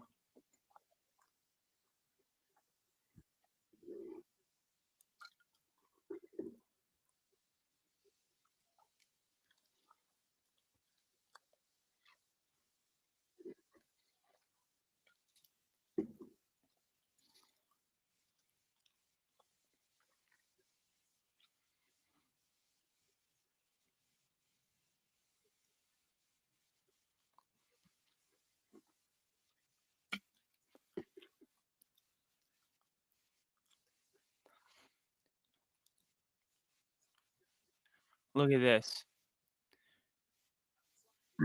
Now, how many interceptions has Sam Darnold thrown today?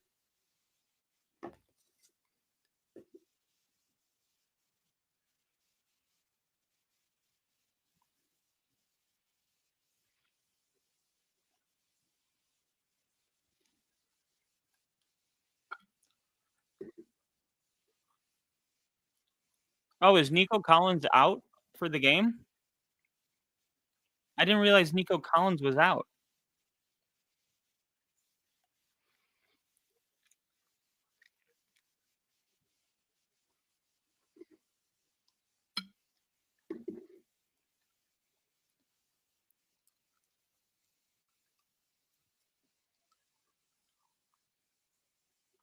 Is Nico Collins back in the game?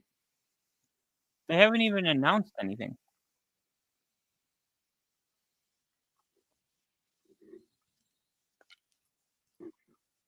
Where's Nico?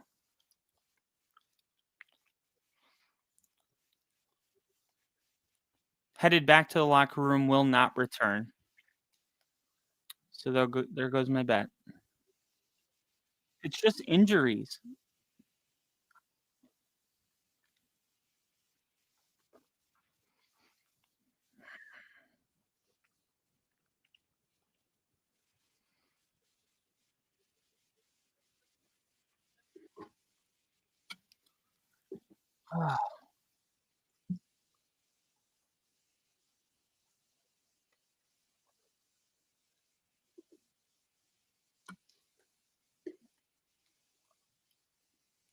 Here we go.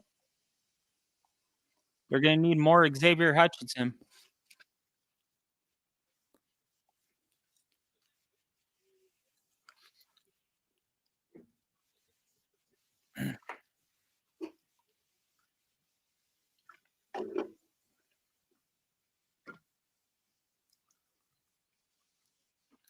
Dalton Schultz. Now Schultz is hurt.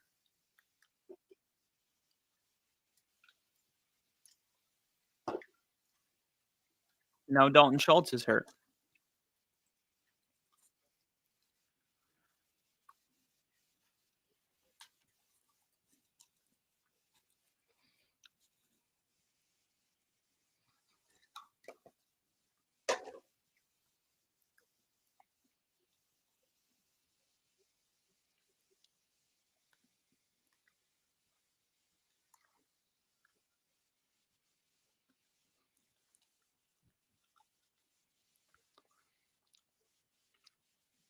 Third and 5 now. You got Woody Marks. You got Nick Chubb, Xavier Hutchinson. No Nico Collins. No Schultz. No, Schultz is back in. Schultz is back in.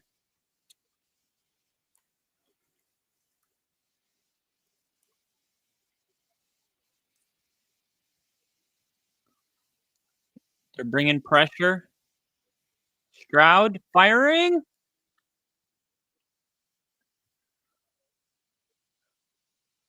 Man, he's just not giving his receiver a good opportunity to make a play here.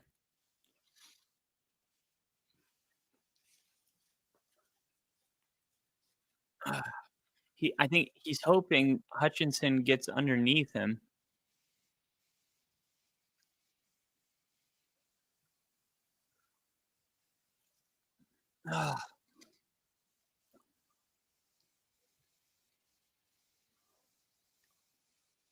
Crowd's been kind of quiet tonight. Caught. Noel.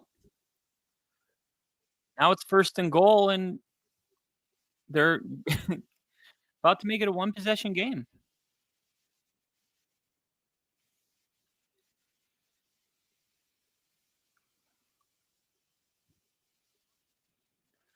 I think the Seahawks are gonna respond on this next drive.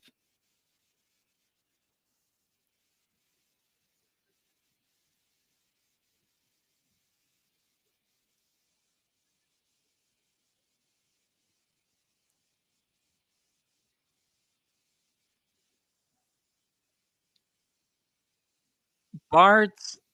Did he get there? Seattle's going to come out and be aggressive on this next series.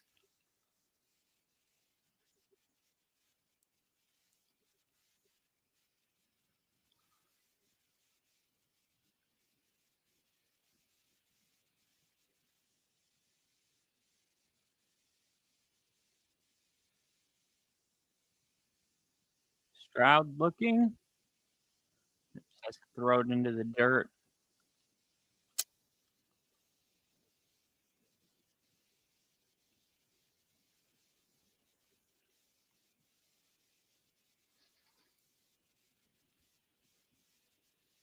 Third and goal. Why wouldn't you just do the QB sneak tush push? Lily says throw it to Schultz. Just run the QB sneak. Just QB sneak it. Why are you going backwards? Why do you keep throwing it? My God. You're 6'4", 225. Just QB sneak it. You that big of a...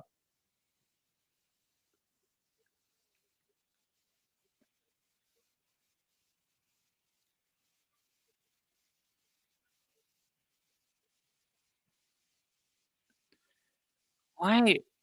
Dude, you... It's 4th and goal now. You've tried...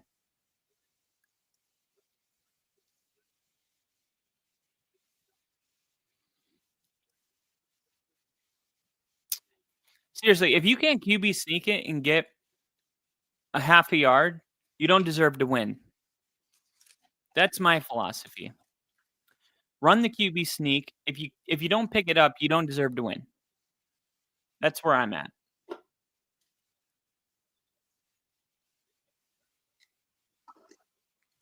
If you're scared about Schultz getting hurt, or I'm sorry, not Schultz, but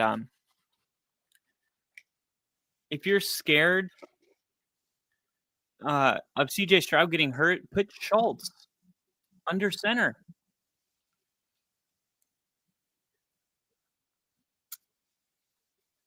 There you go. You got the fullback in the game. Run the QB sneak. Wow. Whistles blew before the...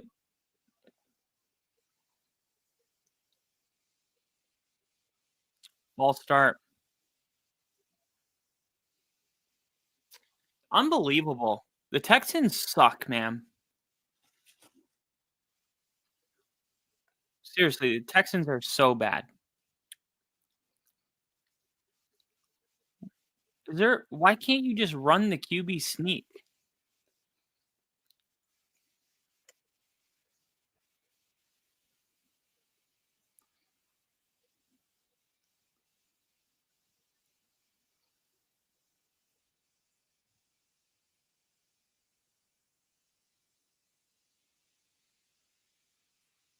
Seattle just called another timeout. So I called 2 timeouts.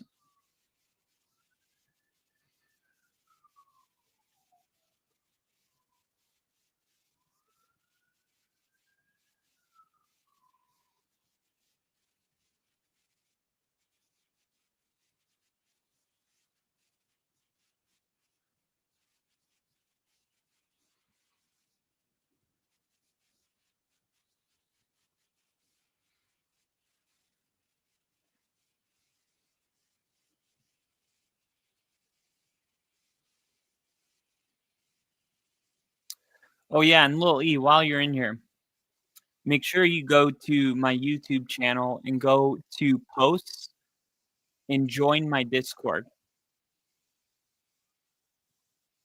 Oh, that was the false start. Or that was offsides. Where's the offsides? How is that not offsides? Oh. How is that not offsides? Dude, these refs suck. The amount of false starts and offsides that continue to get missed every single week. How is that not What?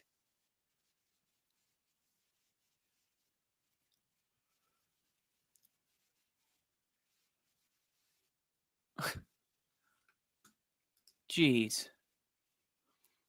Unbelievable.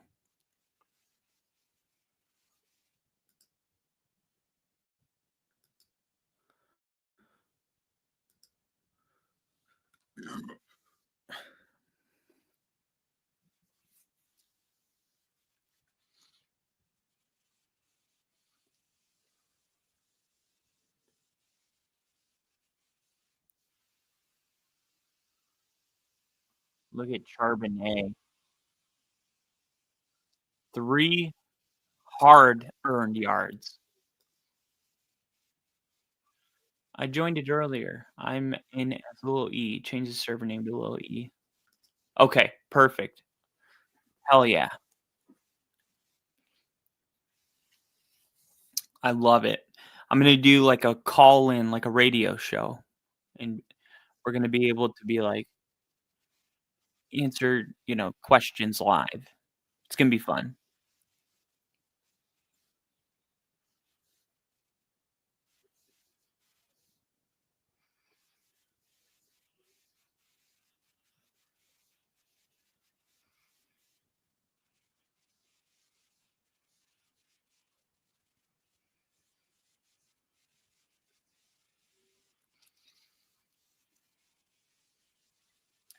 Here we go.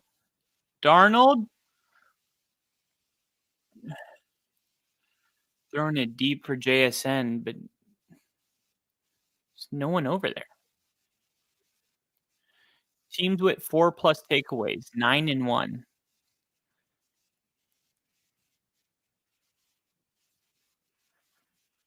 The only team that lost was the Titans versus Broncos week 1. And you know why? Because we have an elite defense. That's the same reason why Seattle's going to win despite the turnovers. They couldn't turn them into points. That's a safe.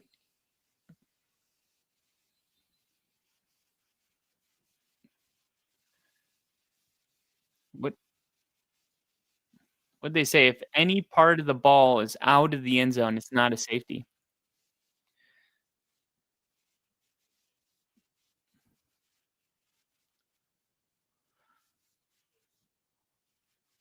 Ooh. But you know what? We've seen the Texans really close to blocking some field goal or some punts, and now they're gonna have only 10 yards to punt. We may see a block here. Oh, they're able to get it off, but it's gonna be returned from the 43. Oh, and he falls. What do the Texans do well? They just can't capitalize on any good situations. They get a short field, they can't score. They get to the 1, they can't punch it in. They get a punt being kicked from the back of the end zone, they trip on the return. They get 4 turnovers, they can't turn any of them into points. They get a wide open receiver in the back of the end zone, CJ throws a bad ball.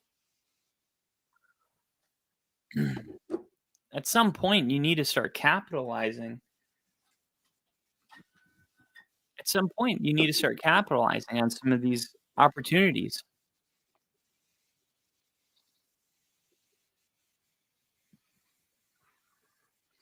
Stroud going deep, caught.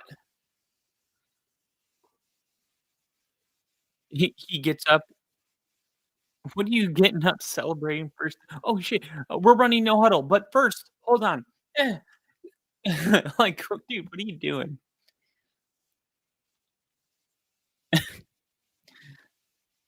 Jeez, like, read the room.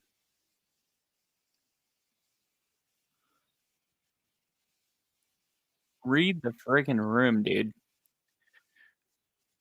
Oh, no huddle. Wait, hold on. Yeah. Okay. Go. Snap it. They're not set. Go.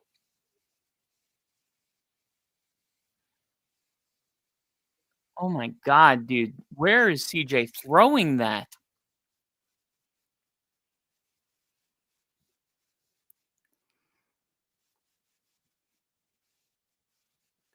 CJ 21 for 46. Jeez.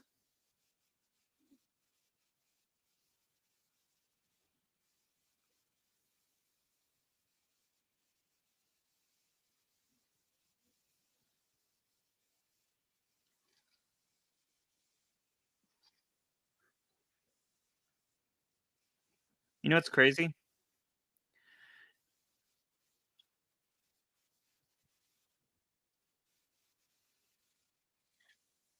Three of the top 8 players with the most touchdowns this year are all on the Cowboys.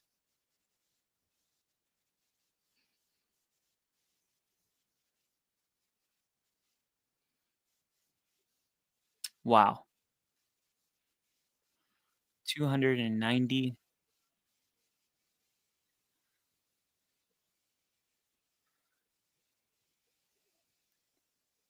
Something said 297. I don't know what.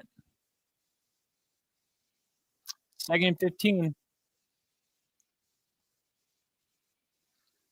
Pressure coming.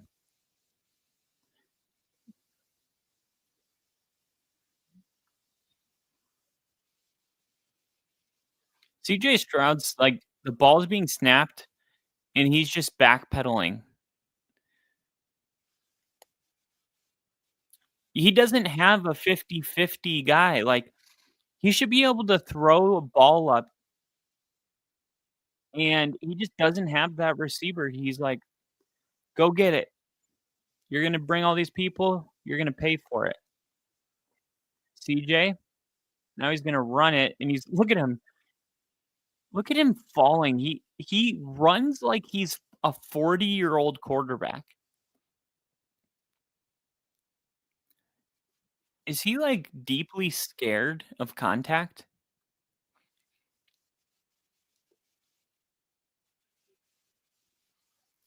First down.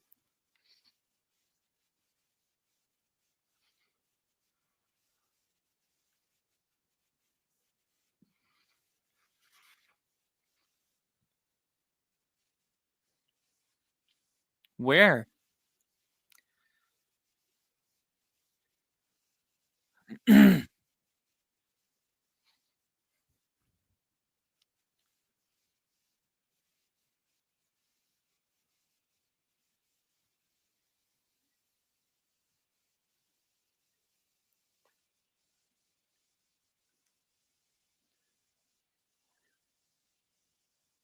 Fakes the handoff. There we go. We're getting a little creative finally. Wow. Is that a touchdown? Is that can we call a touchdown? Let's see. Oh my gosh. God, someone make a play. Jeez. The Texans should have tied this game.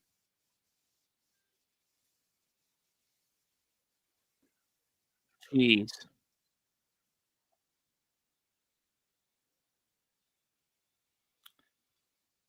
They lose 2 on a run, 3rd and goal. Look at this. They go, "Hey, we're just gonna run it." No, you're not.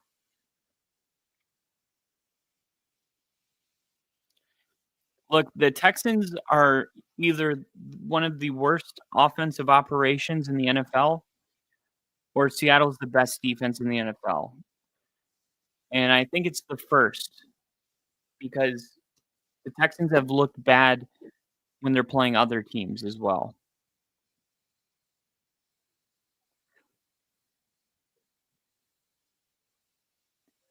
Finally, touchdown.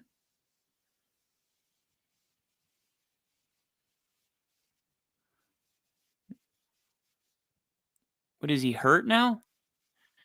Jeez, they can't even get a touchdown without it being somehow negative for the team.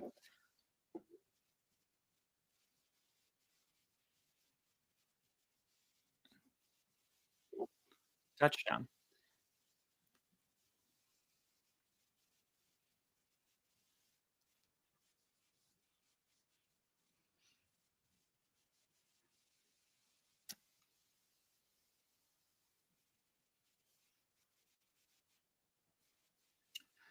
All right.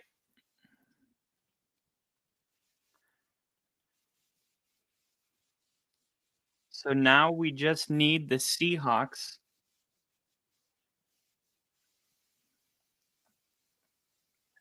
to be aggressive. They're not going to be. They're just going to try to pick up a first down. Honestly, they're just going to try to pick up a first down. If I get lucky, JSN breaks loose for a touchdown, but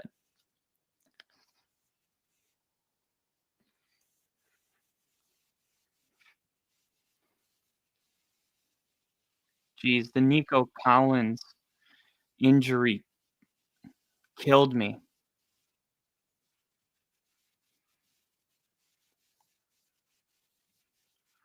Look at this. My whole bet went through besides Nico Collins.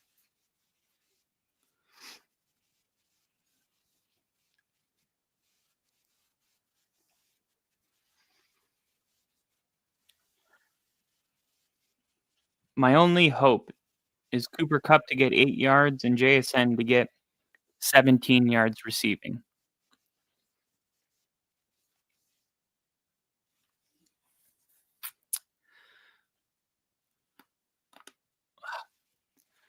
Here we go.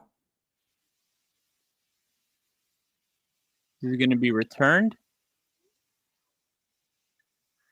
So he can't kick it out of the back of the end zone, so they can't preserve the 2-minute warning.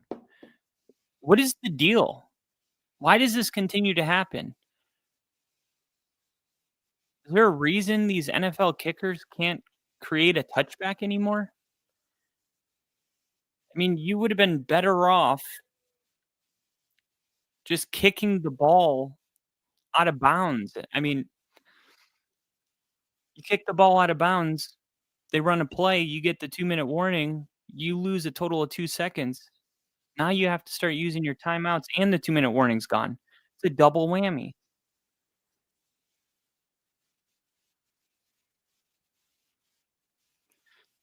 You would have been able to use your first timeout on second down, your second on third. You would have gotten the ball back with a minute 52 seconds and 1 timeout, needing only a touchdown in a 2-point conversion to win. Now you're going to have the ball back, hopefully a minute 50 around there with no timeouts. The only difference is that 1 timeout, but it's a free timeout if you can just kick it out of the back of the end zone. Now, here's another thing to consider, okay? On one hand, the time doesn't really change, but you get an extra timeout if you kick it at the back of the end zone. But on the other side, this Texans offense is struggling massively to move the football. You make them return it, they get the ball at the 20, they punt it to you, you start at the 40. Okay, so you only need 60 yards. Whereas you kick it out of the back of the end zone, they start at the 35. They punt it to you, you may need to go 90 yards. Is it worth 30 yards just for an extra timeout? Well, if you have a minute 50, time's not really a factor anyway. So, on second thought, I think it was actually better that the Texans said, "Forget the timeout. The field position is more important." Look, Orlovsky saying, "If you're Houston, that ball's gotta be kicked out of the end zone." I disagree. I agreed at first, but is field position not more important?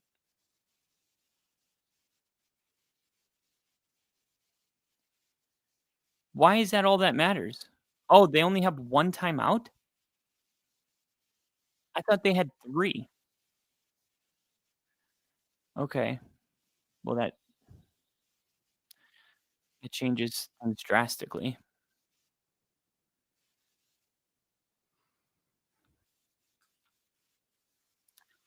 Mind you, the Steelers lost to Seattle as well. Seattle is just really good this year with Sam Darnold. That was week 2 when Seattle beat the Steelers. Yeah, and the Steelers just lost to the Bengals. So I don't know if the Steelers are like a measuring stick game.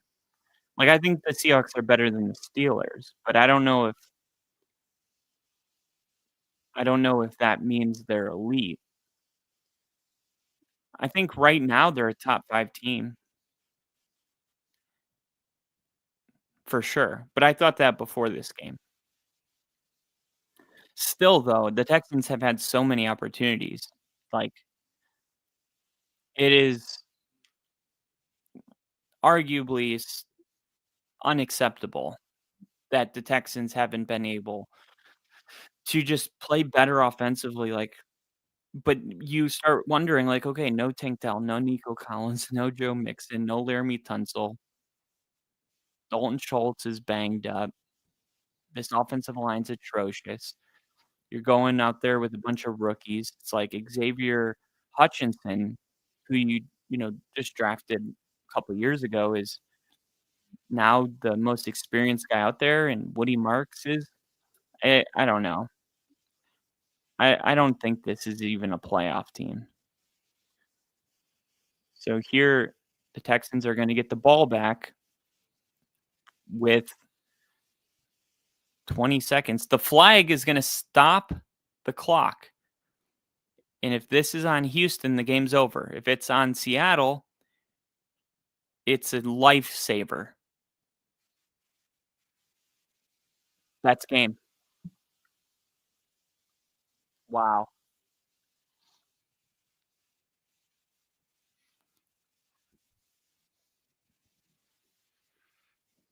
Wow. Ginger said, I'm getting older. I couldn't tell if you said sometimes you just see Cox or sometimes you just see Knox. In the words of Joe Dirt. That's cool, brother. Sometimes you just see Hawks. Sometimes I can't remember what I said either. I guess that means I'm getting older as well. Well, to be fair, Brother K, the D played terrible because Tomlin rarely played Nick Herbig against the Bengals. He played Highsmith more snap counts than Nick Herbig, which Watt and Herbig are a dynamic D. But why is that the case then? Like, why didn't the Steelers, because I don't judge a team just based on the team. For instance, if you have, let's say they had Nico Collins and Tank Dell and D'Amico Ryans was just choosing not to play them, I wouldn't say the Texans are a top 5 team if they played their starters.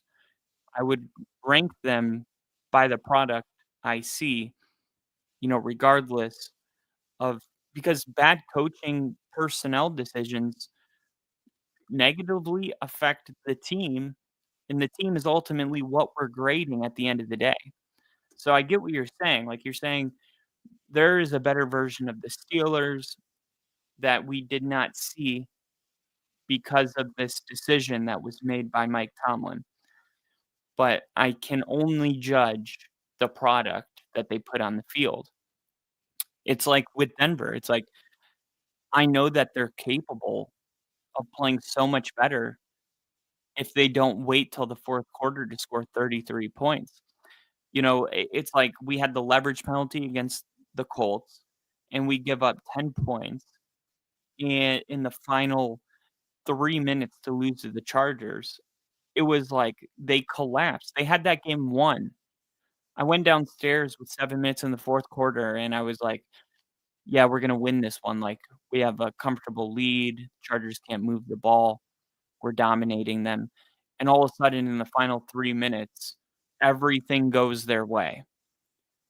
And then the penalty, I hate the penalty. I'll never not hate the penalty, and I might be talking about it for years.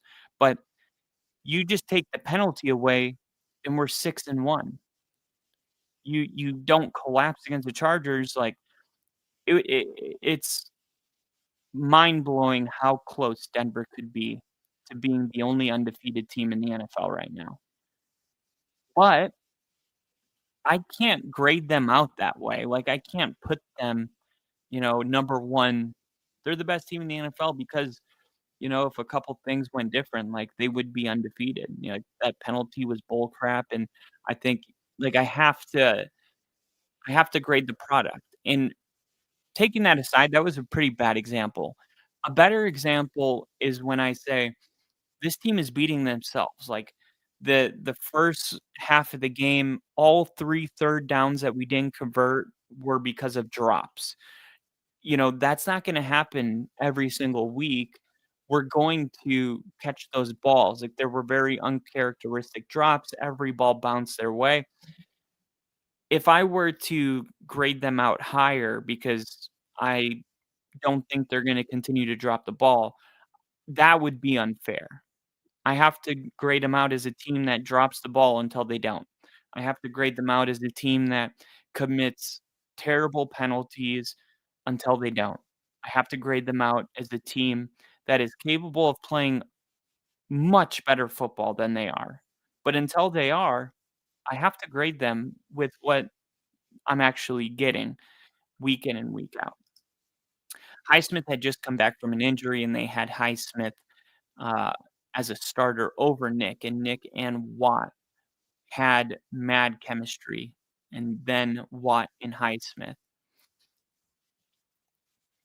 Yeah, and maybe that's something that they're gonna have to go back to because obviously what we saw on Saturday, uh, is not gonna cut it. That was just bad a bad product on the field. Also, before I close the stream, just a reminder that I have, a bet in that pays out $144,000. Do you wanna hear what it is? The NFL sack leader, Jonathan Cooper, to win Defensive Player of the Year, Mike Vrabel to win Coach of the Year, Daniel Jones to win MVP, and Bijan Robinson to win Offensive Player of the Year, $144,000. And then I have one more to win 10,000. Tyler Warren to win Rookie of the Year, Nick Benito to win Defensive Player of the Year, Bijan Robinson to win Defensive Player of the Year, Mike Vrabel, Bijan Robinson to win Offensive Player of the Year, Mike Vrabel to win Coach of the Year, Baker Mayfield to win MVP.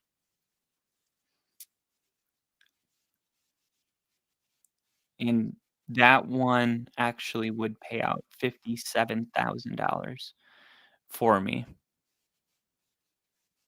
So the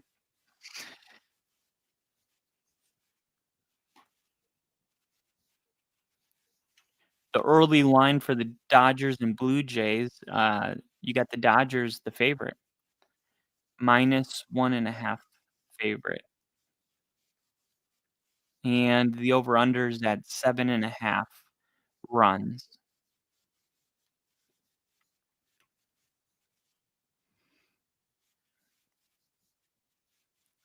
And Shiho Ohtani to hit a home run.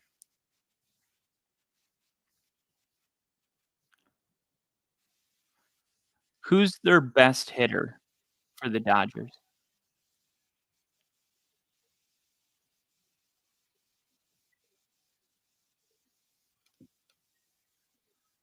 Let's see.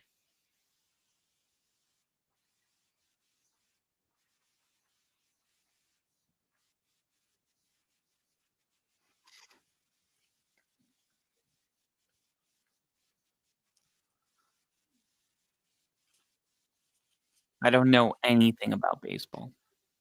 Shohei. Okay. Shohei. And Ginger said, you're going to be pissed when that last one hits all of them besides Baker. Oh, yeah. I will. But I have a different one in. Instead of Baker Mayfield winning MVP, I have Daniel Jones winning MVP. Jonathan Cooper is leading the NFL in sacks right now. I also have another one, Patriots and Jaguars to win more than 7.5 games, and Panthers to win more than 6.5. I felt so good about this that I bet it twice. I put $25 on it. It pays out $145. And then I went back and put another $10 on it. It pays out $59. Because the odds went from 480 to 490 for some reason. So overall, 60.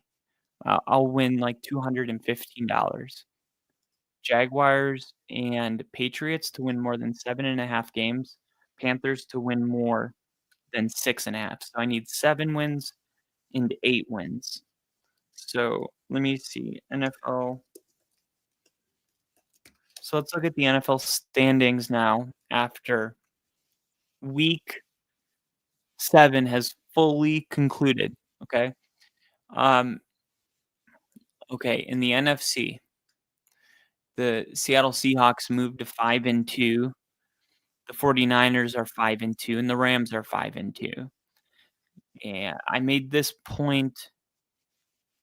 Wow. I only need 3 more wins for the rest of the year by the Panthers. 3 more wins. And for the Patriots, I need 3 more wins. That's going to hit. And the Jaguars, I need 4 more wins. And there's 10 more games left. That's going to hit.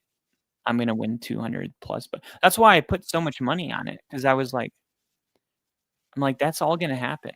I thought the Jags, the Patriots, and the Panthers were going to be, I didn't think they were going to be 13-win teams, but I was like, Patriots are my sneaky playoff team this year. And let's actually see if I go back to let's see what we have here. Let's go to YouTube, go to the Only Football, and let's see the AFC. Let's see. Only Football.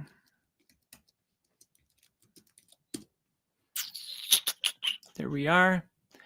Okay, live. Okay, let's see.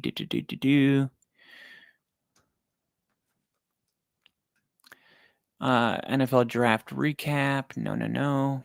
Here it is. AFC East predictions. Okay, this is fun to revisit.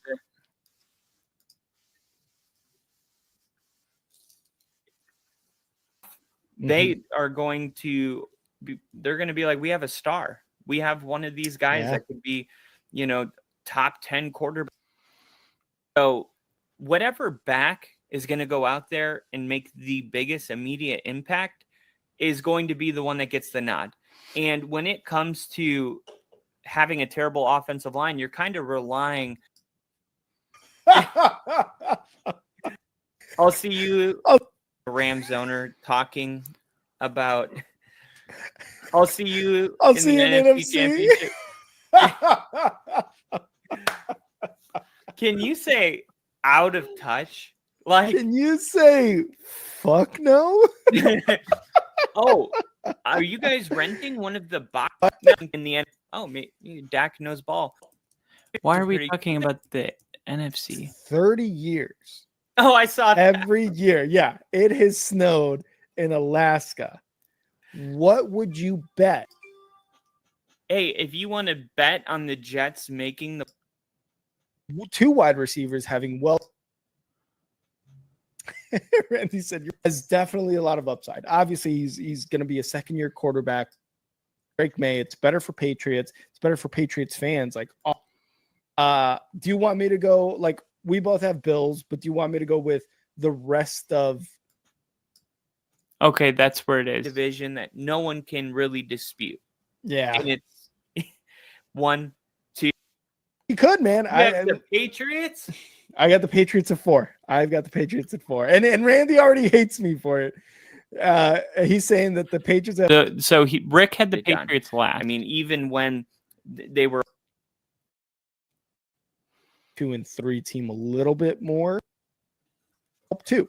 So I've got them third, mostly because of the defense and because of some select names on the offensive line, Rick as well as offensive weapons that I think are better than the Patriots.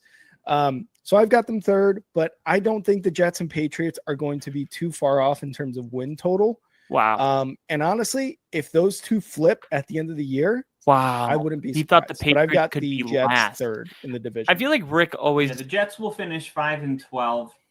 The team, look, they won't get there. The Jets are in a full rebuild right now. It is what it is. That's what it is. I know that we can't say that with all the talent you said, but do they have the franchise quarterback? Yeah, that's the question. And if Justin Fields can come out there and surprise some people, I think they have a 7. No, I'll give them an 8-win ceiling. Oh, okay. I feel like that could be their ceiling. Okay. But Justin coming Fields in did third not. place for me is going to be the Miami Dolphins. Miami, and this is another one of those vibes things, but it's not great. All right. They went 8-9 last year, missing the playoffs. Tua injuries, 6 games not playing. Their offense, which is normally awesome, was 24th with 20.3 points per game. Their defense slipped to 15th in points allowed after losing Christian Wilkins. Bradley Chubb was injured. They added Minkah Fitzpatrick. They added Darren Waller, which is a sneaky acquisition. Remember, Darren Waller pursued a rap career, retired early. And divorced with his Kelsey Plum WNBA star wife. And then came back. Yeah, and now he's back. And I'm watching that, and I'm like, dude, Darren Waller was special. And as much as I hate to say that because he was a Raider, he was. They lost Jalen Ramsey. Right, Ramsey went to the Steelers. Calais Campbell and Xavier Howard all gone. They drafted Jake Henner, who's supposed to be a backup quarterback. But didn't Ewer was the guy they drafted? Quinn Ewers, yeah. And Quinn Ewers looked terrible. Did you see him? He did. He looked really. Okay, so Dolphins. Mike McDaniel's got, and I was golfing with a guy who's actually a reporter for the Titans. You know, the footage. Wow. And, you can't see him because he's Giants. Intense. Coming at you this season. It's the same thing why Vic Fangio went to Philly. He said he couldn't get the players to buy in. And it starts with Mike McDaniel going, to the Heat games with the players, which is cool when you're winning. And it was cool, and they were winning. But when you're not winning, and then you decide your job's in jeopardy and you're going to tighten, the leash on all your players, and they're like, man, like, screw you. Like, sometimes, they say, the way you treat a puppy will determine the type of dog they will be for the rest of their life. Same thing with a plant, same thing with a child. There's a period of time where people make up their minds about you pretty quick. And you can't be like, I'm going to shift to this other guy now once you've been this other guy. And I just don't know if Mike McDaniel can pivot to the place that he needs his players to be to fully buy in the way Belichick had his players buying in. Now, and if they don't make the playoffs, I feel like, I don't know, like he's one of those coaches. I think he was extended already, so he's under contract. That never means that you can't get fired. It's weird because Mike McDaniel just 2 years ago was like, everybody was like, man, why can't I have a cool head coach? I mean, who wears sunglasses? In lately. I got the Patriot or the Dolphins 7 finishing, wins, 8 wins somewhere around there, and Mike McDaniel getting fired, and the new people coming in not knowing what to do at Tua, and this whole thing gets really out of hand really quick. They may just have to accept that they're going to be mediocre for the next 3 or 4 years, ride out Tua's contract, and get rid of everything. Yeah, and Randy agrees with you as well. He's saying the same thing. AFC East that is probably more than likely going to be dominated by the Bills. At number 2, I have the New England Patriots. Mm-hmm. And this is going to be very close. Now, I thought about putting the Patriots above the Bills. And wait, let's go. I thought about it to be very close. Mm-hmm. And this is going to be very close. Now, I thought about putting the Patriots above the Bills. And the reason really comes down to strength of schedule. The Patriots, look, they're going to go week 1 against the Raiders. Then they play the Dolphins, Steelers, Panthers. Mm-hmm. And they could very well be 4-1 at that point, losing only to the Steelers. And then they will play the Bills on Sunday Night Football, October 5th. And that game right there could be like, okay, the Patriots, they're going to win one of their games versus the Bills. Is it going to be that one, or is it going to be the Week 15 match? One of them they're going to win. But if they win that one, they're going to be tied for first place in the division, and they're going to go after that and play the Saints, the Titans, and the Browns. And Guys, do you realize how I look? I'm not even. If this wasn't even me, I would be amazed by this. They're gonna win one of these matchups against the Bills, and if it's this one, talking about the one that they did win, I predicted that they were gonna be in first place with that victory. Look, I gotta screen record this. So this is unbelievable. I knew I had the Patriots in second, but I didn't realize it was this close. This is incredible. Where are we at? So I can clip this. 1:57. Let's see. 1 hour 57 seconds. Be very close. Now, I thought about putting the Patriots above the Bills, and the reason really comes down to strength of schedule. The Patriots, look, they're going to go week 1 against the Raiders. Then they play the Dolphins, Steelers, Panthers. Mm-hmm. And they could very well be 4-1 at that point, losing only to the Steelers. What is New England's only loss? Hold on. What is New England's only loss? New England beat the Dolphins, lost to the Steelers, beat the Panthers. So New England 5-2. They lost to the Steelers. Hold on.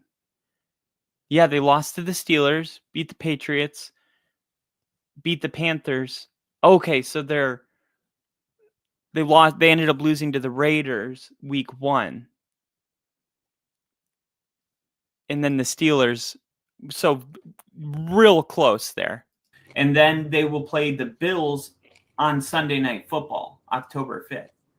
And that game right there could be like, okay, the Patriots, they're going to win one of their games versus the Bills. Is it going to be that one, or is it going to be the Week 15 match? One of them they're going to win. But if they win that one, they're going to be tied for first place in the division, and they're going to go after that and play the Saints, the Titans, and the Browns and the Falcons.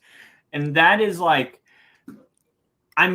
just they were tied with the Patriots, with the Bills after beating the Bills. After beating the Bills, the Patriots were tied with the Bills.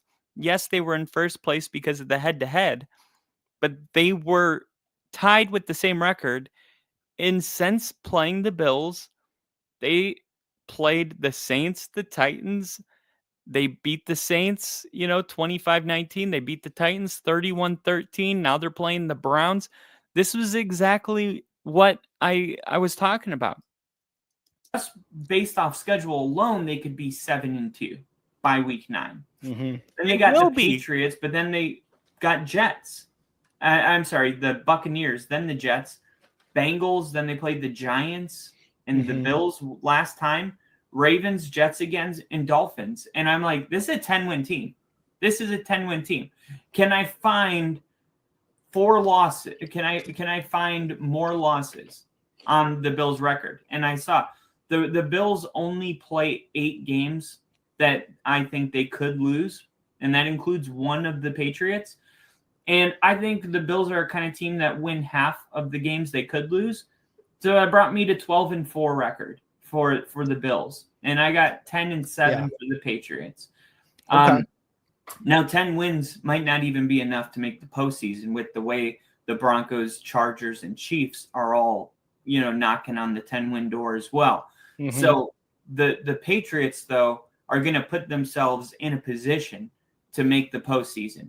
And maybe based on the schedule that they have, maybe even put themselves in position to not need any help to get in, which is a hell of a rebuild after just 1 year of being one of the worst teams in the NFL.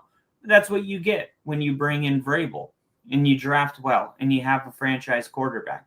And this team is that type of a pop team. Now, what's going to hurt them the most is the offensive line. And as much as Patriot fans seem like they're, comfortable with their offensive line because they got Will Campbell, that they're going to be below mediocre. And if it's the difference between 10-7 and 9-8, it's the difference between making the playoffs and missing the playoffs. It could come down to the offensive line. They signed Alexander Madison, and didn't he get hurt? Alexander Madison. I thought I saw something on Alexander. Yeah, season-ending injury. So one of their guys already out for the year. Gone. Josh McDaniels, offensive coordinator, terrible head coach. He's a good offensive coordinator, objectively good at being an offensive coordinator. And then Mike Vrabel, we know what we got with him. I like a lot of the guys that they added on the defensive side of the ball. Harold Landry, Carlton Davis, Jabril Peppers, their draft class. We talked about one of their guys returning kickoffs already. Their schedule is, I think, the easiest in the league. They call it the 5th easiest, but I think it's the easiest. I just looked at it. It's insanely Kyle easy. saw it. We know. So they're being projected with 8 wins. I think this is a 9 or a 10-win team. I think their upside can take you to maybe even 11 wins. If Drake May comes out with Vrabel and they take care of teams like the Saints and the Browns and the Panthers, they're going to put themselves in position to be 7-1, 7-2 by week 9, and everyone's going to be like, where did the Patriots come from? And it's like, well, did anyone look at the schedule? I mean, all they had to do was be kind of good, and they were going to get themselves in position to play meaningful games like the Sunday Night Football game against the Bills. But I can't throw them over the Bills. No way. I can't do it because not yet. Every single year that they're the team to beat in that division. And I see 12 wins from the Bills. I can get myself to 11 with the Patriots. I can't get to 12. I understand. And Randy, thank you for this comment. He said, I like you guys, by the way. I'm definitely going to be back in these chats and podcasts throughout the season. He literally hasn't come. We appreciate that, Randy. And this is the beautiful part about predictions is we're going to be wrong about a lot of this stuff. And hopefully, except Kyle, of course. Kyle's right about everything. But hopefully. Oh, my God. Ginger, that's a solid foresight. Yeah, that I knew that I had the Patriots. I forget about the details.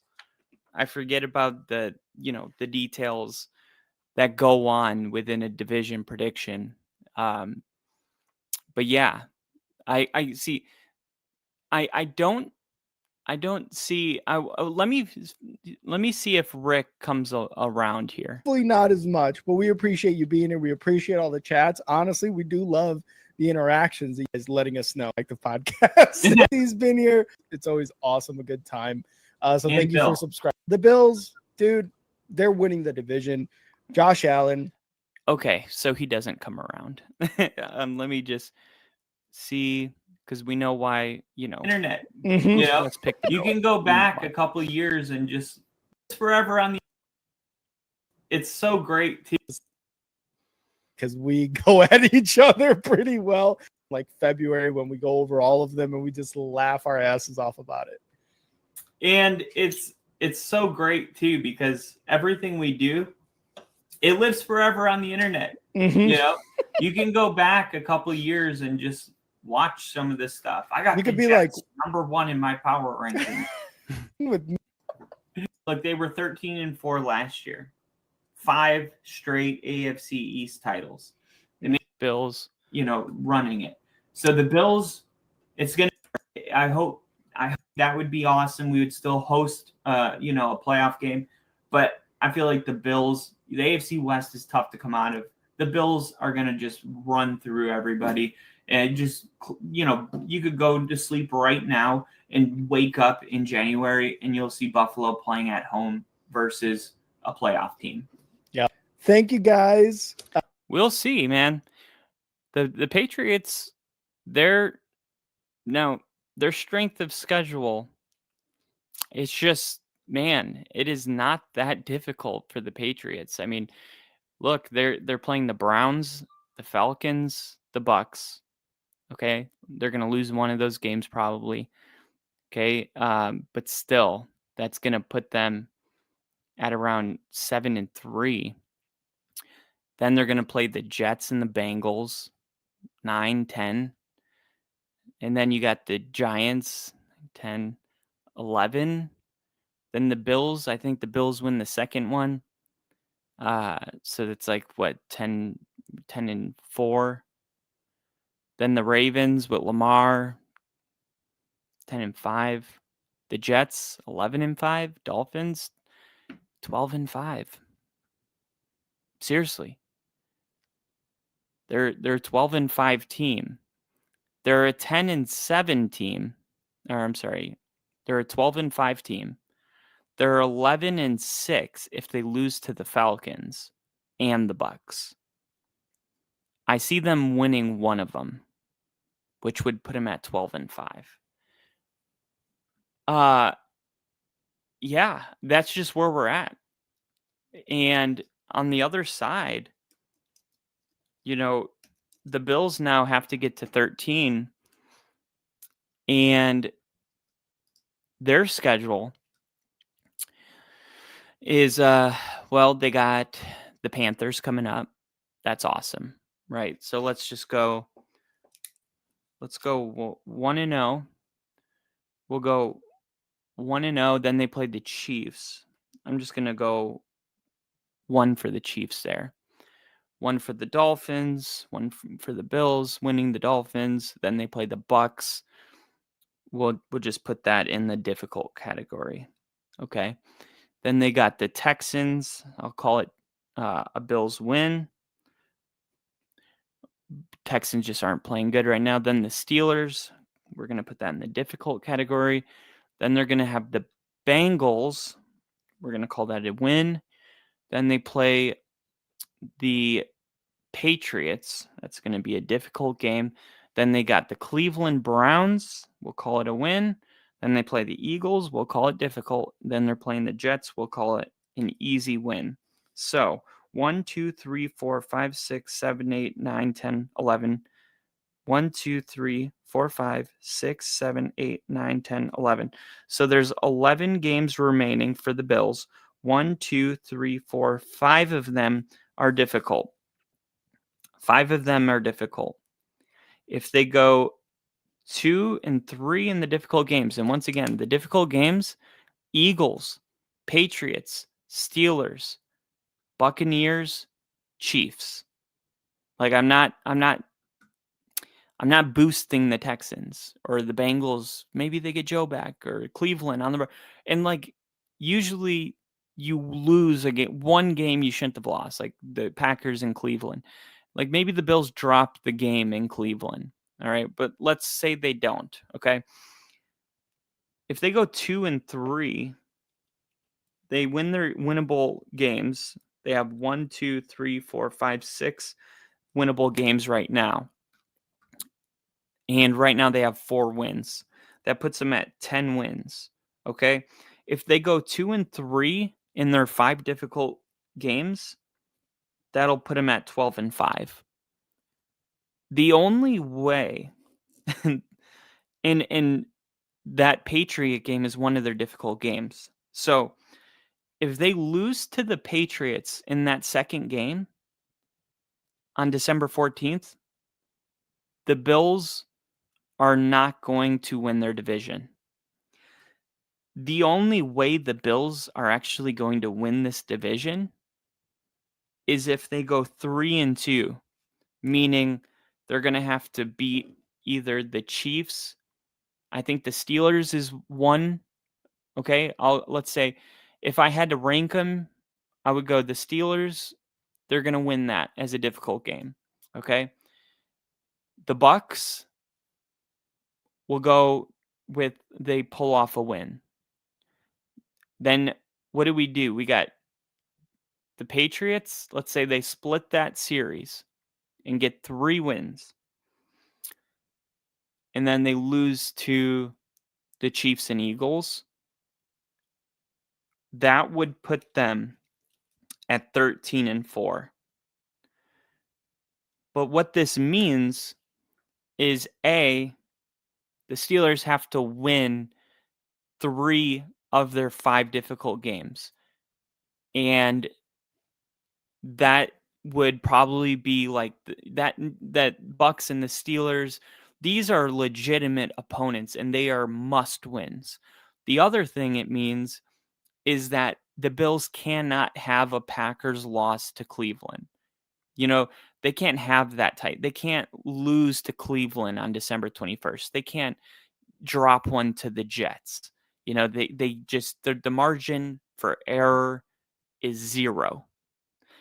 And not only that, they need to go 3-2 in their 5 games against playoff teams to close the season.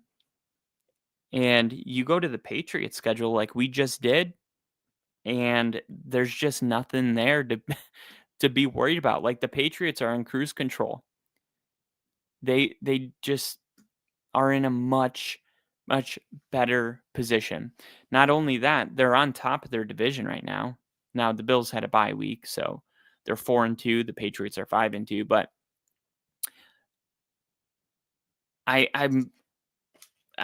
let me see what I gotta go to FanDuel really quick and see who's the favorite to win the division. Let's see. Playoffs, division winners. The Patriots are an underdog to win the division at plus 160. They're going to win their division. The Steelers are plus 135. The Ravens are still the favorite to win their division. I'm going to take the Steelers to get it done. It's crazy how much weight people are putting on the Steelers loss. It's only their second loss. Yeah, it wasn't a great win, but the Steelers to win their division against the only threat is 3 games back with 12 games left or 11 games left. Let's go Steelers. The Colts to win their division. Now, the Colts are 6-1. The Jaguars are 4-3, but the Colts are just a much better team. And minus 280, that's very good. That's very good odds. The AFC West winner. Now, the Chiefs are minus 125. The Broncos are winning their division right now. They have a 5-2 record, but the Chiefs and Chargers are both 1 game back. I'm going to take Denver at plus 220 to win their division. The Chiefs have a lot of tough games, just like there's a price to pay for being first in your division. And look at the opponents Buffalo has versus the opponents that the Patriots have. I'm going to say the Broncos hang on. The NFC East, this is crazy. This is insane, okay? But I'm gonna probably take the Dallas Cowboys. The Cowboys are 2 games back right now from the Eagles. The Cowboys are coming off a really big win against Commanders, and they're only 2 games back. And when you look at the, let's see, the Cowboys, I know they play Eagles one more time later. So that right there is only 1 game back if they win that one. And then they got the Cardinals, they got the Broncos, but then they got the Cardinals, the Cowboys, and the Eagles. So even if they lose to the Broncos and they're 3-4, then they'll be 4-4, 5-4, 6-4. Then they play the Chiefs, maybe 6-5. Then they play the Lions, the Vikings, the Chargers, the Commanders, the Giants. It's not going to be easy. It's not going to be easy. The Washington Commanders are also plus 550 to win their division. They're only 2 games back as well. But the NFC East is an official don't touch it for me. And what's even funnier is that the Packers are 4-1-1, and they're in first place in their division over the Lions, who are 5-2-0. The Lions are 5-2. The Packers are 4-1-1. And the Packers win percentage is 750 versus 714 for the Lions. But the Lions are going to win that division, and that's plus 130. So I'll take the Lions. Look at this. Just those 5 things happening, $10 wins $535. Now let's go to the NFC South. The NFC South is a fun place to go. Be careful, though. The Buccaneers are 5-2. The Panthers are 1 game back. And the Panthers are plus 950 to win that division. And can I interest you in the Panthers to win the division at plus 950? Let me tell you why. Number 1, they have one of the best defensive coordinators in the country. Evero is going to be a head coach one day. They are playing better than people think, okay? Now, I'm going to share this with you guys, okay? Let's go to scoring defense. Opponent points per game. Where are the Panthers? Panthers, Carolina. Carolina 13th. Okay. 13th in the league. Where's Tampa Bay? 22nd? Where's Atlanta? 8th. Okay. 21 points versus 20 points. We'll call it a wash between Atlanta and Carolina. All right, let's look at points per game.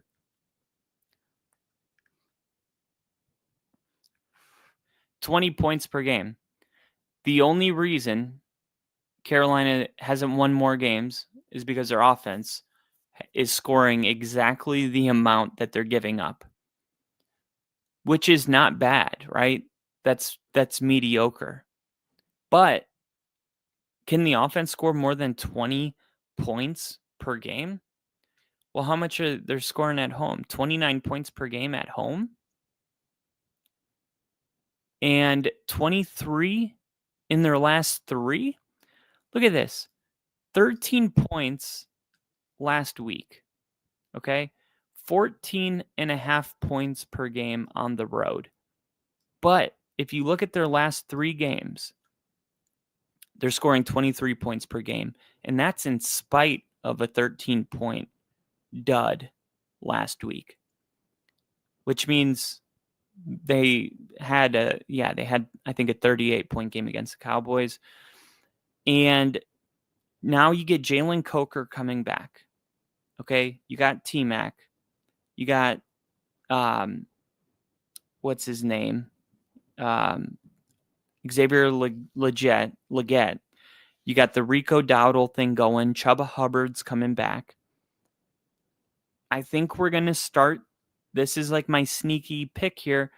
I think the Carolina Panthers are going to start to show you something better than what we've seen. And look, people are forgetting how much this team's been dealing with injuries. They're starting to get healthy at the right time. They lose a bad one against the Jaguars. They lose a bad one against the Cardinals. Not really bad. They lose by 5. And everybody just kind of like, oh, the Panthers, same old Panthers. Then they score 30. Then they lose bad to the Patriots. No shame in that. But they beat the Dolphins. They beat the Cowboys. They beat the Jets. Like the Panthers want to be a good team, but they've had some growing pains along the way. They got the Bills and Packers coming up. That doesn't help.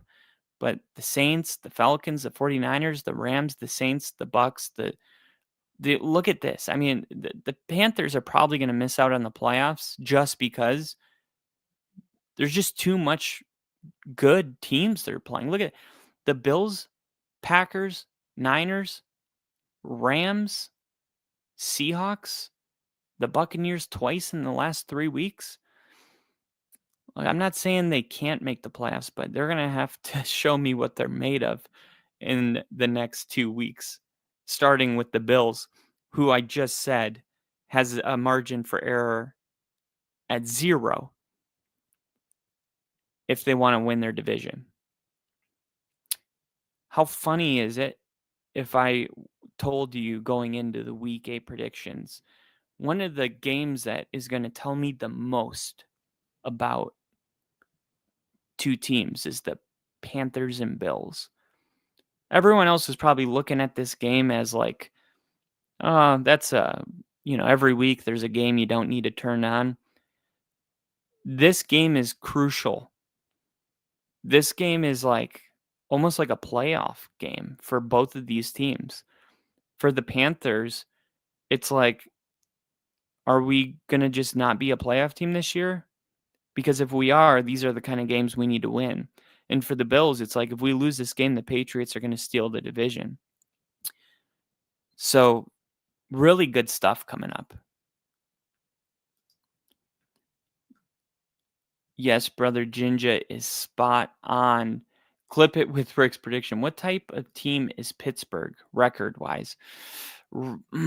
Record-wise, they're 4-2 right now because they had their bye week.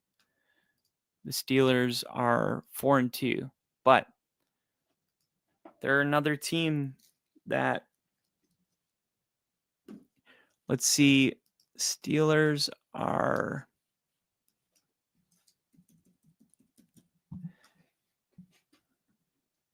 playing the Packers on Sunday Night Football and then the Colts. Look, we're going to find out in the next 2 weeks what kind of team the Steelers are. They're playing the Packers, the Colts. Then they play the Chargers with a healthy Joe Alt on Sunday Night Football. They're going to be on Sunday Night Football two of the next 3 weeks. Then the Bengals and the Bears, then the Bills and the Ravens, then the Dolphins, but then the Lions, then the Browns and the Steelers. It's a brutal schedule. But hey, it doesn't matter. Like, if you're going to be a playoff team, these are the teams you have to beat, starting with Green Bay and then the Colts. So we're going to find out, brother Lily. We're going to find out very soon what kind of team the Steelers are. Because the reason the Ravens are still the favorite to win their division, it's obvious. They're predicting that the Steelers are going to lose against the Packers and the Colts, and the Ravens still have an opportunity to play them twice. That could be 4 losses right there, and boom, the Ravens control their own destiny. So I don't know what kind of team the Steelers are. I know I predicted them to win their division, but I don't love what I saw from them on Thursday, and I need them to prove to me that that was a fluke and it won't happen again. And then finally, the NFC West. You got the Rams, who are the second place favorite. The 49ers are plus 155, so technically the Rams at plus 150 are the favorite. I think the Rams are going to win that division. The Seahawks are plus 260. Look, I'm starting to think the Seahawks can win this division. And the Seahawks are, let's see, the Seahawks are tied for first in the division. It's a three-way tie. But the Seahawks are the only team of all of those that is fifth in points per game. The Rams are 11th. The 49ers are only scoring 20 points per game. The Rams are scoring 25. Seattle's scoring close to 27. I'm going to go with the Seahawks here. Let's see. $2 wins $369. And these are the only divisions I felt confident betting on. Patriots to win the East. Steelers to win the North. Colts to win the South. Broncos to win the West. Lions to win the North. Seahawks to win the West. $2 wins $369. Broncos are going to have to hold on to that lead, but hey, anytime you're on pace to break the sack record, you're going to be in every game. And I told you guys this before, but like sacks are like momentum killers. They are a very good predictor of who wins games. If there's one team that got 6 or 7 sacks, that team probably won. Unless the other team also got 6 or 7. We typically give up less than 1 sack a game. So that's never the case. So yeah, like it's going to be tough every single week, but it's going to be tough for the Steelers. It's going to be tough for the Bills. It's going to be tough for all of these teams. You know, it's like you look at the schedule for the Steelers and the Broncos and you go, it's just too tough. And it's like, wait a minute. Hold on, they have to play us too. We still have to play the Chiefs twice. It's not a tough game for us. It's a tough game for them. They have to look up on the standings to find us. We look down. And until that's not the case, like we shouldn't be walking like we're not winning our division. And that goes for the Steelers. And that goes for the damn Patriots as well. It's yours until it's not. And it's up for somebody to prove otherwise. But until that happens, it's yours, baby. Own it. Tomorrow we're going to be doing the Breakfast Club as always. I can't wait to do this. And I would actually probably like to break down on just a further, deeper dive as we approach the halfway point on the season. Because I think there's a lot of good stuff to talk about when you get to this point in the year, maybe even opening it up to a Q&A.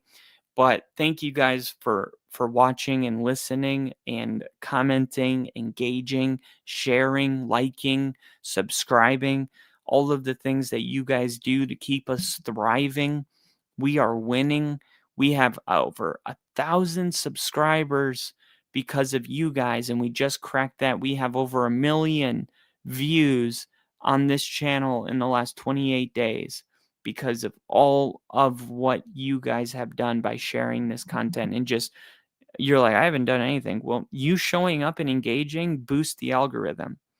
So if you're a person that considers this home, thank you.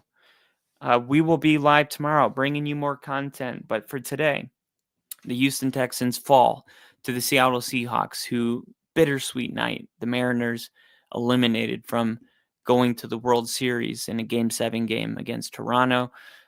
I will say Seattle's stadium was quieter than usual, and that was definitely why. But Seattle, a boring game, great defense on both sides, better offense for Seattle. And, they scored in their first 2 drives, and I said it right there. I was like, hey, the Houston Texans lead the NFL in points allowed per game. They're not going to just give up touchdowns every single drive. Like, chances are the Seahawks are going to be done scoring for a while, and that was the case. But unfortunately, the Texans just couldn't capitalize. And it was the same thing with Tampa Bay. Like, Tampa Bay's defense stepped up big time in the second half, but it was just not Baker Mayfield's day. He missed a lot of throws. He was inaccurate. Pressure was getting to him. The Lions look like the best team in the NFL. Jahmyr Gibbs, over 200 yards from scrimmage. Like, a couple minutes into the third quarter, that was the case. So the Lions are just a domination team week in and week out. They will just dominate whoever they play. But overall, there wasn't really a game that came down to the wire. Both teams were playing for something with 5 minutes left, but we all knew pretty much the whole game what was going on in both games. So unfortunately, we didn't get that kind of Broncos Giants type of action, but maybe next year the Broncos Giants will be on primetime television, because that is definitely going to be the game of the year. I tell you right now, if you didn't watch that fourth quarter, not the highlights, organically, the entire fourth quarter, do yourself a favor and lay back, crack a beer, do whatever you do to relax, have some vitamin green, lay back and watch that. And you'll thank me later. If you love football, you're going to love the fourth quarter of that game. I told my brother the same thing. I'm like, but did you see it? And he's like, no. I'm like, watch it. Make sure you watch it. Don't let that game go unwatched because you're like, I know what happens. Really watch it. It was just incredible. I have never missed a game my entire life. I've never seen anything like it. And the fact that we were honoring Demaryius Thomas, it was 100% Mile High magic. Demaryius Thomas's spirit was there. Call me weird for thinking that, but I've never seen anything like that, and it happened on the day that Demaryius Thomas was inducted to the Ring of Fame with his mom and dad there. It was just, it's like sometimes you have Victory Monday, and then by Tuesday, it's like you're on to the next week. This is going to be a really hard, as a fan. I know the team is going to turn the page, but as a fan, like, I'm still riding a high off of that win. I feel like I haven't fully even enjoyed it yet because I've been so busy with content, but I'm going to watch some more press conferences, some videos, Twitter engagements. I still got to watch Colin Cowherd and my favorite media people talk about it. And then I'll be ready to go to Dallas, but still have another day to enjoy that one. But thank you guys for watching. I will see you guys on the next stream. Ginger said, no, thank you, sir. Love you guys. Long live Bill Horton, and another good day, brother. See you for breakfast tomorrow. Hell yeah. And I saw it from exactly where I wanted to see it from, man. Wouldn't have meant half as much just watching on TV. Hell yeah. We got to watch that together, man. I mean, that was so cool. My brother actually sent me a clip, and I haven't seen it yet. And he's like, you should watch your reaction live on your stream. He's like, that's what streamers do. Like, they watch clips of, like, their own reaction. I'm like, I didn't know that. So tomorrow I'm going to do it at Breakfast Club. I'm going to hold off until tomorrow. But tomorrow, I hope to see you guys there. Thank you guys for watching. I'll see you guys on the next stream. Long live Bill Horton. Thank you guys. See ya.